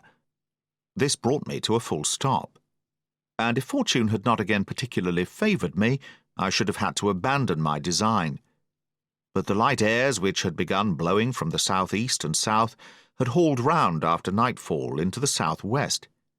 Just while I was meditating, a puff came, caught the Hispaniola, and forced her up into the current, and to my great joy I felt the hawser slacken in my grasp, and the hand by which I held it dip for a second under water. With that I made my mind up, took out my gully, opened it with my teeth, and cut one strand after another, till the vessel swung only by 2. Then I lay quiet, waiting to sever these last, when the strain should be once more lightened by a breath of wind. All this time I had heard the sound of loud voices from the cabin, but to say truth my mind had been so entirely taken up with other thoughts that I had scarcely given ear. Now, however, when I had nothing else to do, I began to pay more heed. One I recognized for the coxswain's, Israel Hands, that had been Flint's gunner in former days. The other was, of course, my friend of the red nightcap. Both men were plainly the worse of drink, and they were still drinking, for even while I was listening, one of them, with a drunken cry, opened the stern window and threw out something, which I divined to be an empty bottle. But they were not only tipsy. It was plain that they were furiously angry. Oaths flew like hailstones, and every now and then there came forth such an explosion as I thought was sure to end in blows. But each time the quarrel passed off, and the voices grumbled lower for a while, until the next crisis came and, in its turn, passed away without result. On shore I could see the glow of the great campfire burning warmly through the shoreside trees. Someone was singing a dull, old, droning sailor's song, with a droop and a quaver at the end of every verse, and seemingly no end to it at all but the patience of the singer. I had heard it on the voyage more than once, and remembered these words: "But one man of her crew alive, what put to sea with 75. And I thought it was a ditty rather too dolefully appropriate for a company that had met such cruel losses in the morning. But indeed, from what I saw, all these buccaneers were as callous as the sea they sailed on. At last the breeze came, the schooner sidled and drew nearer in the dark.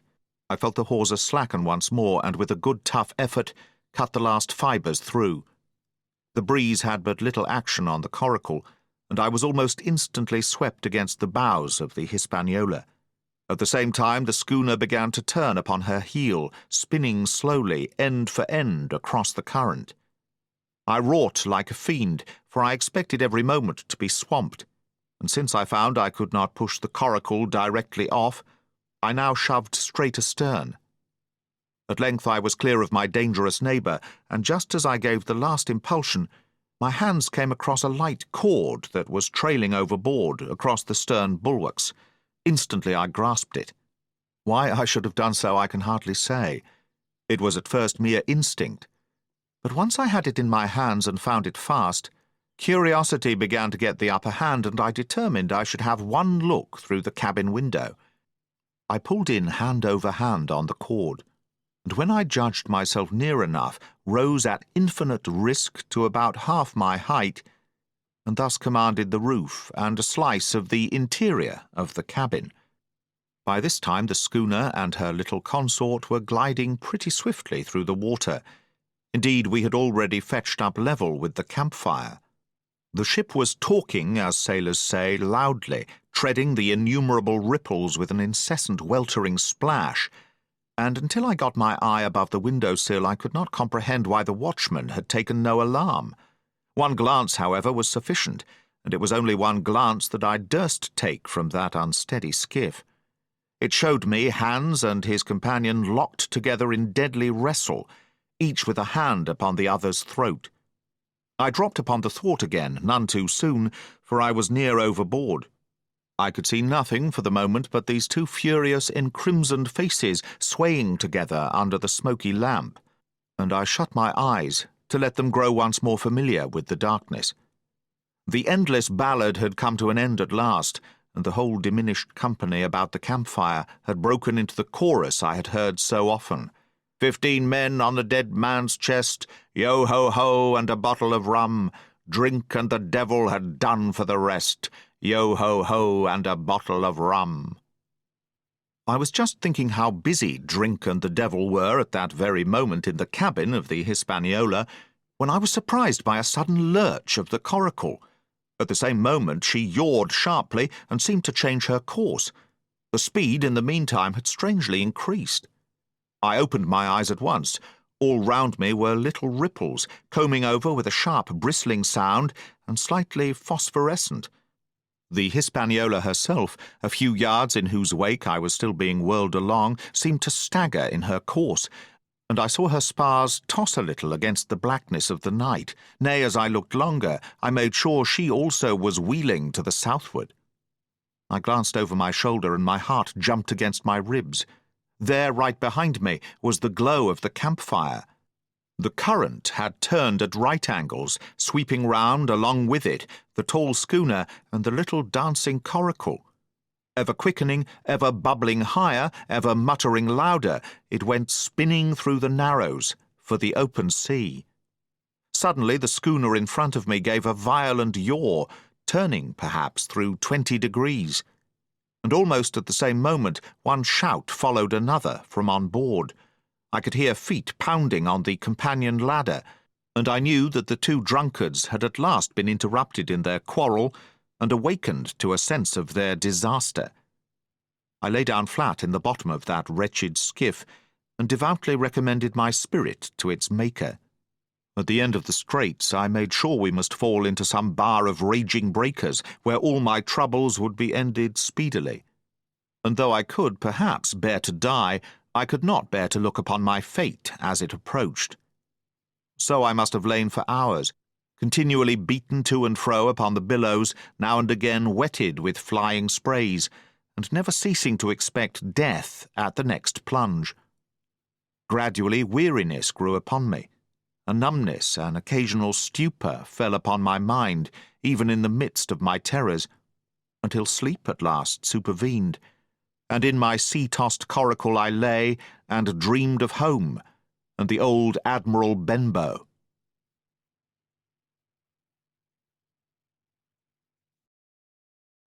"24. The Cruise of the Coracle.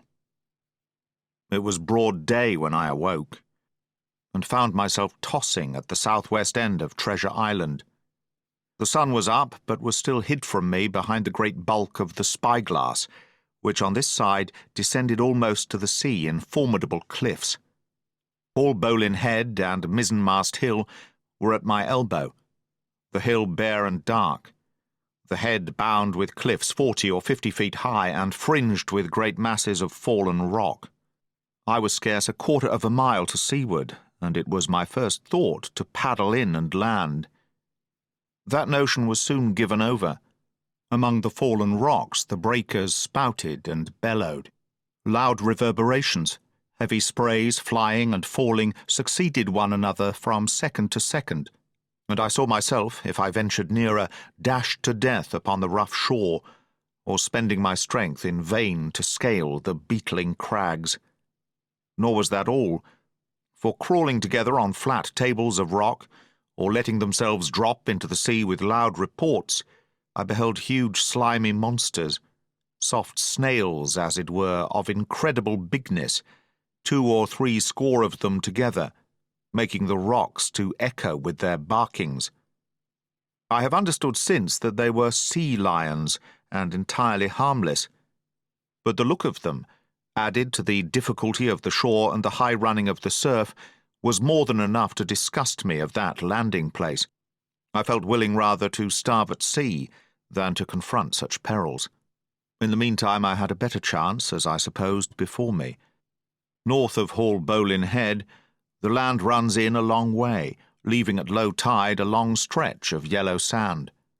To the north of that, again, there comes another cape, Cape of the Woods, as it was marked upon the chart, buried in tall green pines, which descended to the margin of the sea.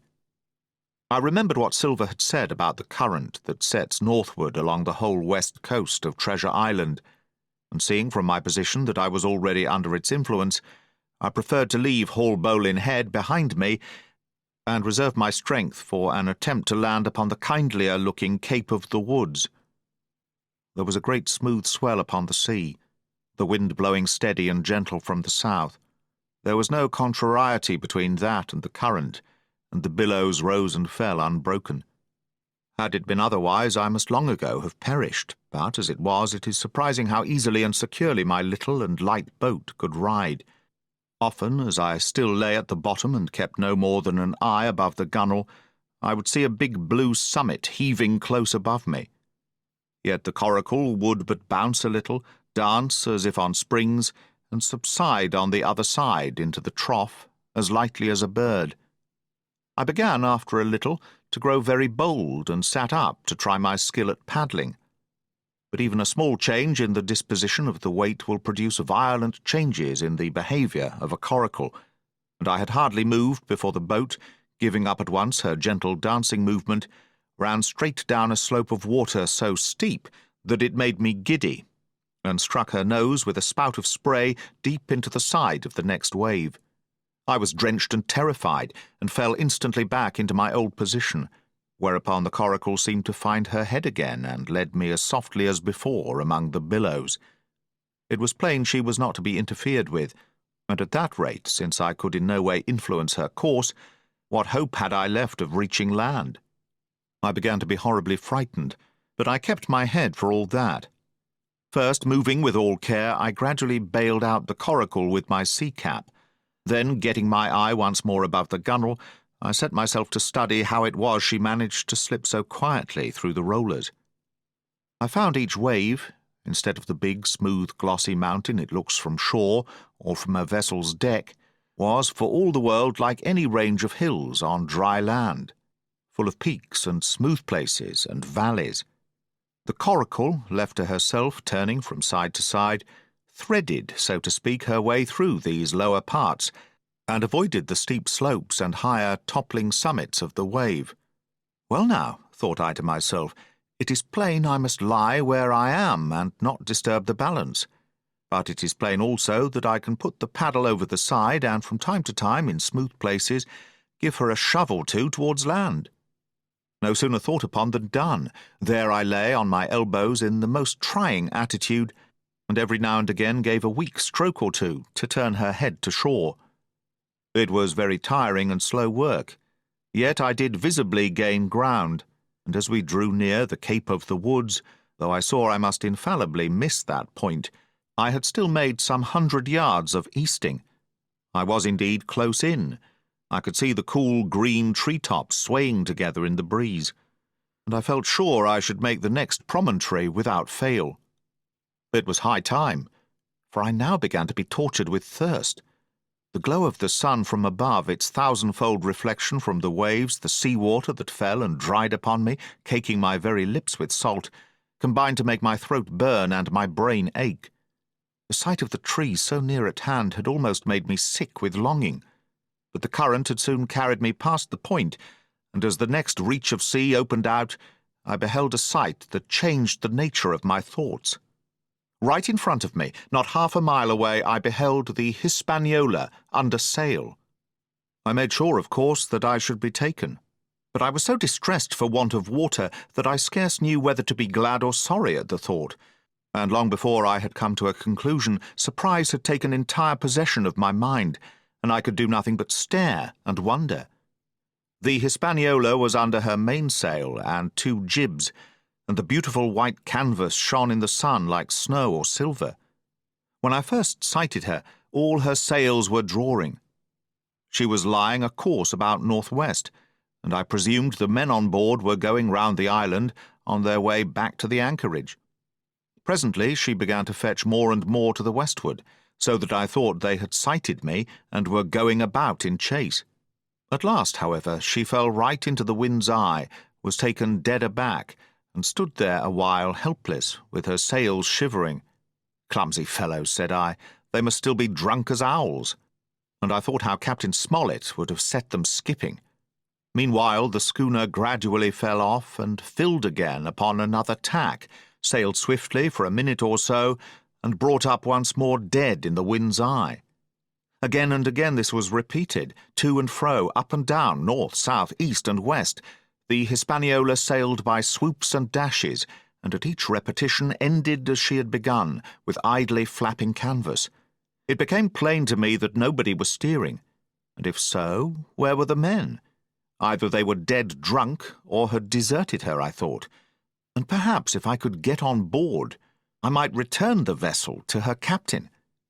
The current was bearing coracle and schooner southward at an equal rate. As for the latter's sailing, it was so wild and intermittent, and she hung each time so long in irons, that she certainly gained nothing, if she did not even lose. If only I dared to sit up and paddle, I made sure that I could overhaul her.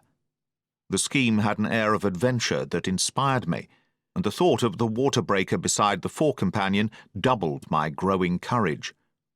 Up I got, was welcomed almost instantly by another cloud of spray, but this time stuck to my purpose and set myself with all my strength and caution to paddle after the unsteered Hispaniola. Once I shipped a sea so heavy that I had to stop and bail, with my heart fluttering like a bird. But gradually I got into the way of the thing and guided my coracle among the waves, with only now and then a blow upon her bows and a dash of foam in my face. I was now gaining rapidly on the schooner. I could see the brass glisten on the tiller as it banged about, and still no soul appeared upon her decks. I could not choose but suppose she was deserted. If not, the men were lying drunk below, where I might batten them down perhaps, and do what I chose with the ship. For some time she had been doing the worst thing possible for me, standing still. She headed nearly due south, yawing, of course, all the time. Each time she fell off, her sails partly filled, and these brought her in a moment right to the wind again. I have said this was the worst thing possible for me, for helpless as she looked in this situation, with the canvas cracking like cannon and the blocks trundling and banging on the deck, she still continued to run away from me, not only with the speed of the current, but by the whole amount of her leeway, which was naturally great. But now at last I had my chance. The breeze fell for some seconds very low, and the current gradually turning her, the Hispaniola revolved slowly round her centre and at last presented me her stern, with the cabin window still gaping open and the lamp over the table still burning on into the day. The mainsail hung drooped like a banner. She was stock still but for the current. For the last little while I had even lost, but now, redoubling my efforts, I began once more to overhaul the chase. I was not 100 yards from her when the wind came again in a clap. She filled on the port tack and was off again, stooping and skimming like a swallow. My first impulse was one of despair, but my second was towards joy. Round she came till she was broadside onto me, round still till she had covered a half and then 2/3 and then 3/4 of the distance that separated us. I could see the waves boiling white under her forefoot. Immensely tall she looked to me from my low station in the coracle. And then, of a sudden, I began to comprehend. I had scarce time to think, scarce time to act and save myself. I was on the summit of one swell when the schooner came stooping over the next. The bowsprit was over my head. I sprang to my feet and leapt, stamping the coracle under water. With one hand I caught the jib boom, while my foot was lodged between the stay and the brace.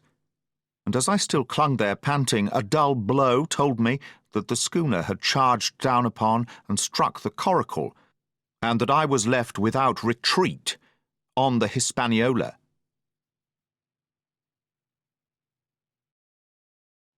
"25. I strike the Jolly Roger." I had scarce gained a position on the bowsprit when the flying jib flapped and filled upon the other tack with a report like a gun. The schooner trembled to her keel under the reverse, but next moment, the other sails still drawing, the jib flapped back again and hung idle. This had nearly tossed me off into the sea, and now I lost no time, crawled back along the bowsprit and tumbled head foremost on the deck.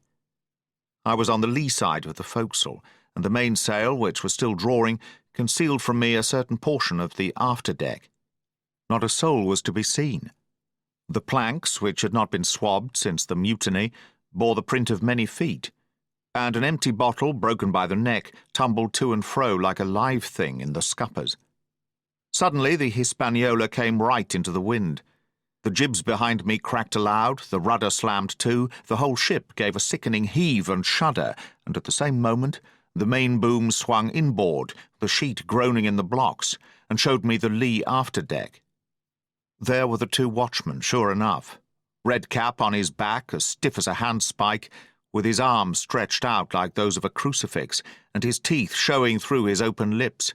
Israel hands propped against the bulwarks, his chin on his chest, his hands lying open before him on the deck, his face as white under its tan as a tallow candle. For a while the ship kept bucking and sidling like a vicious horse, the sails filling, now on one tack, now on another, and the boom swinging to and fro till the mast groaned aloud under the strain. Now and again, too, there would come a cloud of light sprays over the bulwark, and a heavy blow of the ship's bows against the swell. So much heavier weather was made of it by this great rigged ship than by my home-made lopsided coracle, now gone to the bottom of the sea. At every jump of the schooner, Redcap slipped to and fro, but what was ghastly to behold, neither his attitude nor his fixed, teeth-disclosing grin was any way disturbed by this rough usage. At every jump, too, Hans appeared still more to sink into himself and settle down upon the deck, his feet sliding ever the farther out and the whole body canting towards the stern, so that his face became little by little hid from me, and at last I could see nothing beyond his ear and the frayed ringlet of one whisker. At the same time I observed around both of them splashes of dark blood upon the planks, and began to feel sure that they had killed each other in their drunken wrath. While I was thus looking and wondering in a calm moment when the ship was still, Israel Hands turned partly round, and with a low moan writhed himself back to the position in which I had seen him first. The moan, which told of pain and deadly weakness, and the way in which his jaw hung open, went right to my heart. But when I remembered the talk I had overheard from the apple barrel, all pity left me. I walked aft until I reached the mainmast. "Come aboard, Mr. Hands," I said ironically. He rolled his eyes round heavily, but he was too far gone to express surprise. All he could do was to utter one word: "Brandy." It occurred to me there was no time to lose, and dodging the boom as it once more lurched across the deck, I slipped aft and down the companion stairs into the cabin. It was such a scene of confusion as you can hardly fancy. All the lockfast places had been broken open in quest of the chart. The floor was thick with mud where ruffians had sat down to drink or consult after wading in the marshes round their camp. The bulkheads, all painted in clear white and beaded round with gilt, bore a pattern of dirty hands. Dozens of empty bottles clinked together in corners to the rolling of the ship. One of the doctor's medical books lay open on the table, half of the leaves gutted out, I suppose, for pipe lights. In the midst of all this, the lamp still cast a smoky glow, obscure and brown as umber. I went into the cellar. All the barrels were gone, and of the bottles a most surprising number had been drunk out and thrown away. Certainly, since the mutiny began, not a man of them could ever have been sober. Foraging about, I found a bottle with some brandy left, for Hands, and for myself I routed out some biscuit, some pickled fruits, a great bunch of raisins, and a piece of cheese. With these I came on deck, put down my own stock behind the rudder head and well out of the coxswain's reach, went forward to the water breaker and had a good deep drink of water, and then, and not till then, gave Hands the brandy. He must have drunk a gill before he took the bottle from his mouth. "Aye," said he, "by thunder, but I wanted some of that." I had sat down already in my own corner and begun to eat. "Much hurt?" I asked him. He grunted, or rather I might say he barked. "If that doctor was aboard," he said, "I'd be right enough in a couple of turns. But I don't have no manner of luck, you see, and that's what's the matter with me. As for that swab, he's good and dead, he is," he added, indicating the man with the red cap. "He won't no seaman anyhow. And where mought you have come from?" "Well," said I, "I've come aboard to take possession of this ship, Mr. Hands, and you'll please regard me as your captain until further notice." He looked at me sourly enough, but said nothing. Some of the colour had come back into his cheeks, though he still looked very sick and still continued to slip out and settle down as the ship banged about. "By the by," I continued, "I can't have these colours, Mr. Hands, and by your leave I'll strike 'em. Better none than these." And again, dodging the boom, I ran to the colour lines, handed down their cursed black flag, and chucked it overboard. "God save the King," said I, waving my cap, "and there's an end to Captain Silver." He watched me keenly and slyly, his chin all the while on his breast. "I reckon," he said at last, "I reckon, Captain Hawkins, you'll kind of want to get ashore now. S'pose we talks?" "Why, yes," says I, "with all my heart, Mr. Hands. Say on." And I went back to my meal with a good appetite. "This man," he began, nodding feebly at the corpse, "O'Brien were his name, a rank Irelander. This man and me got the canvas on her, meaning for to sail her back. Well, he's dead now, he is, as dead as bilge. And who's to sail this ship, I don't see. Without I gives you a hint, you ain't that man, as far as I can tell. Now look here, you gives me food and drink, and an old scarf or handkerchief to tie my wound up, you do, and I'll tell you how to sail her, and that's about square all round, I take it. I'll tell you one thing," says I, "I'm not going back to Captain Kidd's anchorage. I mean to get her into North Inlet and beach her quietly there." "To be sure you did," he cried. "Why, I ain't such an infernal lubber after all. I can see, can't I? I've tried my fling, I have, and I've lost, and it's you has the wind of me. North Inlet? Why, I haven't no choice, not I. I'd help you sail her up to Execution Dock, by thunder, so I would." Well, as it seemed to me there was some sense in this, we struck our bargain on the spot. In 3 minutes I had the Hispaniola sailing easily before the wind along the coast of Treasure Island, with good hopes of turning the northern point ere noon, and beating down again as far as North Inlet before high water, when we might beach her safely and wait till the subsiding tide permitted us to land. Then I lashed the tiller and went below to my own chest, where I got a soft silk handkerchief of my mother's. With this, and with my aid, Hans bound up the great bleeding stab he had received in the thigh, and after he had eaten a little and had a swallow or two more of the brandy, he began to pick up visibly, sat straighter up, spoke louder and clearer, and looked in every way another man. The breeze served us admirably. We skimmed before it like a bird, the coast of the island flashing by and the view changing every minute. Soon we were past the highlands and bowling beside low, sandy country, sparsely dotted with dwarf pines, and soon we were beyond that again, and had turned the corner of the rocky hill that ends the island on the north. I was greatly elated with my new command, and pleased with the bright, sunshiny weather and these different prospects of the coast. I had now plenty of water and good things to eat, and my conscience, which had smitten me hard for my desertion, was quieted by the great conquest I had made. I should, I think, have had nothing left me to desire but for the eyes of the coxswain as they followed me derisively about the deck, and the odd smile that appeared continually on his face. It was a smile that had in it something both of pain and weakness, a haggard old man's smile, but there was, besides that, a grain of derision, a shadow of treachery in his expression, as he craftily watched and watched, and watched me at my work.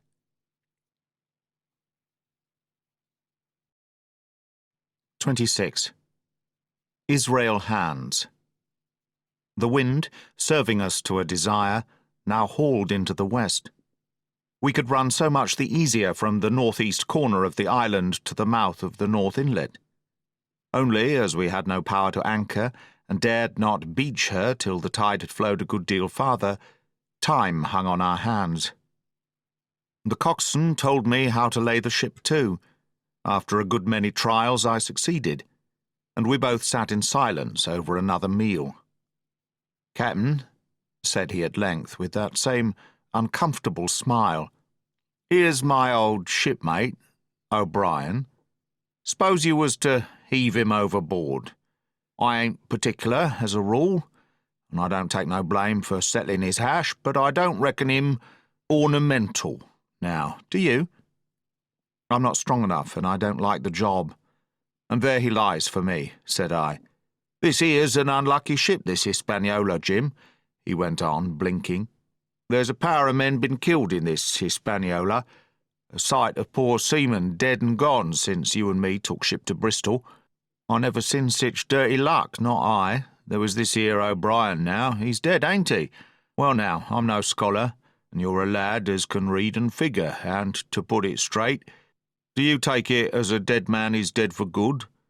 Or do he come alive again? You can kill the body, Mr. Hans, but not the spirit. You must know that already," I replied. "O'Brien there is in another world, and may be watching us." "Ah," says he, "well, that's unfortunate. 'Pears as if killing parties was a waste of time.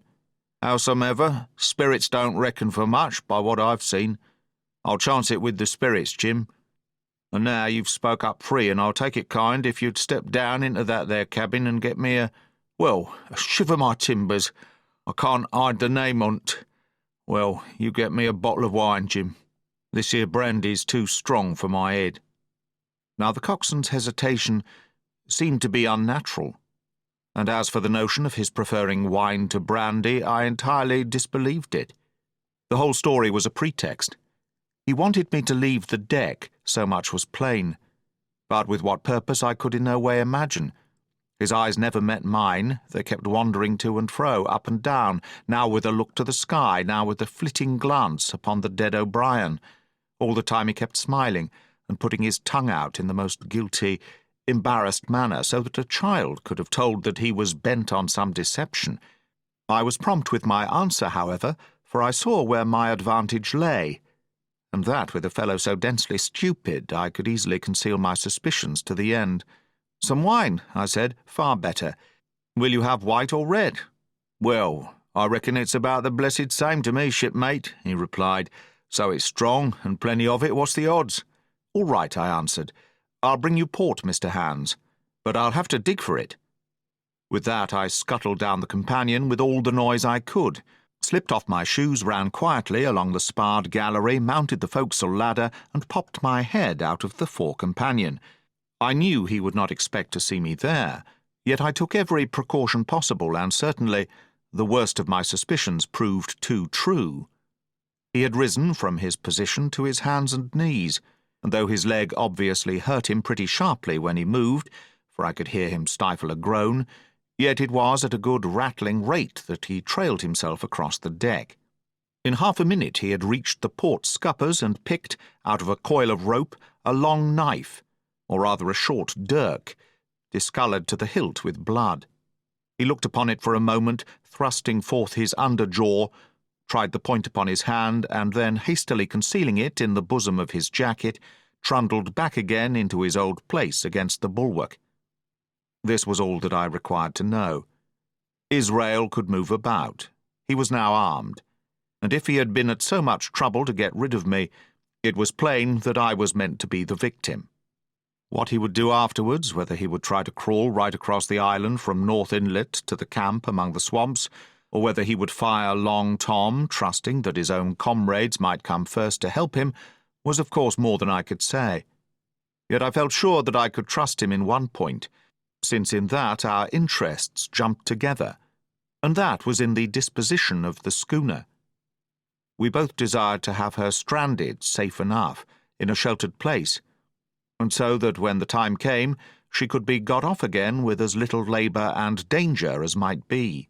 And until that was done, I considered that my life would certainly be spared. While I was thus turning the business over in my mind, I had not been idle with my body. I had stolen back to the cabin, slipped once more into my shoes, and laid my hand at random on a bottle of wine, and now, with this for an excuse, I made my reappearance on the deck.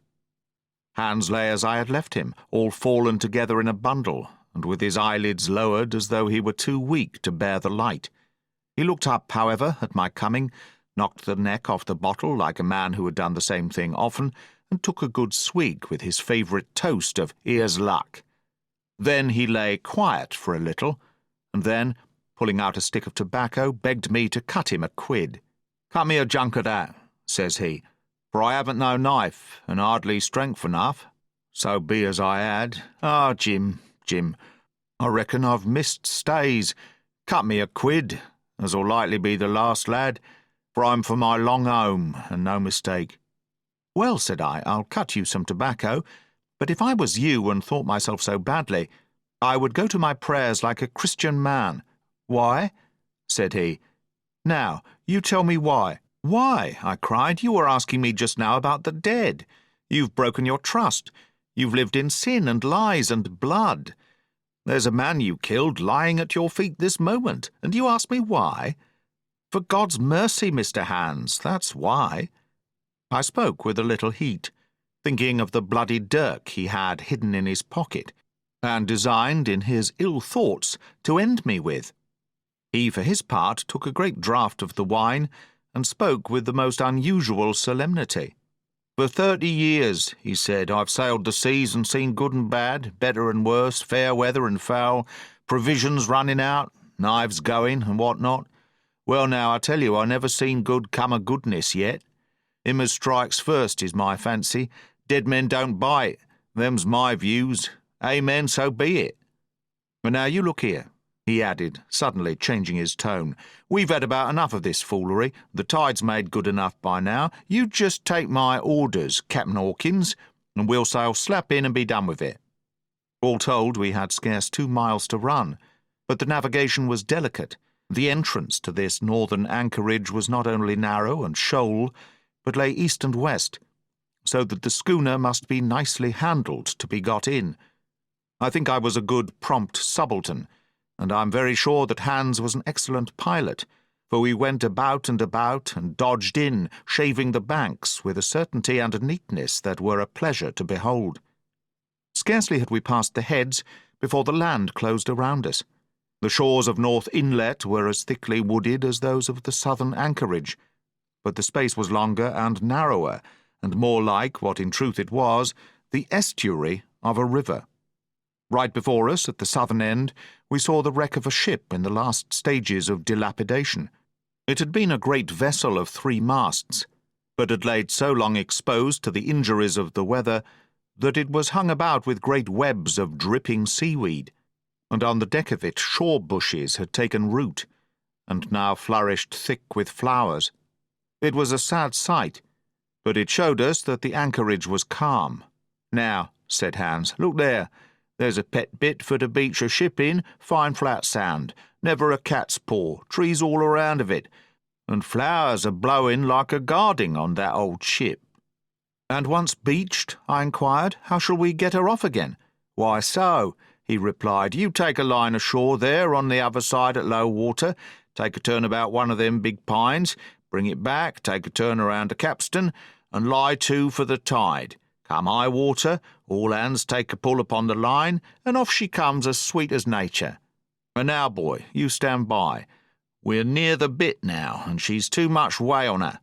Starboard a little, so. Steady, starboard. Larboard a little. Steady, steady."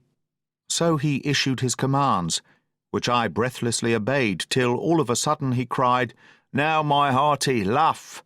and I put the helm hard up, and the Hispaniola swung round rapidly and ran stem on for the low wooded shore. The excitement of these last manoeuvres had somewhat interfered with the watch I had kept hitherto, sharply enough, upon the coxswain. Even then I was still so much interested, waiting for the ship to touch, that I had quite forgot the peril that hung over my head, and stood craning over the starboard bulwarks and watching the ripples spreading wide before the bows. I might have fallen without a struggle for my life, had not a sudden disquietude seized upon me and made me turn my head. Perhaps I had heard a creak or seen his shadow moving with the tail of my eye. Perhaps it was an instinct like a cat's, but sure enough, when I looked round, there was Hans, already halfway towards me, with the dirk in his right hand. We must both have cried out loud when our eyes met, but while mine was the shrill cry of terror, his was a roar of fury like a charging bully's. At the same instant he threw himself forward, and I leapt sideways towards the bows. As I did so, I let go of the tiller, which sprang sharp to leeward, and I think this saved my life, for it struck Hans across the chest and stopped him for the moment dead. Before he could recover, I was safe out of the corner where he had me trapped, with all the deck to dodge about. Just forward of the mainmast I stopped, drew a pistol from my pocket, took a cool aim, though he had already turned, and was once more coming directly after me, and drew the trigger. The hammer fell, but there followed neither flash nor sound. The priming was useless with sea-water. I cursed myself for my neglect. Why had I not long before reprimed and loaded my only weapons?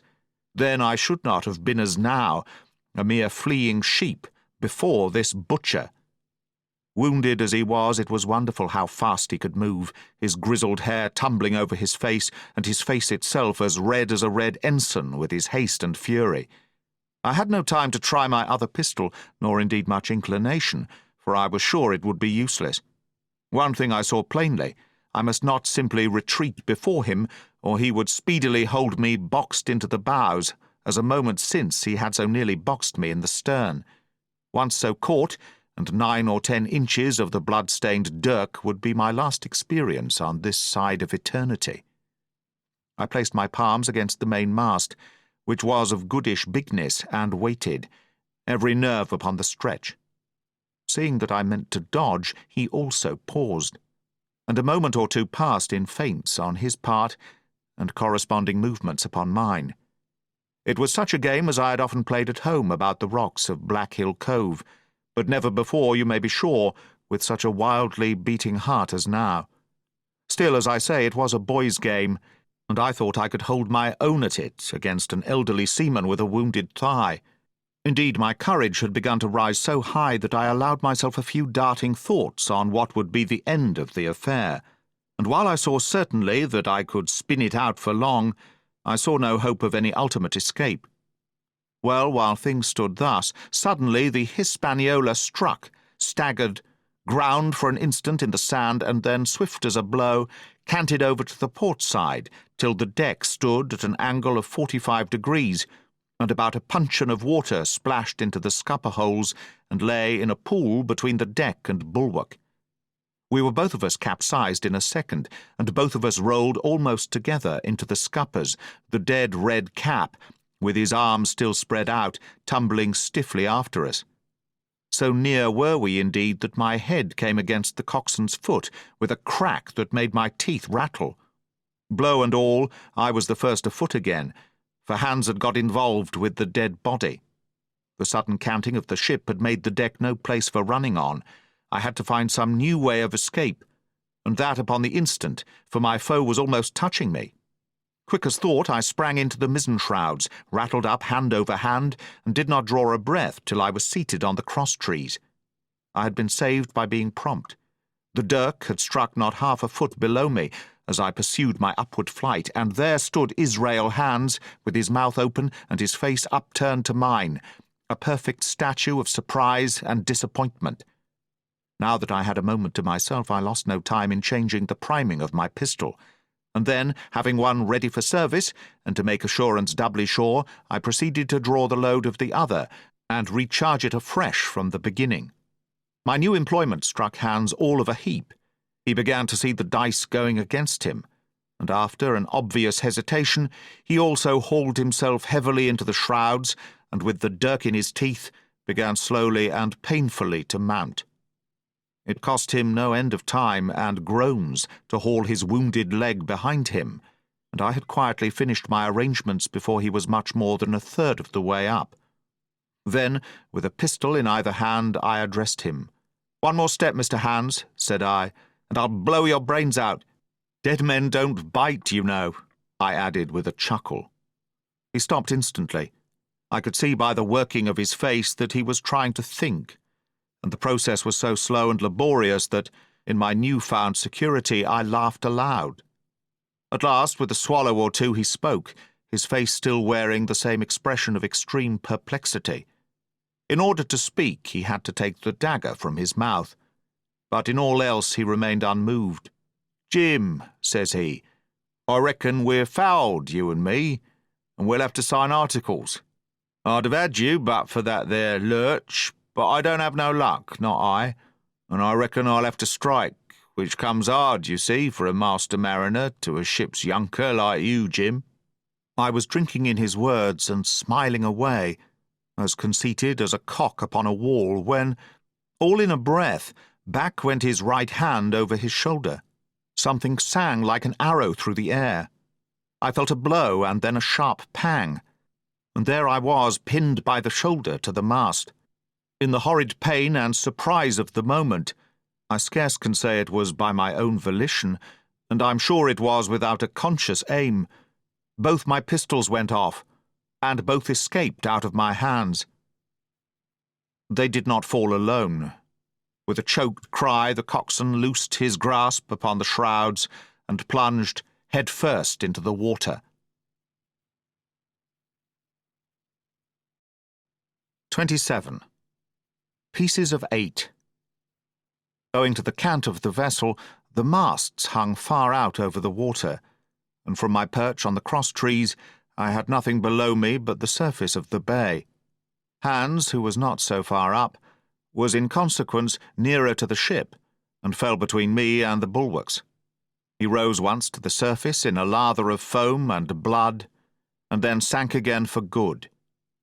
As the water settled, I could see him lying huddled together on the clean, bright sand, in the shadow of the vessel's sides. A fish or two whipped past his body. Sometimes, by the quivering of the water, he appeared to move a little, as if he were trying to rise.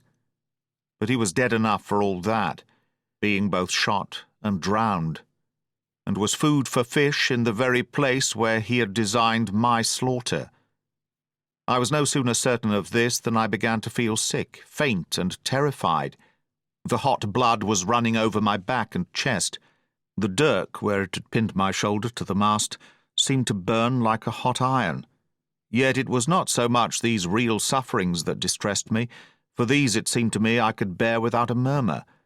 It was the horror I had upon my mind of falling from the cross-trees into that still green water beside the body of the coxswain.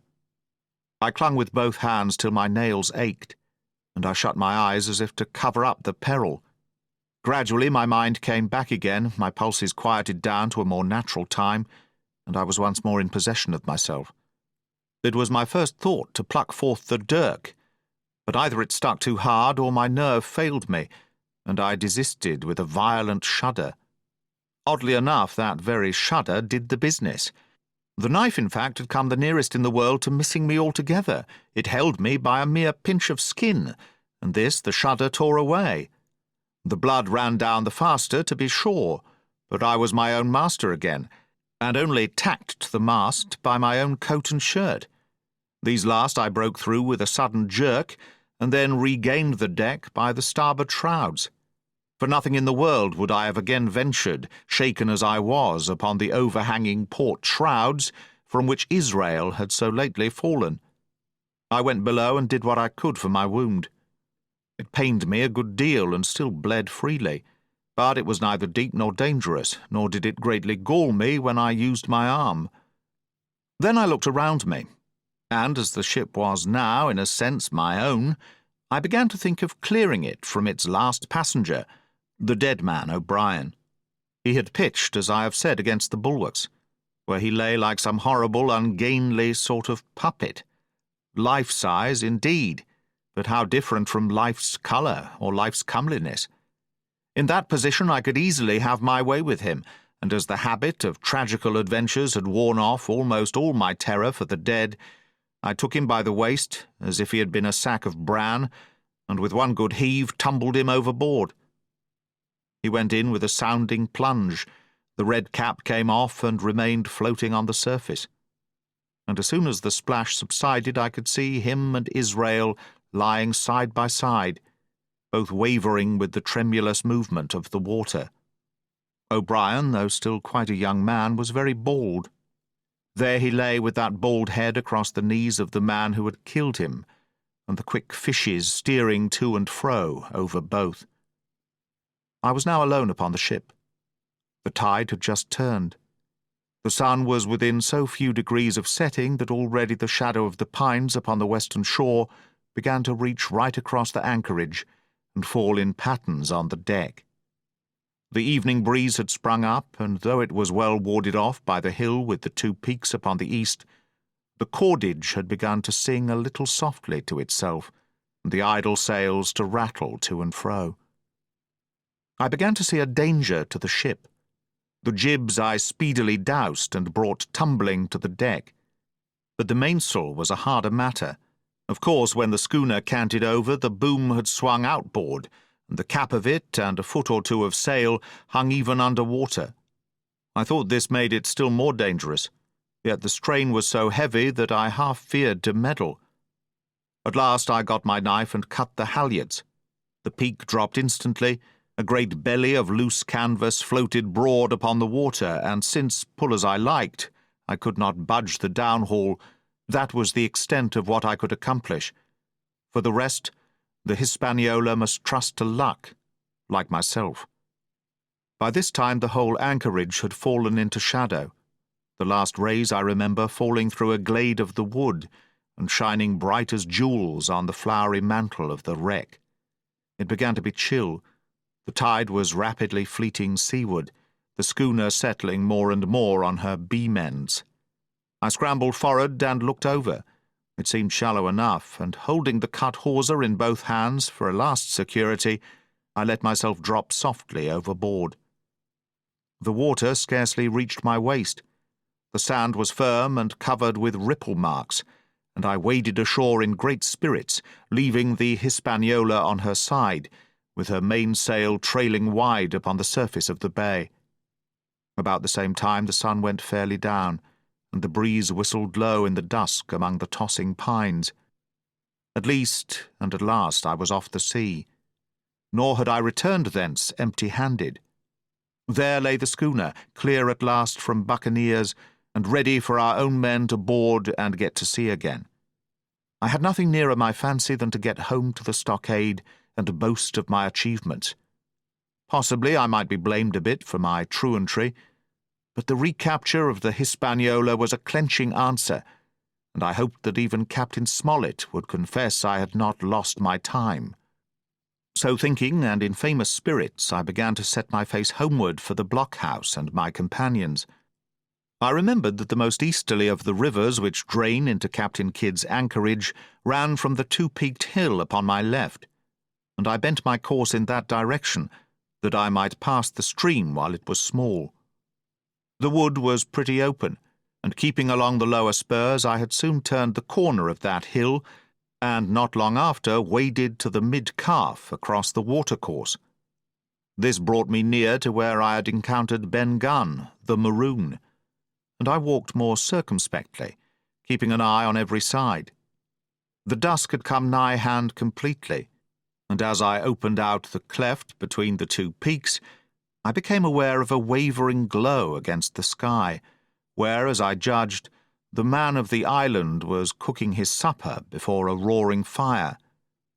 And yet I wondered in my heart that he should show himself so careless, for if I could see this radiance, might it not reach the eyes of Silver himself, where he camped upon the shore among the marshes? Gradually the night fell blacker. It was all I could do to guide myself even roughly towards my destination. The double hill behind me and the spyglass on my right hand loomed faint and fainter. The stars were few and pale, and in the low ground where I wandered I kept tripping among bushes and rolling into sandy pits. Suddenly a kind of brightness fell about me. I looked up.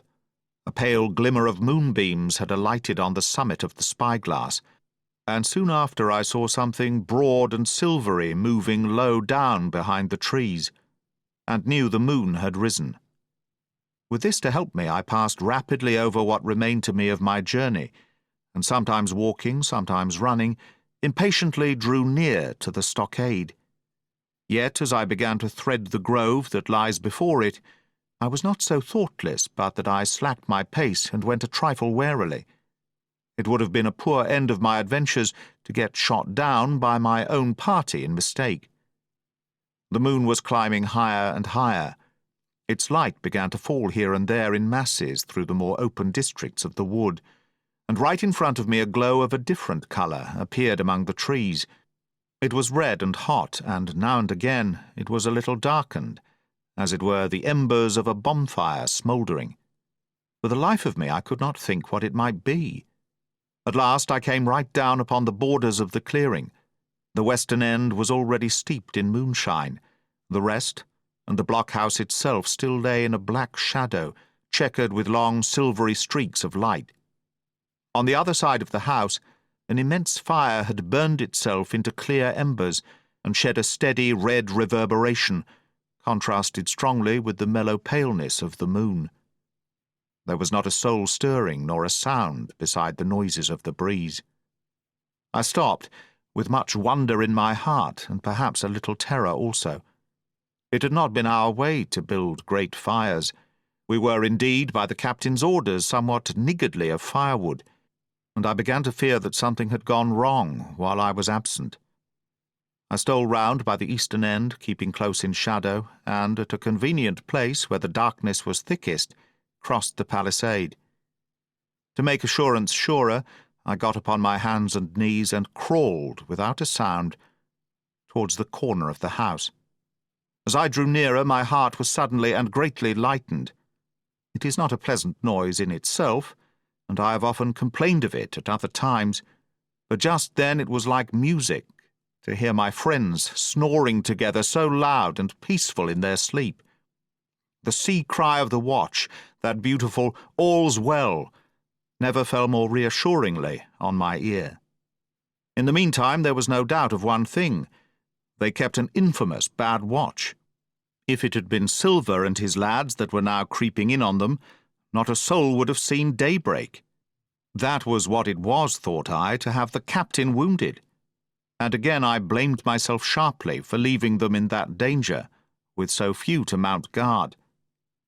By this time I had got to the door and stood up. All was dark within, so that I could distinguish nothing by the eye. As for sounds, there was the steady drone of the snorers, and a small occasional noise, a flickering or pecking that I could in no way account for. With my arms before me, I walked steadily in. I should lie down in my own place, I thought with a silent chuckle, and enjoy their faces when they found me in the morning. My foot struck something yielding. It was a sleeper's leg, and he turned and groaned, but without awaking. And then, all of a sudden, a shrill voice broke forth out of the darkness. "Pieces of 8, pieces of 8, pieces of 8, pieces of 8, pieces of 8, and so forth, without pause or change, like the clacking of a tiny mill. Silver's green parrot, Captain Flint.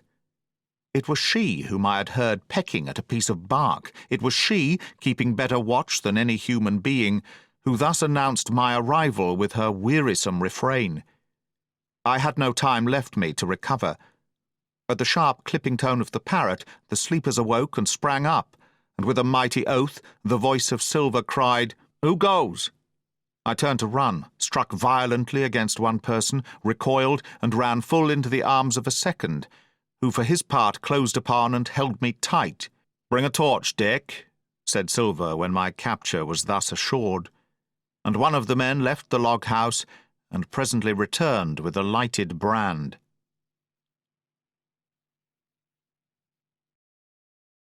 Part 6. Captain Silver. 28. In the enemy's camp. The red glare of the torch, lighting up the interior of the blockhouse, showed me the worst of my apprehensions realized. The pirates were in possession of the house and stores. There was the cask of cognac. There were the pork and bread, as before. And what tenfold increased my horror, not a sign of any prisoner. I could only judge that all had perished, and my heart smote me sorely that I had not been there to perish with them. There were 6 of the buccaneers, all told. Not another man was left alive. 5 of them were on their feet, flushed and swollen, suddenly called out of the first sleep of drunkenness. The 6th had only risen upon his elbow. He was deadly pale, and the blood-stained bandage round his head told that he had recently been wounded, and still more recently dressed. I remembered the man who had been shot, and had run back among the woods in the great attack, and doubted not that this was he. The parrot sat, preening her plumage, on Long John's shoulder. He himself, I thought, looked somewhat paler and more stern than I was used to. He still wore the fine broadcloth suit in which he had fulfilled his mission, but it was bitterly the worse for wear, daubed with clay and torn with the sharp briars of the wood. "So," said he, "here's Jim Hawkins, shiver my timbers, dropped in like, eh? Well, come, I take that friendly." And thereupon he sat down across the brandy cask and began to fill a pipe. "Give me a loan of the link, Dick," said he, and then, when he had a good light, "That'll do, lad," he added. "Stick the glim in the wood-heap, and you, gentlemen, bring yourselves to. You needn't stand up for Mr. Hawkins. He'll excuse you, you may lay to that, and so, Jim," stopping the tobacco, "here you were, and quite a pleasant surprise for poor old John. I see you were smart when first I set my eyes on you, but this here gets away from me clean, it do." To all this, as may be well supposed, I made no answer. They had set me with my back against the wall, and I stood there looking Silver in the face, pluckily enough, I hope, to all outward appearance, but with black despair in my heart. Silver took a whiff or two of his pipe with great composure, and then ran on again. "Now, you see, Jim, so be as you are here," says he, "I'll give you a piece of my mind. I've always liked you, I have, for a lad of spirit, the picture of my own self when I was young and handsome. I always wanted you to join and take your share and die a gentleman, and now, my cock, you've got to. Captain Smollett's a fine seaman, as I'll own up to any day, but stiff on discipline. Duty is duty, says he, and right he is. Just you keep clear of the captain. The doctor himself is gone dead again you. Ungrateful scamp was what he said, and the short and the long of the whole story is about here. You can't go back to your own lot, for they won't have you. And without you start a third ship's company all by yourself, which might be lonely, you'll have to join with Captain Silver. So far so good. My friends then were still alive, and though I partly believed the truth of Silver's statement that the cabin party were incensed at me for my desertion, I was more relieved than distressed by what I heard. "I don't say nothing as to your being in our hands," continued Silver, "though there you are, and you may lay to it. I'm all for argument. I never seen good come out of threatening. If you like the service, well, you'll join, and if you don't, Jim, why, you're free to answer no. Free and welcome, shipmate. And if e'er it can be said by mortal seamen, shiver my sides." "Am I to answer, then?" I asked with a very tremulous voice. Through all this sneering talk I was made to feel the threat of death that overhung me, and my cheeks burned and my heart beat painfully in my breast. "Lad," said Silver, "no one's a-pressing of you. Take your bearings. None of us won't hurry you, mate. Time goes so pleasant in your company, you see." "Well," says I, growing a bit bolder, "if I'm to choose, I declare I have a right to know what's what, and why you're here, and where my friends are." "What's what?" repeated one of the buccaneers in a deep growl. "Oh, he'd be a lucky one as knowed that." "You'll p'raps batten down your hatches till you're spoke to, my friend," cried Silver truculently to this speaker, and then in his first gracious tones he replied to me. "Yesterday morning, Mr. Hawkins," said he, "in the dog-watch, down came Dr. Livesey with a flag of truce. Says he, 'Captain Silver, you're sold out. Ship's gone.' Well, maybe we'd been taking a glass, and a song to help it round. I won't say no. Leastwise, none of us had looked out. We looked out, and by thunder the old ship was gone. I never seen a pack of fools look fishier, and you may lay to that, if I tells you that looked the fishiest. Well, says the doctor, let's bargain. We bargained, him and I, and here we are. Stores, brandy, blockhouse, the firewood you was thoughtful enough to cut, and in a manner of speaking, the whole blessed boat from Cross Trees to Kelson. As for them, they've tramped. I don't know where's they are." He drew again quietly at his pipe. "And lest you should take it into that head of yours," he went on, "that you was included in the treaty, here's the last word that was said. 'How many are you,' says I, 'to leave?' 4, says he, 4, and one of us wounded. As for that boy, I don't know where he is, confound him,' says he, 'nor I don't much care. We're about sick of him.' These was his words." "Is that all?" I asked. "Well, it's all that you're to hear, my son," returned Silver. "And now I am to choose?" "And now you are to choose, and you may lay to that," said Silver. "Well," said I, "I'm not such a fool, but I know pretty well what I have to look for. Let the worst come to the worst. It's little I care. I've seen too many die since I fell in with you. But there's a thing or two I have to tell you," I said, and by this time I was quite excited. "And the first is this. Here you are, in a bad way, ship lost, treasure lost, men lost, your whole business gone to wreck. And if you want to know who did it, it was I. I was in the apple barrel the night we sighted land, and I heard you, John, and you, Dick Johnson, and Hans, who is now at the bottom of the sea, and told every word you said before the hour was out. And as for the schooner, it was I who cut her cable, and it was I that killed the men you had aboard of her, and it was I who brought her where you'll never see her more, not one of you. The laugh's on my side. I've had the top of this business from the first. I no more fear you than I fear a fly. Kill me, if you please, or spare me. But one thing I'll say, and no more, if you spare me, bygones are bygones. And when you fellows are in court for piracy, I'll save you all I can. It is for you to choose. Kill another and do yourselves no good, or spare me and keep a witness to save you from the gallows." I stopped, for I tell you I was out of breath, and to my wonder not a man of them moved, but all sat staring at me like as many sheep. And while they were still staring, I broke out again. "And now, Mr. Silver," I said, "I believe you're the best man here, and if things go to the worst, I'll take it kind of you to let the doctor know the way I took it." "I'll bear it in mind," said Silver, with an accent so curious that I could not for the life of me decide whether he were laughing at my request or had been favourably affected by my courage. "I'll put one to that," cried the old mahogany-faced seaman, Morgan by name, whom I had seen in Long John's public house upon the quays of Bristol. "It was him that knowed Black Dog." "Well, and see here," added the sea cook, "I'll put another again to that, by thunder, for it was this same boy that faked the chart from Billy Bones. First and last we've split upon Jim Hawkins." "Then here goes," said Morgan with an oath, and he sprang up, drawing his knife as if he had been 20. "Avast there!" cried Silver. "Who are you, Tom Morgan? Maybe you thought you was captain here, perhaps. By the powers, but I'll teach you better. Cross me, and you'll go where many a good man's gone before you, first and last, these 30 year back. Some to the yard arm, shiver my timbers, and some by the board, and all to feed the fishes. There's never a man looked me between the eyes and seen a good day afterwards, Tom Morgan, you may lay to that." Morgan paused, but a hoarse murmur rose from the others. "Tom's right," said one. "I stood hazing long enough from one," added another. "I'll be hanged if I'll be hazed by you, John Silver."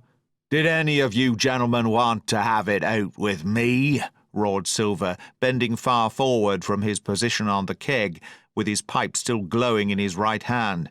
"Put a name on what you're at. You ain't dumb, I reckon. Him that wants shall get it.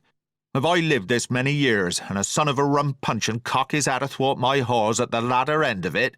You know the way. You're all gentlemen of fortune by your account. Well, I'm ready. Take a cutlass, him that dare, and I'll see the colour of his inside, crutch and all, before that pipe's empty." Not a man stirred. Not a man answered. "That's your sword, is it?" he added, returning his pipe to his mouth. "Well, you're a gay lot to look at anyway. Not much worth to fight, you ain't. Perhaps you can understand King George's English. I'm captain here by 'lection. I'm captain here because I'm the best man by a long sea mile. You won't fight, as gentlemen of fortune should. Then by thunder you'll obey, and you may lay to it. I like that boy now. I never seen a better boy than that. He's more a man than any pair of rats of you in this here house, and what I say is this. Let me see him that'll lay a hand on him. That's what I say, and you may lay to it." There was a long pause after this. I stood straight up against the wall, my heart still going like a sledgehammer, but with a ray of hope now shining in my bosom. Silver leant back against the wall, his arms crossed, his pipe in the corner of his mouth, as calm as though he had been in church. Yet his eye kept wandering furtively, and he kept the tail of it on his unruly followers. They, on their part, drew gradually together towards the far end of the blockhouse, and the low hiss of their whispering sounded in my ear continuously like a stream. One after another they would look up, and the red light of the torch would fall for a second on their nervous faces, but it was not towards me, it was towards Silver that they turned their eyes. "You seem to have a lot to say," remarked Silver, spitting far into the air. "Pipe up, and let me hear it, or lay to." "Ex your pardon, sir," returned one of the men. "You're pretty free with some of the rules. Maybe you'll kindly keep an eye upon the rest. This crew's dissatisfied. This crew don't value bullying and marlin spike. This crew has its rights like other crews. I'll make so free as that, and by your own rules, I take it, we can talk together. I ask your pardon, sir, acknowledging you for to be captain at this present. But I claim my right, and steps outside for a council." And with an elaborate sea salute, this fellow, a long, ill-looking, yellow-eyed man of 35, stepped coolly towards the door and disappeared out of the house. One after another, the rest followed his example, each making a salute as he passed, each adding some apology. "According to rules," said one. "Forecastle council," said Morgan. And so, with one remark or another, all marched out and left Silver and me alone with the torch. The sea cook instantly removed his pipe. "Now look you here, Jim Hawkins," he said in a steady whisper that was no more than audible. "You're within half a plank of death, and what's a long sight worse, of torture. They're going to throw me off, but, you mark, I stand by you through thick and thin. I didn't mean to, no, not till you spoke up. I was about desperate to lose that much blunt and be hanged into the bargain. But I see you was the right sort. I says to myself, you stand by Hawkins, John, and Hawkins'll stand by you. You're his last card, and by the living thunder, John, he's yours. Back to back, says I, you save your witness, and he'll save your neck." I began dimly to understand. "You mean all's lost?" I asked. "Aye, by gum I do," he answered. "Ship gone, neck gone. That's the size of it. Once I looked into that bay, Jim Hawkins, and seen no schooner, well, I'm tough, but I gave out. As for that lot and their counsel, mark me, they're outright fools and cowards. I'll save your life, if so be as I can, from them. But see here, Jim, tit for tat, you save Long John from swinging." I was bewildered. It seemed a thing so hopeless he was asking. He, the old buccaneer, the ringleader throughout. "What I can do, that I'll do," I said. "It's a bargain," cried Long John. "You speak up, Plucky, and by thunder, I've a chance." He hobbled to the torch where it stood propped among the firewood and took a fresh light to his pipe. "Understand me, Jim," he said, returning. "I've head on my shoulders, I have. I'm on Squire's side now. I know you've got that ship safe somewheres. How you done it I don't know, but safe it is. I guess Hans and O'Brien turned soft. I never much believe in neither of them. Now you mark me. I ask no questions, nor I won't let others. I know when a game's up, I do. And I know a lad that's staunch. You that's young, you and me might have done a power of good together." He drew some cognac from the cask into a tin cannikin. "Will you taste, messmate?" he asked, and when I had refused, "Well, I'll take a drain myself, Jim," said he. "I need a corker, for there's trouble on hand. And talking of trouble, why did that doctor give me the chart, Jim?" My face expressed a wonder so unaffected that he saw the needlessness of further questions. Well, he did, though," said he. "And there's something under that, no doubt. Something surely under that, Jim. Bad or good?" And he took another swallow of the brandy, shaking his great fair head, like a man who looks forward to the worst.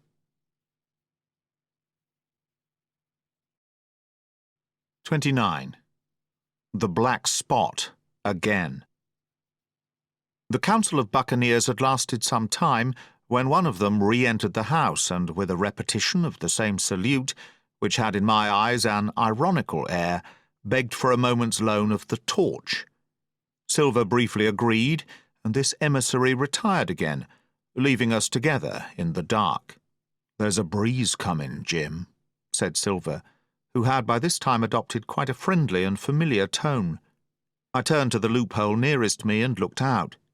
The embers of the great fire had so far burnt themselves out, and now glowed so low and duskily that I understood why these conspirators desired a torch.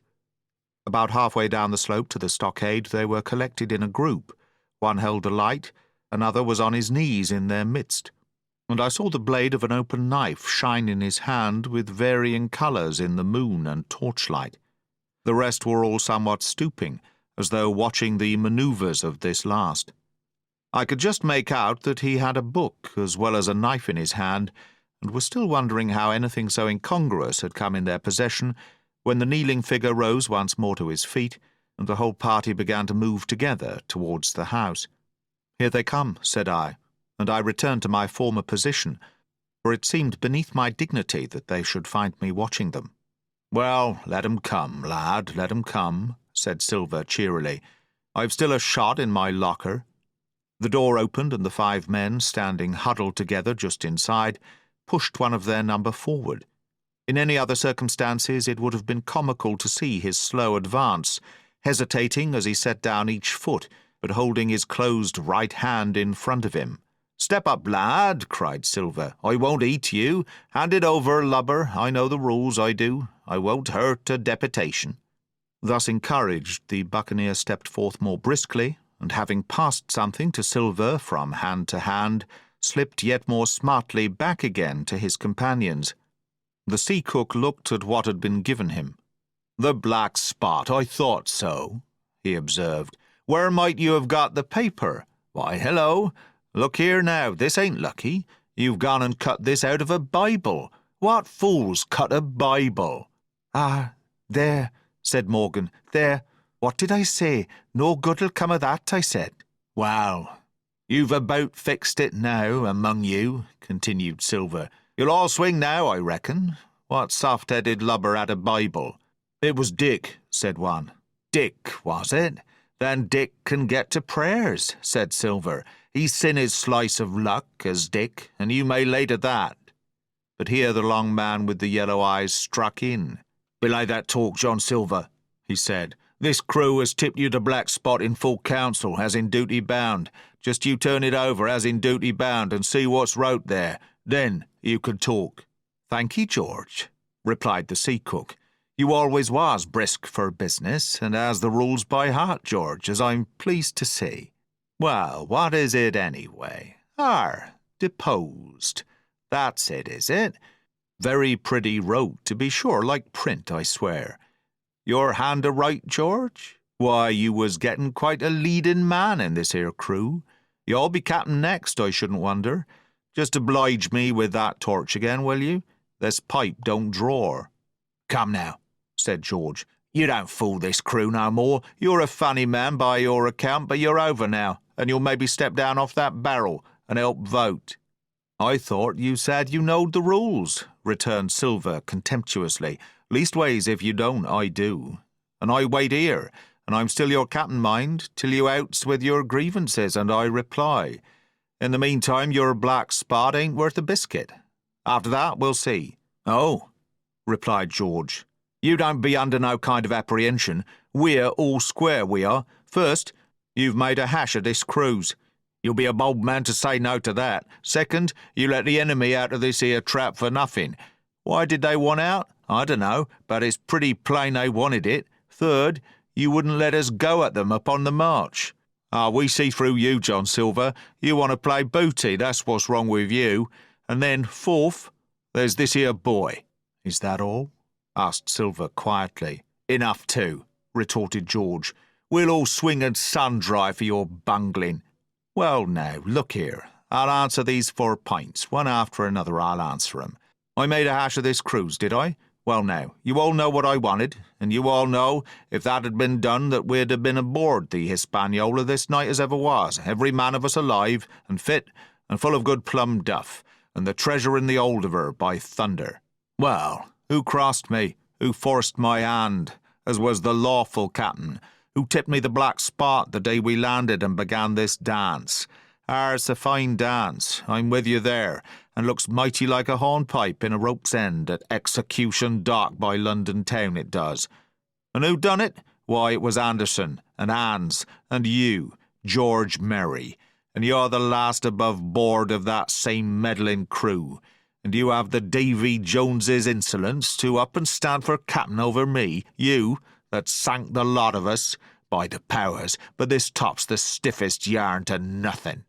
Silver paused, and I could see by the faces of George and his late comrades that these words had not been said in vain.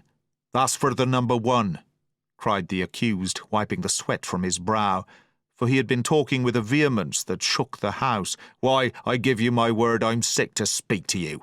You've neither sense nor memory, and I leave it to fancy where your mother's was that let you come to sea. Sea? Gentlemen of fortune, I reckon tailors is your trade." "Go on, John," said Morgan. "Speak up to the others." "The others," returned John. "They're a nice lot, ain't they? You say this cruise is bungled? By gum, if you could understand how bad it's bungled, you would see. We're that near the gibbet that my neck's stiff with thinking on it. You've seen 'em, maybe, hanged in chains, birds about 'em, seamen pinting 'em out as they go down with the tide." "Who's that?" says one. "That? Why, that's John Silver. I knowed him well," says another. "And you can hear the chains a jangle as you go about and reach for the other boy. Now, that's about where we are, every mother's son of us, thanks to him, and Hans and Anderson and other ruination fools of you. And if you want to know about number 4, and that boy, why, shiver my timbers, isn't he a hostage? Are we a-going to waste a hostage? No, not us. He might be our last chance, and I shouldn't wonder. Kill that boy, not me, mates. And number 3? Well, there's a deal to say to number 3. Maybe you don't count it nothing to have a real college doctor to see you every day. You, John, with your head broke, or you, George Murray, that had the ague shakes upon you not 6 hours agone, and has your eyes the colour of lemon peel to this same moment on the clock? And maybe, perhaps you didn't know there was a consort coming either, but there is, and not so long till then. And we'll see who'll be glad to have a hostage when it comes to that. And as for number 2, and why I made a bargain, well, you came crawling on your knees to me to make it. On your knees you came. You was that downhearted. And you'd have starved too if I hadn't. But that's a trifle. You look there. That's why. And he cast down upon the floor a paper that I instantly recognised, none other than the chart on yellow paper, with the 3 red crosses that I had found in the oilcloth at the bottom of the captain's chest. Why the doctor had given it to him was more than I could fancy. But if it were inexplicable to me, the appearance of the chart was incredible to the surviving mutineers. They leapt upon it like cats upon a mouse. It went from hand to hand, one tearing it from another, and by the oaths and the cries and the childish laughter with which they accompanied their examination, you would have thought not only they were fingering the very gold, but were at sea with it, besides, in safety. Yes, said one, that's Flint sure enough, J.F., and a score below, with a clovitch to it. So he done ever. Mighty pretty, said George. But how are we to get away with it? And us, no ship. Silver suddenly sprang up, and supporting himself with a hand against the wall, Now, I give you warning, George, he cried. One more word of your sauce, and I'll call you down and fight you. How? Why, how do I know? You had ought to tell me that. You and the rest that lost me my schooner, with your interference burn you. But not you, you can't. You ain't got the invention of a cockroach. But civil you can speak, and shall, George Murray, you may lay to that. That's fair enow, said the old man Morgan. Fair? I reckon so, said the sea cook. You lost the ship. I found the treasure. Who's the better man at that? And now I resign, by thunder. Elect whom you please to be your captain now. I'm done with it. Silver, they cried. Barbecue forever. Barbecue for captain. So that's the tune, is it? Cried the cook. George, I reckon you'll have to wait another turn, friend. And lucky for you as I'm not a revengeful man. But that was never my way. And now, shipmates, this black spot tain't much good now, is it? Dick's crossed his luck and spoiled his Bible, and that's about all. It'll do to kiss the book on still, won't it? Growled Dick, who was evidently uneasy at the curse he had brought upon himself. A Bible with a bit cut out, returned Silver derisively. Not it. It won't bind no more'n a ballad book. Don't it, though? Cried Dick with a sort of joy. Well, I reckon that's worth having too. Here, Jim, here's a curiosity for you, said Silver, and tossed me the paper. It was around about the size of a crown piece. One side was blank, for it had been the last leaf. The other contained a verse or two of Revelation, these words among the rest, which struck sharply home upon my mind. Without are dogs and murderers. The printed side had been blackened with wood ash, which already began to come off and soil my fingers. On the blank side had been written with the same material the one word, deposed. I have that curiosity beside me at this moment, but not a trace of writing now remains beyond a single scratch, such as a man might make with his thumbnail. That was the end of the night's business. Soon after, with a drink all round, we lay down to sleep, and the outside of Silver's vengeance was to put George Murray up for sentinel and threaten him with death if he should prove unfaithful. It was long ere I could close an eye, and heaven knows I had matter enough for thought in the man whom I had slain that afternoon, in my most perilous position, and above all in the remarkable game that I saw Silver now engaged upon, keeping the mutineers together with one hand, and grasping with the other after every means possible and impossible to make his peace and save his miserable life. He himself slept peacefully and snored aloud, yet my heart was sore for him, wicked as he was. to think on the dark perils that environed and the shameful gibbet that awaited him.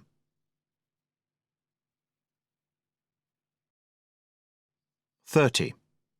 On parole. I was wakened. Indeed, we were all wakened, for I could see even the sentinel shake himself together from where he had fallen against the doorpost, by a clear, hearty voice hailing us from the margins of the wood. "Blockhouse, ahoy!" it cried. "Here's the doctor." And the doctor it was. Although I was glad to hear the sound, yet my gladness was not without admixture. I remembered with confusion my insubordinate and stealthy conduct, and when I saw where it had brought me, among what companions and surrounded by what dangers, I felt ashamed to look him in the face.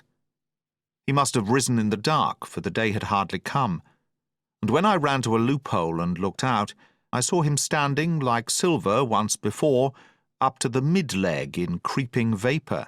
"You, doctor! Top of the morning to you, sir!" cried Silver, broad awake and beaming with good nature in a moment. "Bright and early, to be sure. And it's the early bird, as the saying goes, that gets the rations. George, shake up your timber, son, and help Dr. Livesey over the ship's side. All a-doing well, your patience was, all well and merry." So he pattered on, standing on the hilltop with his crutch under his elbow and one hand upon the side of the log-house, quite the old John in voice, manner, and expression. "We've quite a surprise for you too, sir," he continued. "We've a little stranger here, he. A new boarder and lodger, sir, and looking fit and taut as a fiddle. Slept like a supercargo, he did, right alongside of John, stem to stem we was, all night." Dr. Livesey was by this time across the stockade and pretty near the cook, and I could hear the alteration in his voice as he said, "Not Jim?" "The very same Jim as ever was," says Silver. The doctor stopped outright, although he did not speak, and it was some seconds before he seemed able to move on. Well, he said at last, "duty first and pleasure afterwards, as you might have said yourself, Silver. Let us overhaul these patients of yours." A moment afterwards he had entered the blockhouse, and with one grim nod to me proceeded with his work among the sick. He seemed under no apprehension, though he must have known that his life among these treacherous demons depended on a hair, and he rattled on to his patients as if he were paying an ordinary professional visit in a quiet English family. His manner, I suppose, reacted on the men, for they behaved to him as if nothing had occurred, as if he were still ship's doctor, and they still faithful hands before the mast. "You're doing well, my friend," he said to the fellow with the bandaged head, "and if ever any person had a close shave, it was you. Your head must be as hard as iron. Well, George, how goes it? You're a pretty colour, certainly. Why, your liver, man, is upside down. Did you take that medicine? Did he take that medicine, men?" Aye, sir, he took it, sure enough," returned Morgan, "because you see, since I am mutineer's doctor, or prison doctor, as I prefer to call it," says Dr. Livesey in his pleasantest way, "I make it a point of honour not to lose a man for King George, God bless him, and the gallows." The rogues looked at each other, but swallowed the home thrust in silence. "Dick don't feel well, sir," said one. "Don't he?" replied the doctor. "Well, step up here, Dick, and let me see your tongue. No, I shouldn't be surprised if he did. The man's tongue is fit to frighten the French. Another fever." "Ah, there," said Morgan, "that comed of spilin' Bibles." "That comes, as you call it, of being arrant asses," retorted the doctor, "and not having sense enough to know honest air from poison, and the dry land from a vile pestiferous slough. I think it most probable, though of course it's only an opinion, that you'll all have the deuce to pay before you get that malaria out of your systems. Camp in a bog, would you? Silver, I'm surprised at you. You're less of a fool than many, take you all round, but you don't appear to me to have the rudiments of a notion of the rules of health. Well," he added after he had dosed them round, and they had taken his prescriptions with really laughable humility, more like charity schoolchildren than blood-guilty mutineers and pirates, "well, that's done for today, and now I should wish to have a talk with that boy, please." And he nodded his head in my direction carelessly. George Merry was at the door, spitting and spluttering over some bad-tasted medicine. But at the first word of the doctor's proposal he swung round with a deep flush and cried, "No!" and swore. Silver struck the barrel with his open hand. "Silence!" he roared, and looked about him positively like a lion. "Doctor," he went on in his usual tones, "I was a-thinking of that, knowing as how you had a fancy for the boy. We're all humbly grateful for your kindness, and as you see puts faith in you, and takes the drugs down like that much grog. And I take it I've found a way as'll suit all. Hawkins, will you give me your word of honour as a young gentleman, for a young gentleman you are, although poor born, your word of honour not to slip your cable?" I readily gave the pledge required. "Then, Doctor," said Silver, "you just step outside of that stockade, and once you're there I'll bring the boy down on the inside. And I reckon you can yarn through the spars. Good day to you, sir, and all our duties to the Squire and Captain Smollett." The explosion of disapproval, which nothing but Silver's black looks had restrained, broke out immediately the doctor had left the house. Silver was roundly accused of playing double, of trying to make a separate peace for himself, of sacrificing the interests of his accomplices and victims, and, in one word, of the identical exact thing that he was doing. It seemed to me so obvious in this case that I could not imagine how he was to turn their anger. But he was twice the man the rest were, and his last night's victory had given him a huge preponderance on their minds. He called them all the fools and dolts you can imagine, said it was necessary I should talk to the doctor, fluttered the chart in their faces, asked them if they could afford to break the treaty the very day they were bound a treasure hunting. "No, by thunder," he cried. "It's us must break the treaty when the time comes. Until then, I'll gammon that doctor, if I have to oil his boots with brandy."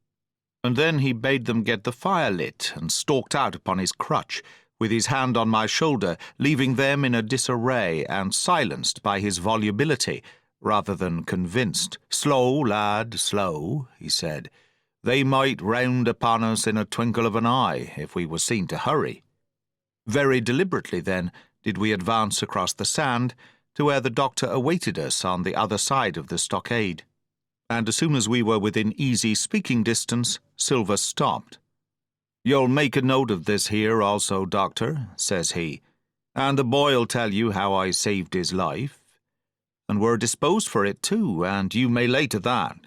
Doctor, when a man's steering as near the wind as me, playing chuck-farthing with the last breath in his body, like, you wouldn't think it too much, mayhap, to give him one good word. You'll please bear in mind it's not my life only now, it's that boy's into the bargain, and you'll speak me fair, Doctor, and give me a bit of hope to go on, for the sake of mercy." Silver was a changed man once he was out there, and had his back to his friends and the blockhouse. His cheeks seemed to have fallen in, his voice trembled, never was a soul more dead in earnest.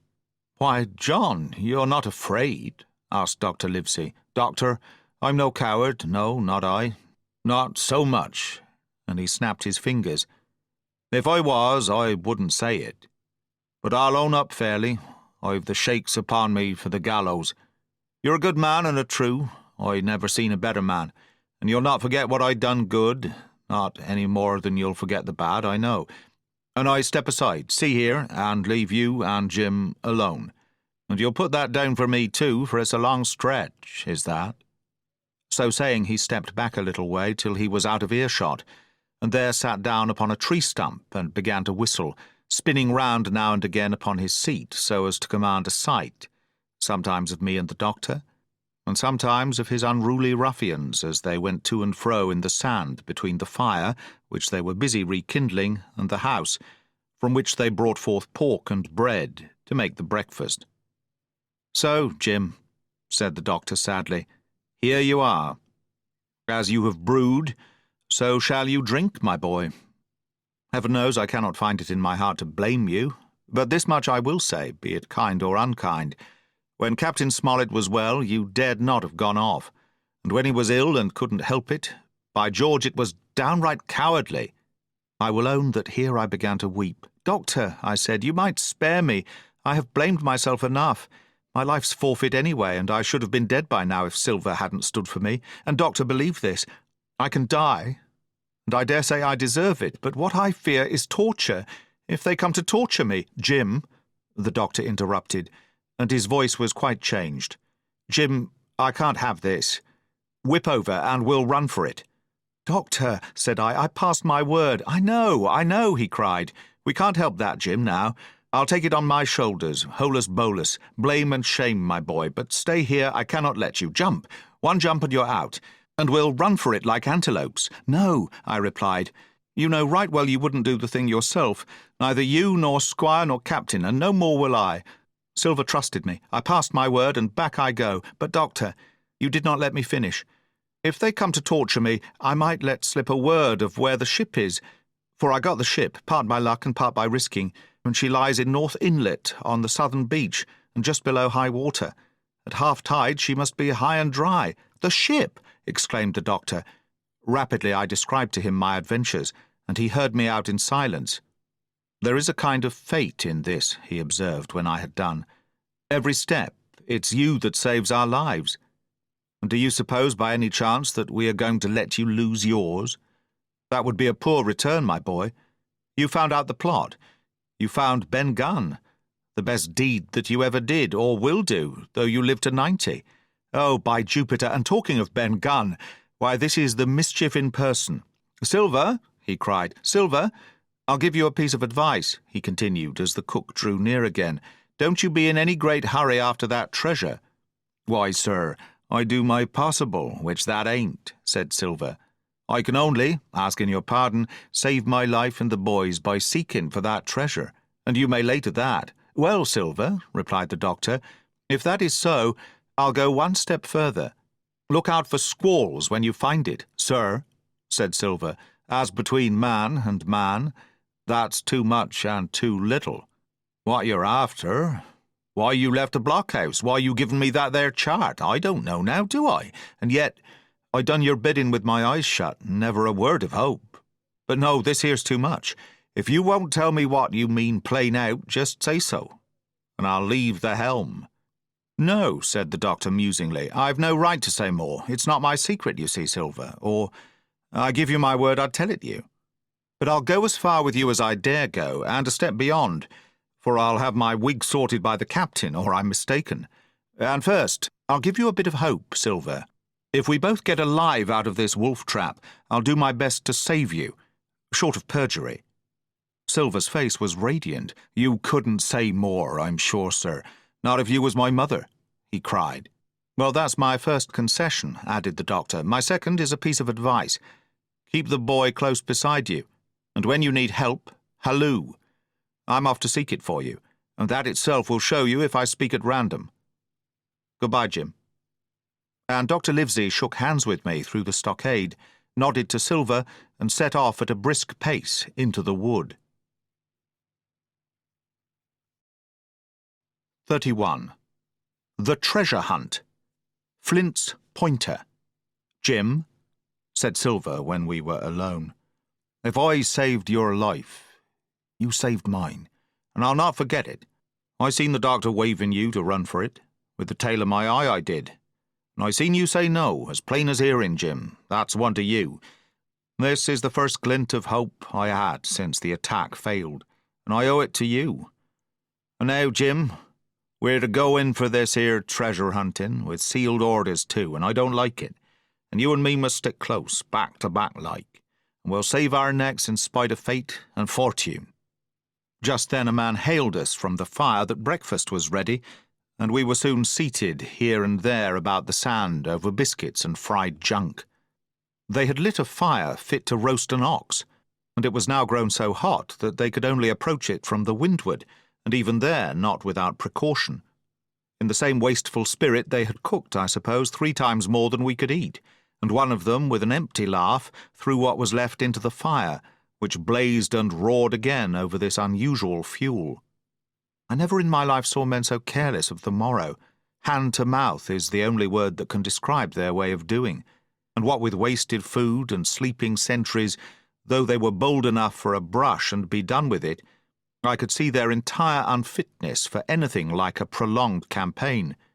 Even Silver, eating away with Captain Flint upon his shoulder, had not a word of blame for their recklessness. and this the more surprised me, for I thought he had never shown himself so cunning as he did then. "Aye, mates," said he, "it's lucky you have barbecue to thank for you with this here head. I got what I wanted, I did. Sure enough, they have the ship. Where they have it, I don't know yet, but once we hit the treasure, we'll have to jump about and find out. And then, mates, us that has the boats, I reckon, has the upper hand." Thus he kept running on, with his mouth full of the hot bacon. Thus he restored their hope and confidence, and, I more than suspect, repaired his own at the same time. "As for hostage," he continued, "that's his last talk, I guess, with them he loves so dear. I've got my piece of news, and thank ye to him for that, but it's over and done. I'll take him in a line when we go treasure hunting, for we'll keep him like so much gold, in case of accidents, you mark, and in the meantime, once we got the ship and treasure both, and off to sea like jolly companions, why then we'll talk Mr. Hawkins over, we will, and we'll give him his share, to be sure, for all his kindness." It was no wonder the men were in a good humour now. For my part, I was horribly cast down. Should the scheme he had now sketched prove feasible, Silver, already doubly a traitor, would not hesitate to adopt it. He had still a foot in either camp, and there was no doubt he would prefer wealth and freedom with the pirates to a bare escape from hanging, which was the best he had to hope on our side. Nay, and even if things so fell out that he was forced to keep his faith with Dr. Livesey, even then, what danger lay before us? What a moment that would be when the suspicions of his followers turned to certainty, and he and I should have to fight for dear life, he a cripple and I a boy, against 5 strong and active seamen. Add to this double apprehension the mystery that still hung over the behaviour of my friends, their unexplained desertion of the stockade, their inexplicable cession of the chart, or harder still to understand, the doctor's last warning to Silver, "Look out for squalls when you find it," and you will readily believe how little taste I found in my breakfast, and with how uneasy a heart I set forth behind my captors on the quest for treasure. We made a curious figure had anyone been there to see us, all in soiled sailor clothes, and all but me armed to the teeth.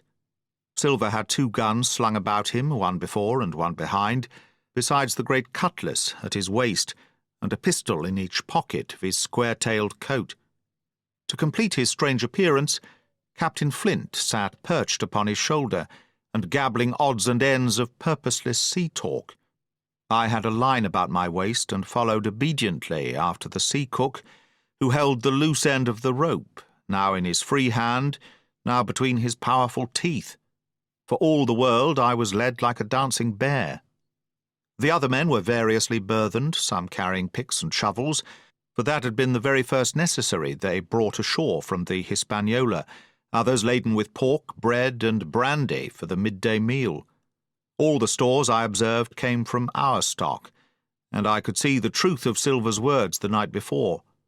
Had he not struck a bargain with the doctor, he and his mutineers, deserted by the ship, must have been driven to subsist on clear water and the proceeds of their hunting.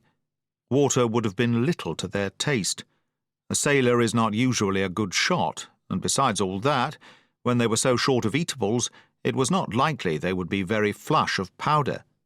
Well, thus equipped, we all set out, even the fellow with the broken head, who should certainly have kept in shadow, and straggled one after another to the beach, where the 2 gigs awaited us. Even these bore trace of the drunken folly of the pirates, one in a broken thwart, and both in their muddy and unbailed condition. Both were to be carried along with us for the sake of safety, and so, with our numbers divided between them, we set forth upon the bosom of the anchorage. As we pulled over, there was some discussion on the chart. The Red Cross was, of course, far too large to be a guide, and the terms of the note on the back, as you will hear, admitted of some ambiguity. They ran, the reader may remember, thus: Tall tree, spyglass shoulder, bearing a point to the north of nor'-nor'-east, Skeleton Island, east-southeast, and by east 10 feet. A tall tree was thus the principal mark. Now, right before us, the anchorage was bounded by a plateau from 200 to 300 feet high, adjoining on the north the sloping southern shoulder of the spyglass, and rising again towards the south into the rough, cliffy eminence called the Mizzenmast Hill. The top of the plateau was dotted thickly with pine trees of varying height. Every here and there one of a different species rose 40 or 50 feet clear above its neighbours, and which of these was the particular tall tree of Captain Flint could only be decided on the spot, and by the readings of the compass. Yet, although that was the case, every man on board the boats had picked a favourite of his own ere we were halfway over, Long John alone shrugging his shoulders and bidding them wait till they were there. We pulled easily by Silver's directions, not to weary the hands prematurely, and after quite a long passage landed at the mouth of the second river, that which runs down a woody cleft of the spyglass. Thence, bending to our left, we began to ascend the slope towards the plateau. At the first outset, heavy, miry ground and a matted, marish vegetation greatly delayed our progress. But by little and little the hill began to steepen and become stony underfoot, and the wood to change its character and to grow in a more open order. It was indeed a most pleasant portion of the island that we were now approaching. A heavy-scented broom and many flowering shrubs had almost taken the place of grass. Thickets of green nutmeg trees were dotted here and there with the red columns and the broad shadow of the pines, and the first mingled their spice with the aroma of the others. The air besides was fresh and stirring, and this, under the sheer sunbeams, was a wonderful refreshment to our senses. The party spread itself abroad in a fan shape, shouting and leaping to and fro. About the centre, and a good way behind the rest, Silver and I followed, I tethered by my rope, he ploughing with deep pants among the sliding gravel. From time to time, indeed, I had to lend him a hand, or he must have missed his footing and fallen backward down the hill. We had thus proceeded for about half a mile, and were approaching the brow of the plateau, when the man upon the farthest left began to cry aloud, as if in terror. Shout after shout came from him, and the others began to run in his direction. "He can't have found the treasure," said old Morgan, hurrying past us from the right, "for that's clean atop." Indeed, as we found when we also reached the spot, it was something very different. At the foot of a pretty big pine, and involved in a green creeper which had even partly lifted some of the smaller bones, a human skeleton lay, with a few shreds of clothing, on the ground. I believe a chill struck for a moment to every heart. "He was a seaman," said George Merry, who, bolder than the rest, had gone up close and was examining the rags of clothing. "Leastways, this is good sea-cloth." "Aye, aye," said Silver, "like enough. You wouldn't look to find a bishop here, I reckon. But what sort of a way is that for bones to lie? 'Tain't in nature." Indeed, on a second glance it seemed impossible to fancy that the body was in a natural position, but for some disarray, the work perhaps of the birds that had fed upon him, or of the slow-growing creeper that had gradually enveloped his remains, the man lay perfectly straight, his feet pointing in one direction, his hands raised above his head like a diver's, pointing directly in the opposite. "I've taken a notion into my old numbskull," observed Silver. "Here's the compass. There's the tip-top point of Skeleton Island sticking out like a tooth. Just take a bearing, will you, along the line of them bones." It was done. The body pointed straight in the direction of the island, and the compass read duly east-southeast and by east. "I thought so," cried the cook. "This here is a pointer. Right up there is our line for the Pole Star and the Jolly Dollars, but, by thunder, if it don't make me cold inside to think of Flint. This is one of his jokes and no mistake. Him and these 6 was alone here. He killed 'em every man, and this one he hauled here and laid down by compass, shiver my timbers. They're long bones, and the hair's been yellow. Aye, that would be Allardyce. You mind Allardyce, Tom Morgan?" "Aye, aye," returned Morgan. "I mind him. He owed me money, he did, and took my knife ashore with him." "Speaking of knives," said another, "why don't we find his lying round? Flint want the man to pick a seaman's pocket, and the birds, I guess, would leave it be." "By the powers, and that's true," cried Silver. "There ain't a thing left here," said Mary, still feeling round among the bones. "Not a copper doit, nor a baccy box. It don't look natural to me." "No, by gum, it don't," agreed Silver. "Not natural. Nor not nice, says you. Great guns, messmates. But if Flint was living, this would be a hot spot for you and me. 6 they were, and 6 are we, and bones is what they are now." "I saw him dead with these here deadlights," said Morgan. "Billy took me in. There he laid with penny pieces on his eyes." "Dead. Aye, sure enough he's dead and gone below," said the fellow with the bandage. "But if ever spirit walked, it would be Flint's.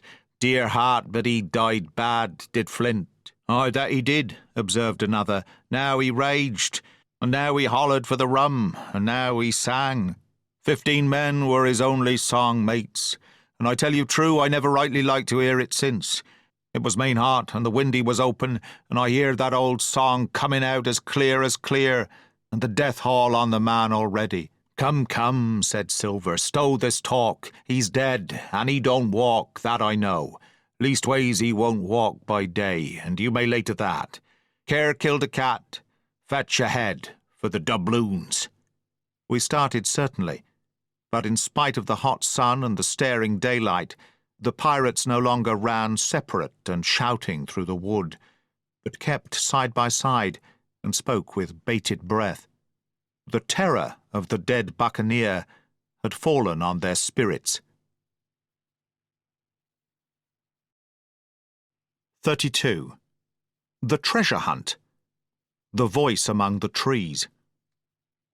Partly from the damping influence of this alarm, partly to rest Silver and the sick folk, the whole party sat down as soon as they had gained the brow of the ascent.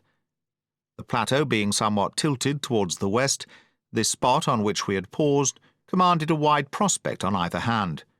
Before us, over the tree-tops, we beheld the Cape of the Woods, fringed with surf. Behind, we not only looked down upon the anchorage and Skeleton Island, but saw, clear across the spit and the eastern lowlands, a great field of open sea upon the east. Sheer above us rose the Spyglass, here dotted with single pines, there black with precipices. There was no sound but that of the distant breakers, mounting from all round, and the chirp of countless insects in the brush. Not a man, not a sail upon the sea. The very largeness of the view increased the sense of solitude. Silver, as he sat, took certain bearings with his compass. "There are 3 tall trees," said he, "about in this right line from Skeleton Island. Spyglass Shoulder, I take it, means that lower point there. It's child's play to find the stuff now. I've half a mind to dine first." "I don't feel sharp," growled Morgan. "Thinking of Flint, I think it were, has done me." "Ah, well, my son, you praise your stars he's dead," said Silver. "He were an ugly devil," cried a third pirate with a shudder. "That blue in the face, too." "That was how the rum took him," added Merry. "Blue. Well, I reckon he was blue. That's a true word." Ever since they had found the skeleton and got upon this train of thought, they had spoken lower and lower, and they had almost got to whispering by now, so that the sound of their talk hardly interrupted the silence of the wood. All of a sudden, out of the middle of the trees in front of us, a thin, high, trembling voice struck up the well-known air and words. 15 men on the dead man's chest. Yo-ho-ho, and a bottle of rum." I never have seen men more dreadfully affected than the pirates. The colour went from their 6 faces like enchantment. Some leapt to their feet, some clawed hold of others. Morgan grovelled on the ground. "It's Flint, by—" cried Merry.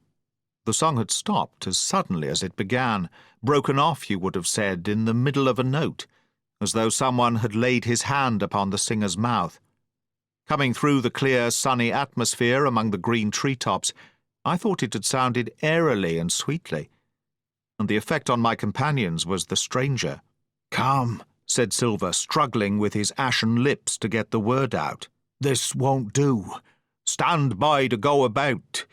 This is a rum start, and I can't name the voice, but it's someone skylarking, someone that's flesh and blood, and you may lay to that."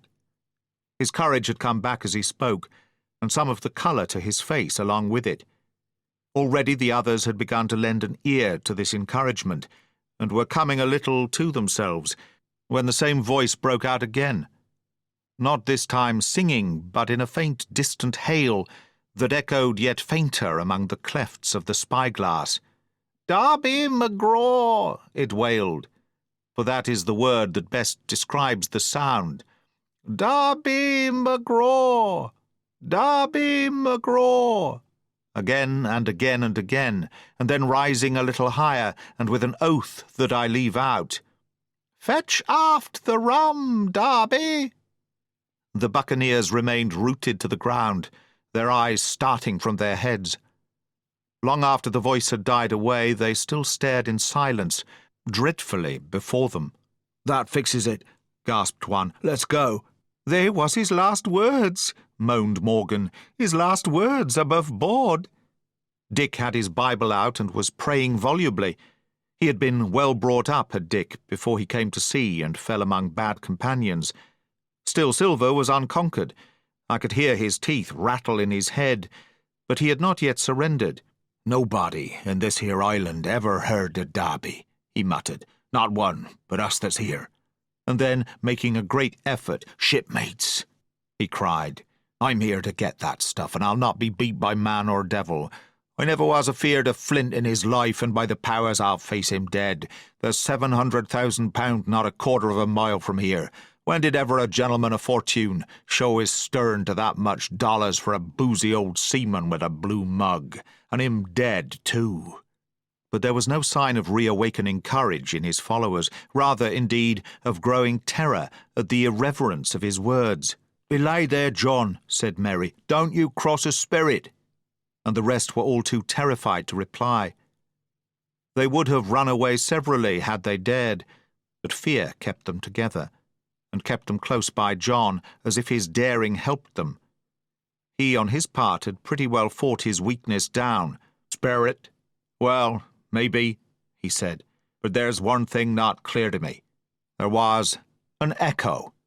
Now, no man ever seen a spirit with a shadow. Well, then, what's he doing with an echo to him, I should like to know? That ain't in nature, surely." This argument seemed weak enough to me, but you can never tell what will affect the superstitions, and to my wonder, George Merry was greatly relieved. "Well, that's so," he said. "You've a head upon your shoulders, John, and no mistake. 'Bout shipmates. This here crew is on a wrong tack, I do believe. And come to think on it, it was like Flint's voice, I grant you, but not just so clear away like it, after all. It was like somebody else's voice now. It was like By the powers, Ben Gunn!" roared Silver. "Aye, and so it were," cried Morgan, springing on his knees. "Ben Gunn it were." "It don't make much odds to it now?" asked Dick. "Ben Gunn's not here in the body any more'n Flint." But the older hands greeted this remark with scorn. "Why, nobody minds Ben Gunn," cried Mary. "Dead or alive, nobody minds him." It was extraordinary how their spirits had returned, and how the natural colour had revived in their faces. Soon they were chatting together, with intervals of listening, and not long after, hearing no further sound, they shouldered the tools and set forth again, Mary walking first with Silver's compass to keep them on the right line with Skeleton Island. He had said the truth. Dead or alive, nobody minded Ben Gunn.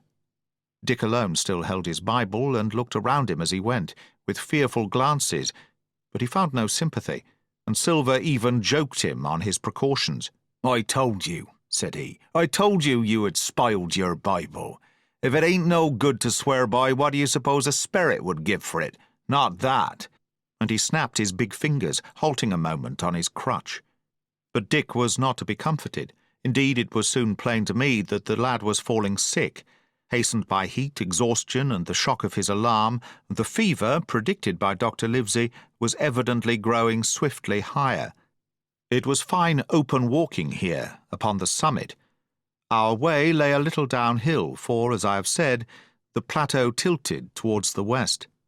The pines, great and small, grew wide apart, and even between the clumps of nutmeg and azalea, wide open spaces baked in the hot sunshine. Striking, as we did, pretty near northwest across the island, We drew, on the one hand, ever nearer under the shoulders of the spyglass, and on the other looked ever wider over that western bay where I had once tossed and trembled in the coracle. The first of the tall trees was reached, and by the bearings proved the wrong one. So with the second. The third rose nearly 200 feet into the air above a clump of underwood, a giant of a vegetable, with a red column as big as a cottage, and a wide shadow around in which a company could have manoeuvred. It was conspicuous far to sea, both on the east and west, and might have been entered as a sailing mark upon the chart. But it was not its size that now impressed my companions. It was the knowledge that £700,000 in gold lay somewhere buried below its spreading shadow. The thought of the money, as they drew nearer, swallowed up their previous terrors. Their eyes burned in their heads, their feet grew speedier and lighter. Their whole soul was found up in that fortune, that whole lifetime of extravagance and pleasure that lay waiting there for each of them. Silver hobbled, grunting on his crutch. His nostrils stood out and quivered. He cursed like a madman when the flies settled on his hot and shiny countenance. He plucked furiously at the line that held me to him, and from time to time turned his eyes upon me with a deadly look. Certainly he took no pains to hide his thoughts, and certainly I read them like print. In the immediate nearness of the gold, all else had been forgotten. His promise and the doctor's warning were both things of the past, and I could not doubt that he hoped to seize upon the treasure, find and board the Hispaniola under cover of night, cut every honest throat about that island, and sail away as he had at first intended, laden with crimes and riches. Shaken as I was with these alarms, it was hard for me to keep up with the rapid pace of the treasure hunters. Now and again I stumbled, and it was then that Silver plucked so roughly at the rope and launched at me his murderous glances. Dick, who had dropped behind us and now brought up the rear, was babbling to himself both prayers and curses as his fever kept rising. This also added to my wretchedness, and to crown all, I was haunted by the thought of the tragedy that had once been acted on that plateau, when that ungodly buccaneer with the blue face, he who died at Savannah singing and shouting for drink, had there, with his own hand, cut down his 6 accomplices.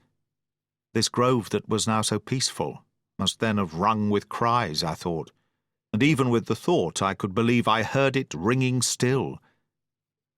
We were now at the margin of the thicket. "Huzzah, mates! All together!" shouted Merry, and the foremost broke into a run. And suddenly, not 10 yards further, we beheld them stop. A low cry arose. Silver doubled his pace, digging away with the foot of his crutch like one possessed, and next moment he and I had come also to a dead halt. Before us was a great excavation, not very recent, for the sides had fallen in, and grass had sprouted on the bottom. In this were the shaft of a pick broken in two, and the boards of several packing cases strewn around. On one of these boards I saw, branded with a hot iron, the name Walrus, the name of Flint's ship. All was clear to probation. The cash had been found and rifled. The £700,000 were gone.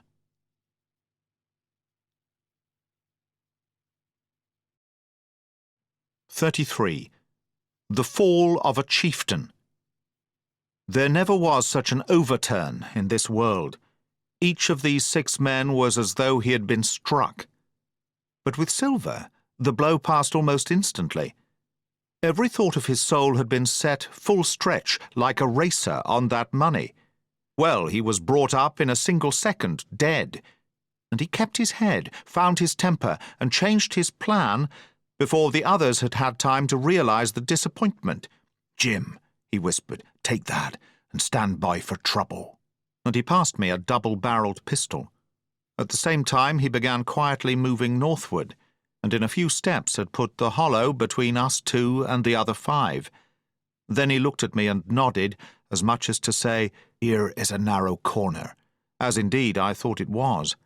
His looks were not quite friendly, and I was so revolted at these constant changes that I could not forbear whispering, "So you've changed sides again." There was no time left for him to answer in.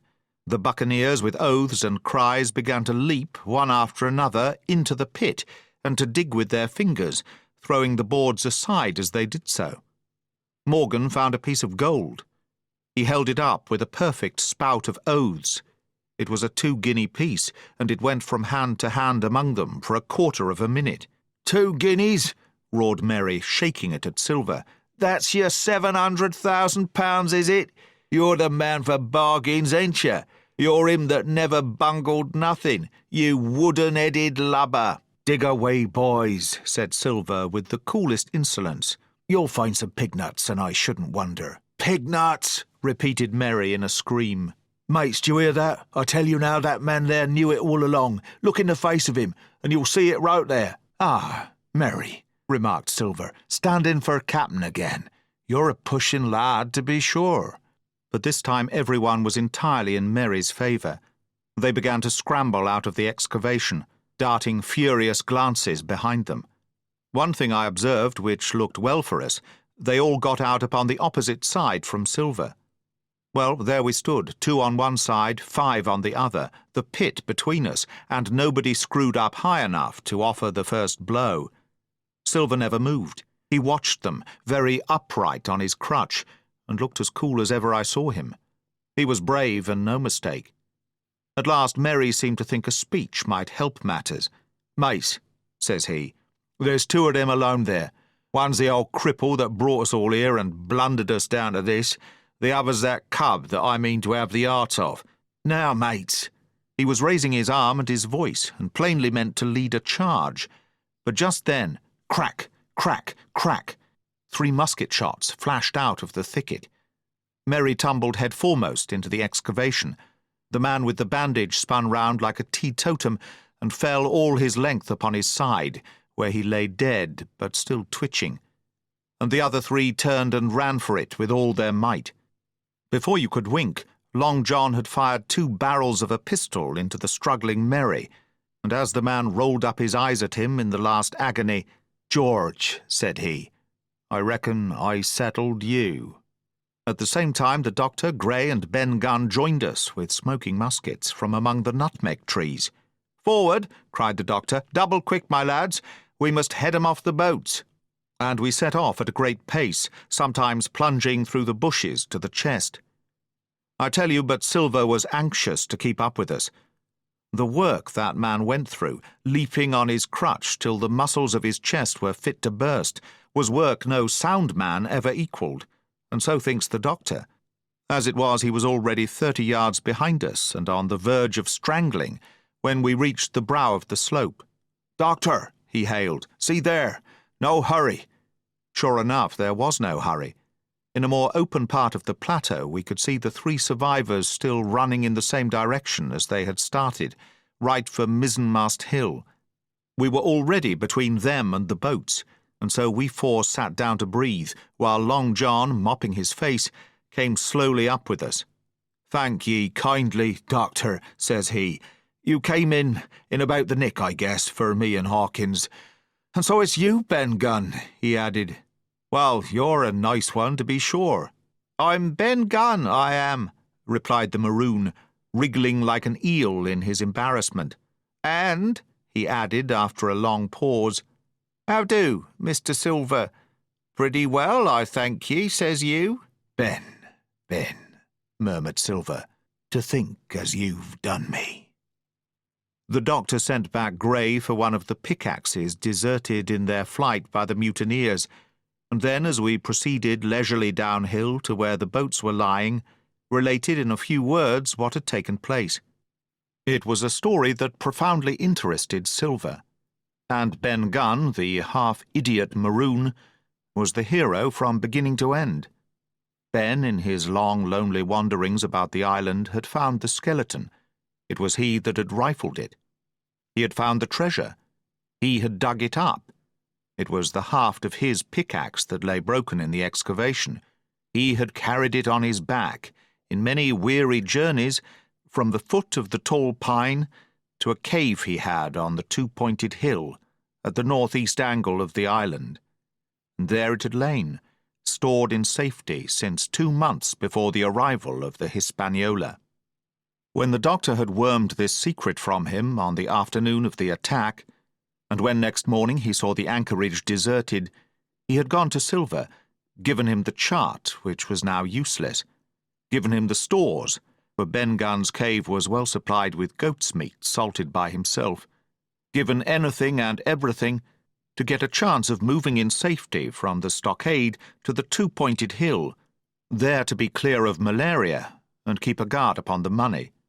As for you, Jim, he said, it went against my heart, but I did what I thought best for those who had stood by their duty, and if you were not one of these, whose fault was it?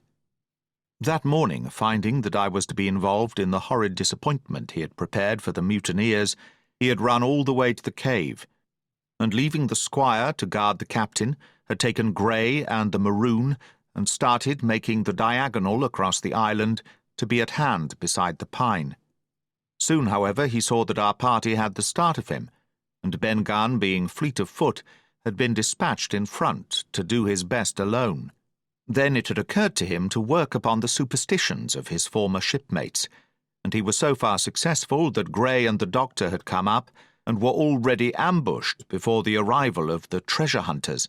"Arr," said Silver, "it were fortunate for me that I had Hawkins here. You would have let old John be cut to bits and never give it a thought, Doctor."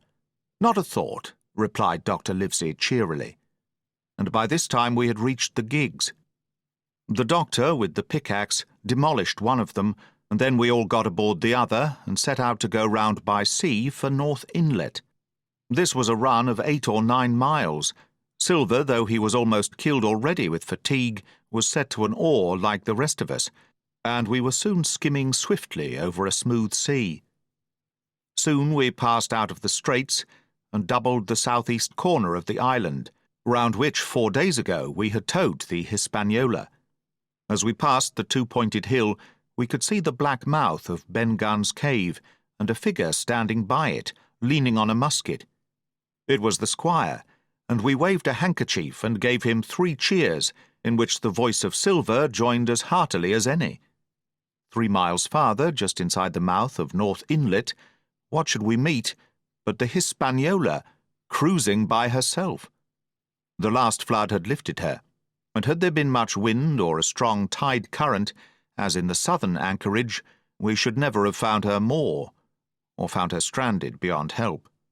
As it was, there was little amiss beyond the wreck of the mainsail. Another anchor was got ready and dropped in 1.5 fathoms of water. We all pulled round again to Rum Cove, the nearest point for Ben Gunn's treasure house, and then Grey, single-handed, returned with the gig to the Hispaniola, where he was to pass the night on guard. A gentle slope ran up from the beach to the entrance of the cave. At the top the squire met us. To me he was cordial and kind, saying nothing of my escapade, either in the way of blame or praise. At Silver's polite salute he somewhat flushed. "John Silver," he said, "you're a prodigious villain and impostor, a monstrous impostor, sir. I am told I am not to prosecute you. Well, then I will not. But the dead men, sir, hang about your neck like millstones." "Thank you kindly, sir," replied Long John, again saluting. "I dare you to thank me," cried the squire. "It is a gross dereliction of my duty. Stand back." And thereupon we all entered the cave. It was a large airy place with a little spring and a pool of clear water, overhung with ferns. The floor was sand. Before a big fire lay Captain Smollett, and in a far corner, only duskily flickered over by the blaze, I beheld great heaps of coin and quadrilaterals built of bars of gold. That was Flint's treasure, that we had come so far to seek, and that had cost already the lives of 17 men from the Hispaniola.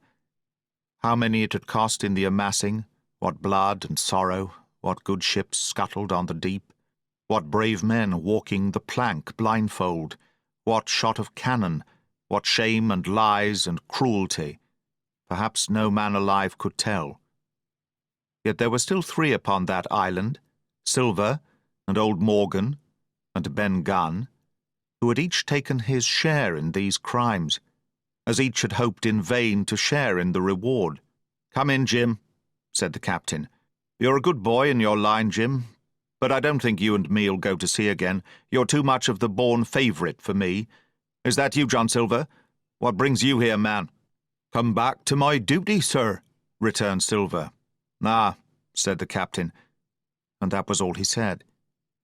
What a supper I had of it that night, with all my friends around me, and what a meal it was, with Ben Gunn's salted goat, and some delicacies, and a bottle of old wine from the Hispaniola. Never, I am sure, were people gayer or happier. And there was Silver, sitting back almost out of the firelight, but eating heartily, prompt to spring forward when anything was wanted, even joining quietly in our laughter, the same bland, polite, obsequious seaman of the Voyage out. 34. And last. The next morning we fell early to work, for the transportation of this great mass of gold near a mile by land to the beach, and thence 3 miles by boat to the Hispaniola, was a considerable task for so small a number of workmen. The 3 fellows still abroad upon the island did not greatly trouble us.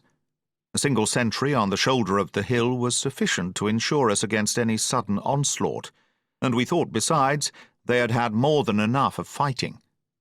Therefore the work was pushed on briskly. Gray and Ben Gunn came and went with the boat, while the rest, during their absences, piled treasure on the beach. 2 of the bars, slung in a rope's end, made a good load for a grown man, one that he was glad to walk slowly with. For my part, as I was not much use at carrying, I was kept busy all day in the cave, packing the minted money into bread bags. It was a strange collection, like Billy Bones's hoard for the diversity of coinage, but so much larger and so much more varied that I think I never had more pleasure than in sorting them. English, French, Spanish, Portuguese, Georges and Louises, doubloons and double guineas and moidores and sequins, the pictures of all the kings of Europe for the last 100 years, strange oriental pieces stamped with what looked like wisps of string or bits of spider's web, round pieces and square pieces, and pieces bored through the middle, as if to wear them round your neck. Nearly every variety of money in the world must, I think, have found a place in that collection, and for number, I am sure they were like autumn leaves, so that my back ached with stooping and my fingers with sorting them out. Day after day this work went on. By every evening a fortune had been stowed aboard. But there was another fortune waiting for the morrow, and all this time we heard nothing of the 3 surviving mutineers. At last, I think it was on the 3rd night, the doctor and I were strolling on the shoulder of the hill, where it overlooks the lowlands of the isle, when, from out of the thick darkness below, the wind brought us a noise between shrieking and singing. It was only a snatch that reached our ears, followed by the former silence. "Heaven forgive them," said the doctor. "'Tis the mutineers." "All drunk, sir," struck in the voice of Silver from behind us. Silver, I should say, was allowed his entire liberty, and in spite of daily rebuffs, seemed to regard himself once more as quite a privileged and friendly dependent. Indeed, it was remarkable how well he bore these slights, and with that unwearying politeness he kept on trying to ingratiate himself with all. Yet I think none treated him better than a dog, unless it was Ben Gunn, who was still terribly afraid of his old quartermaster, or myself, who had really something to thank him for, although for that matter I suppose I had reason to think even worse of him than anybody else, for I had seen him meditating a fresh treachery upon the plateau. Accordingly, it was pretty gruffly that the doctor answered him. "Drunk or raving?" said he. "Right you were, sir," replied Silver, "and precious little odds which to you and me." "I suppose you would hardly ask me to call you a humane man," returned the doctor with a sneer, "and so my feelings may surprise you, Master Silver. But if I were sure they were raving, as I am morally certain one at least of them is down with fever, I should leave this camp, and whatever risk to my own carcass, take them the assistance of my skill." "Ask your pardon, sir, you would be very wrong," quoth Silver. "You would lose your precious life, and you may lay to that. I'm on your side now, hand and glove, and I shouldn't wish for to see the party weakened, let alone yourself, seeing as I know what I owes you.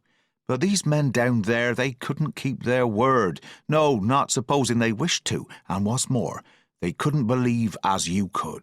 No, said the doctor, you're the man to keep your word. We know that.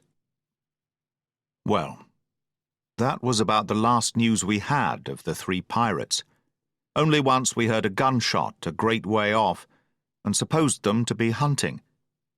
A council was held, and it was decided that we must desert them on the island, to the huge glee, I must say, of Ben Gunn, and with the strong approval of Grey. We left a good stock of powder and shot, the bulk of the salt goat, a few medicines, and some other necessaries, tools, clothing, a spare sail, a fathom or 2 of rope, and by the particular desire of the doctor, a handsome present of tobacco. That was about our last doing on the island. Before that we had got the treasure stowed, and had shipped enough water and the remainder of the goat meat in case of any distress. And at last, one fine morning, we weighed anchor, which was about all that we could manage, and stood out of North Inlet, the same colours flying that the captain had flown and fought under at the palisade. The 3 fellows must have been watching us closer than we thought for, as we soon had proved. For coming through the Narrows we had to lie very near the southern point, and there we saw all 3 of them kneeling together on a spit of sand, with their arms raised in supplication. It went to all our hearts, I think, to leave them in that wretched state, but we could not risk another mutiny, and to take them home for the gibbet would have been a cruel sort of kindness. The doctor hailed them and told them of the stores we had left and where they were to find them, but they continued to call us by name and appeal to us, for God's sake, to be merciful and not leave them to die in such a place. At last, seeing the ship still bore on her course, and was now swiftly drawing out of earshot, one of them, I know not which it was, leapt to his feet with a hoarse cry, whipped his musket to his shoulder, and sent a shot whistling over Silver's head and through the mainsail. After that we kept under cover of the bulwarks, and when next I looked out they had disappeared from the spit, and the spit itself had almost melted out of sight in the growing distance. That was, at least, the end of that. And before noon, to my inexpressible joy, the highest rock of Treasure Island had sunk into the blue round of sea. We were so short of men that everyone on board had to bear a hand, only the captain lying on a mattress in the stern and giving his orders, for though greatly recovered, he was still in want of quiet.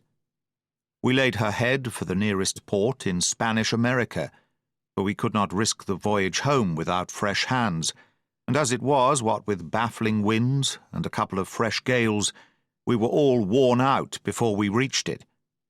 It was just at sundown when we cast anchor in a most beautiful landlocked gulf, and were immediately surrounded by shore boats full of Negroes and Mexican Indians and half-bloods selling fruits and vegetables, and offering to dive for bits of money.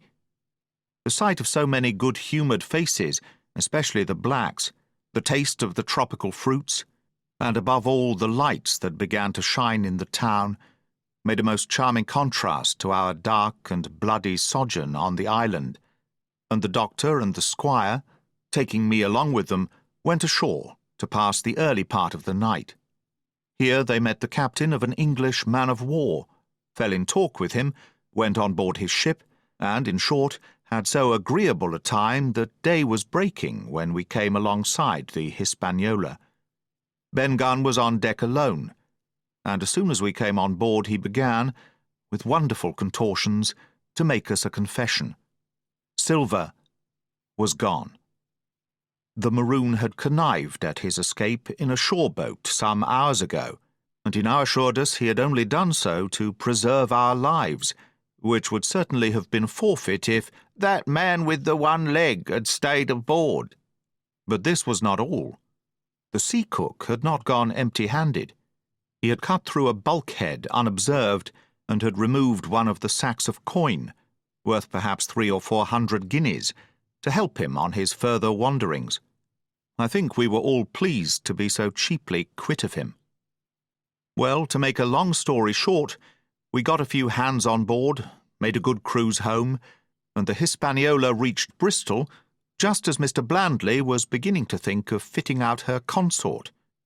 5 men only of those who had sailed returned with her.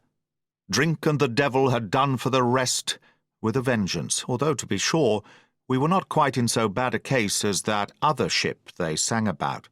With 1 man of her crew alive, what put to sea with 75? All of us had an ample share of the treasure, and used it wisely or foolishly, according to our natures. Captain Smollett is now retired from the sea.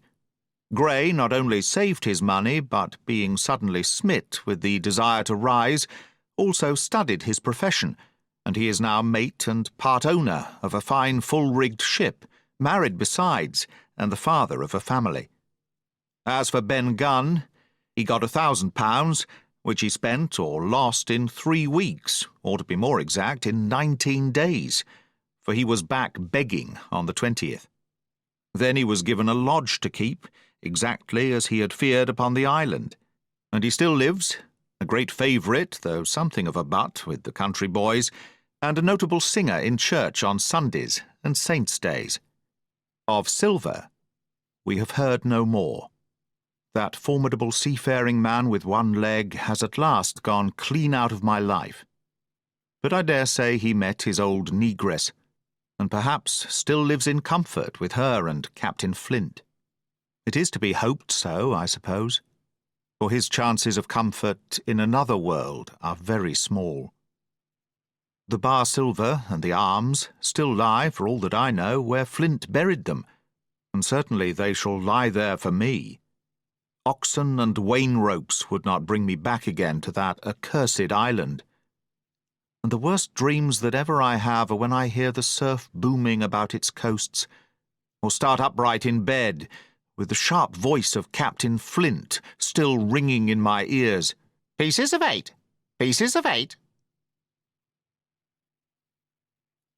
That is the end of Treasure Island by Robert Louis Stevenson.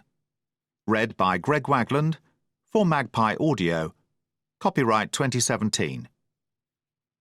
Thank you for listening.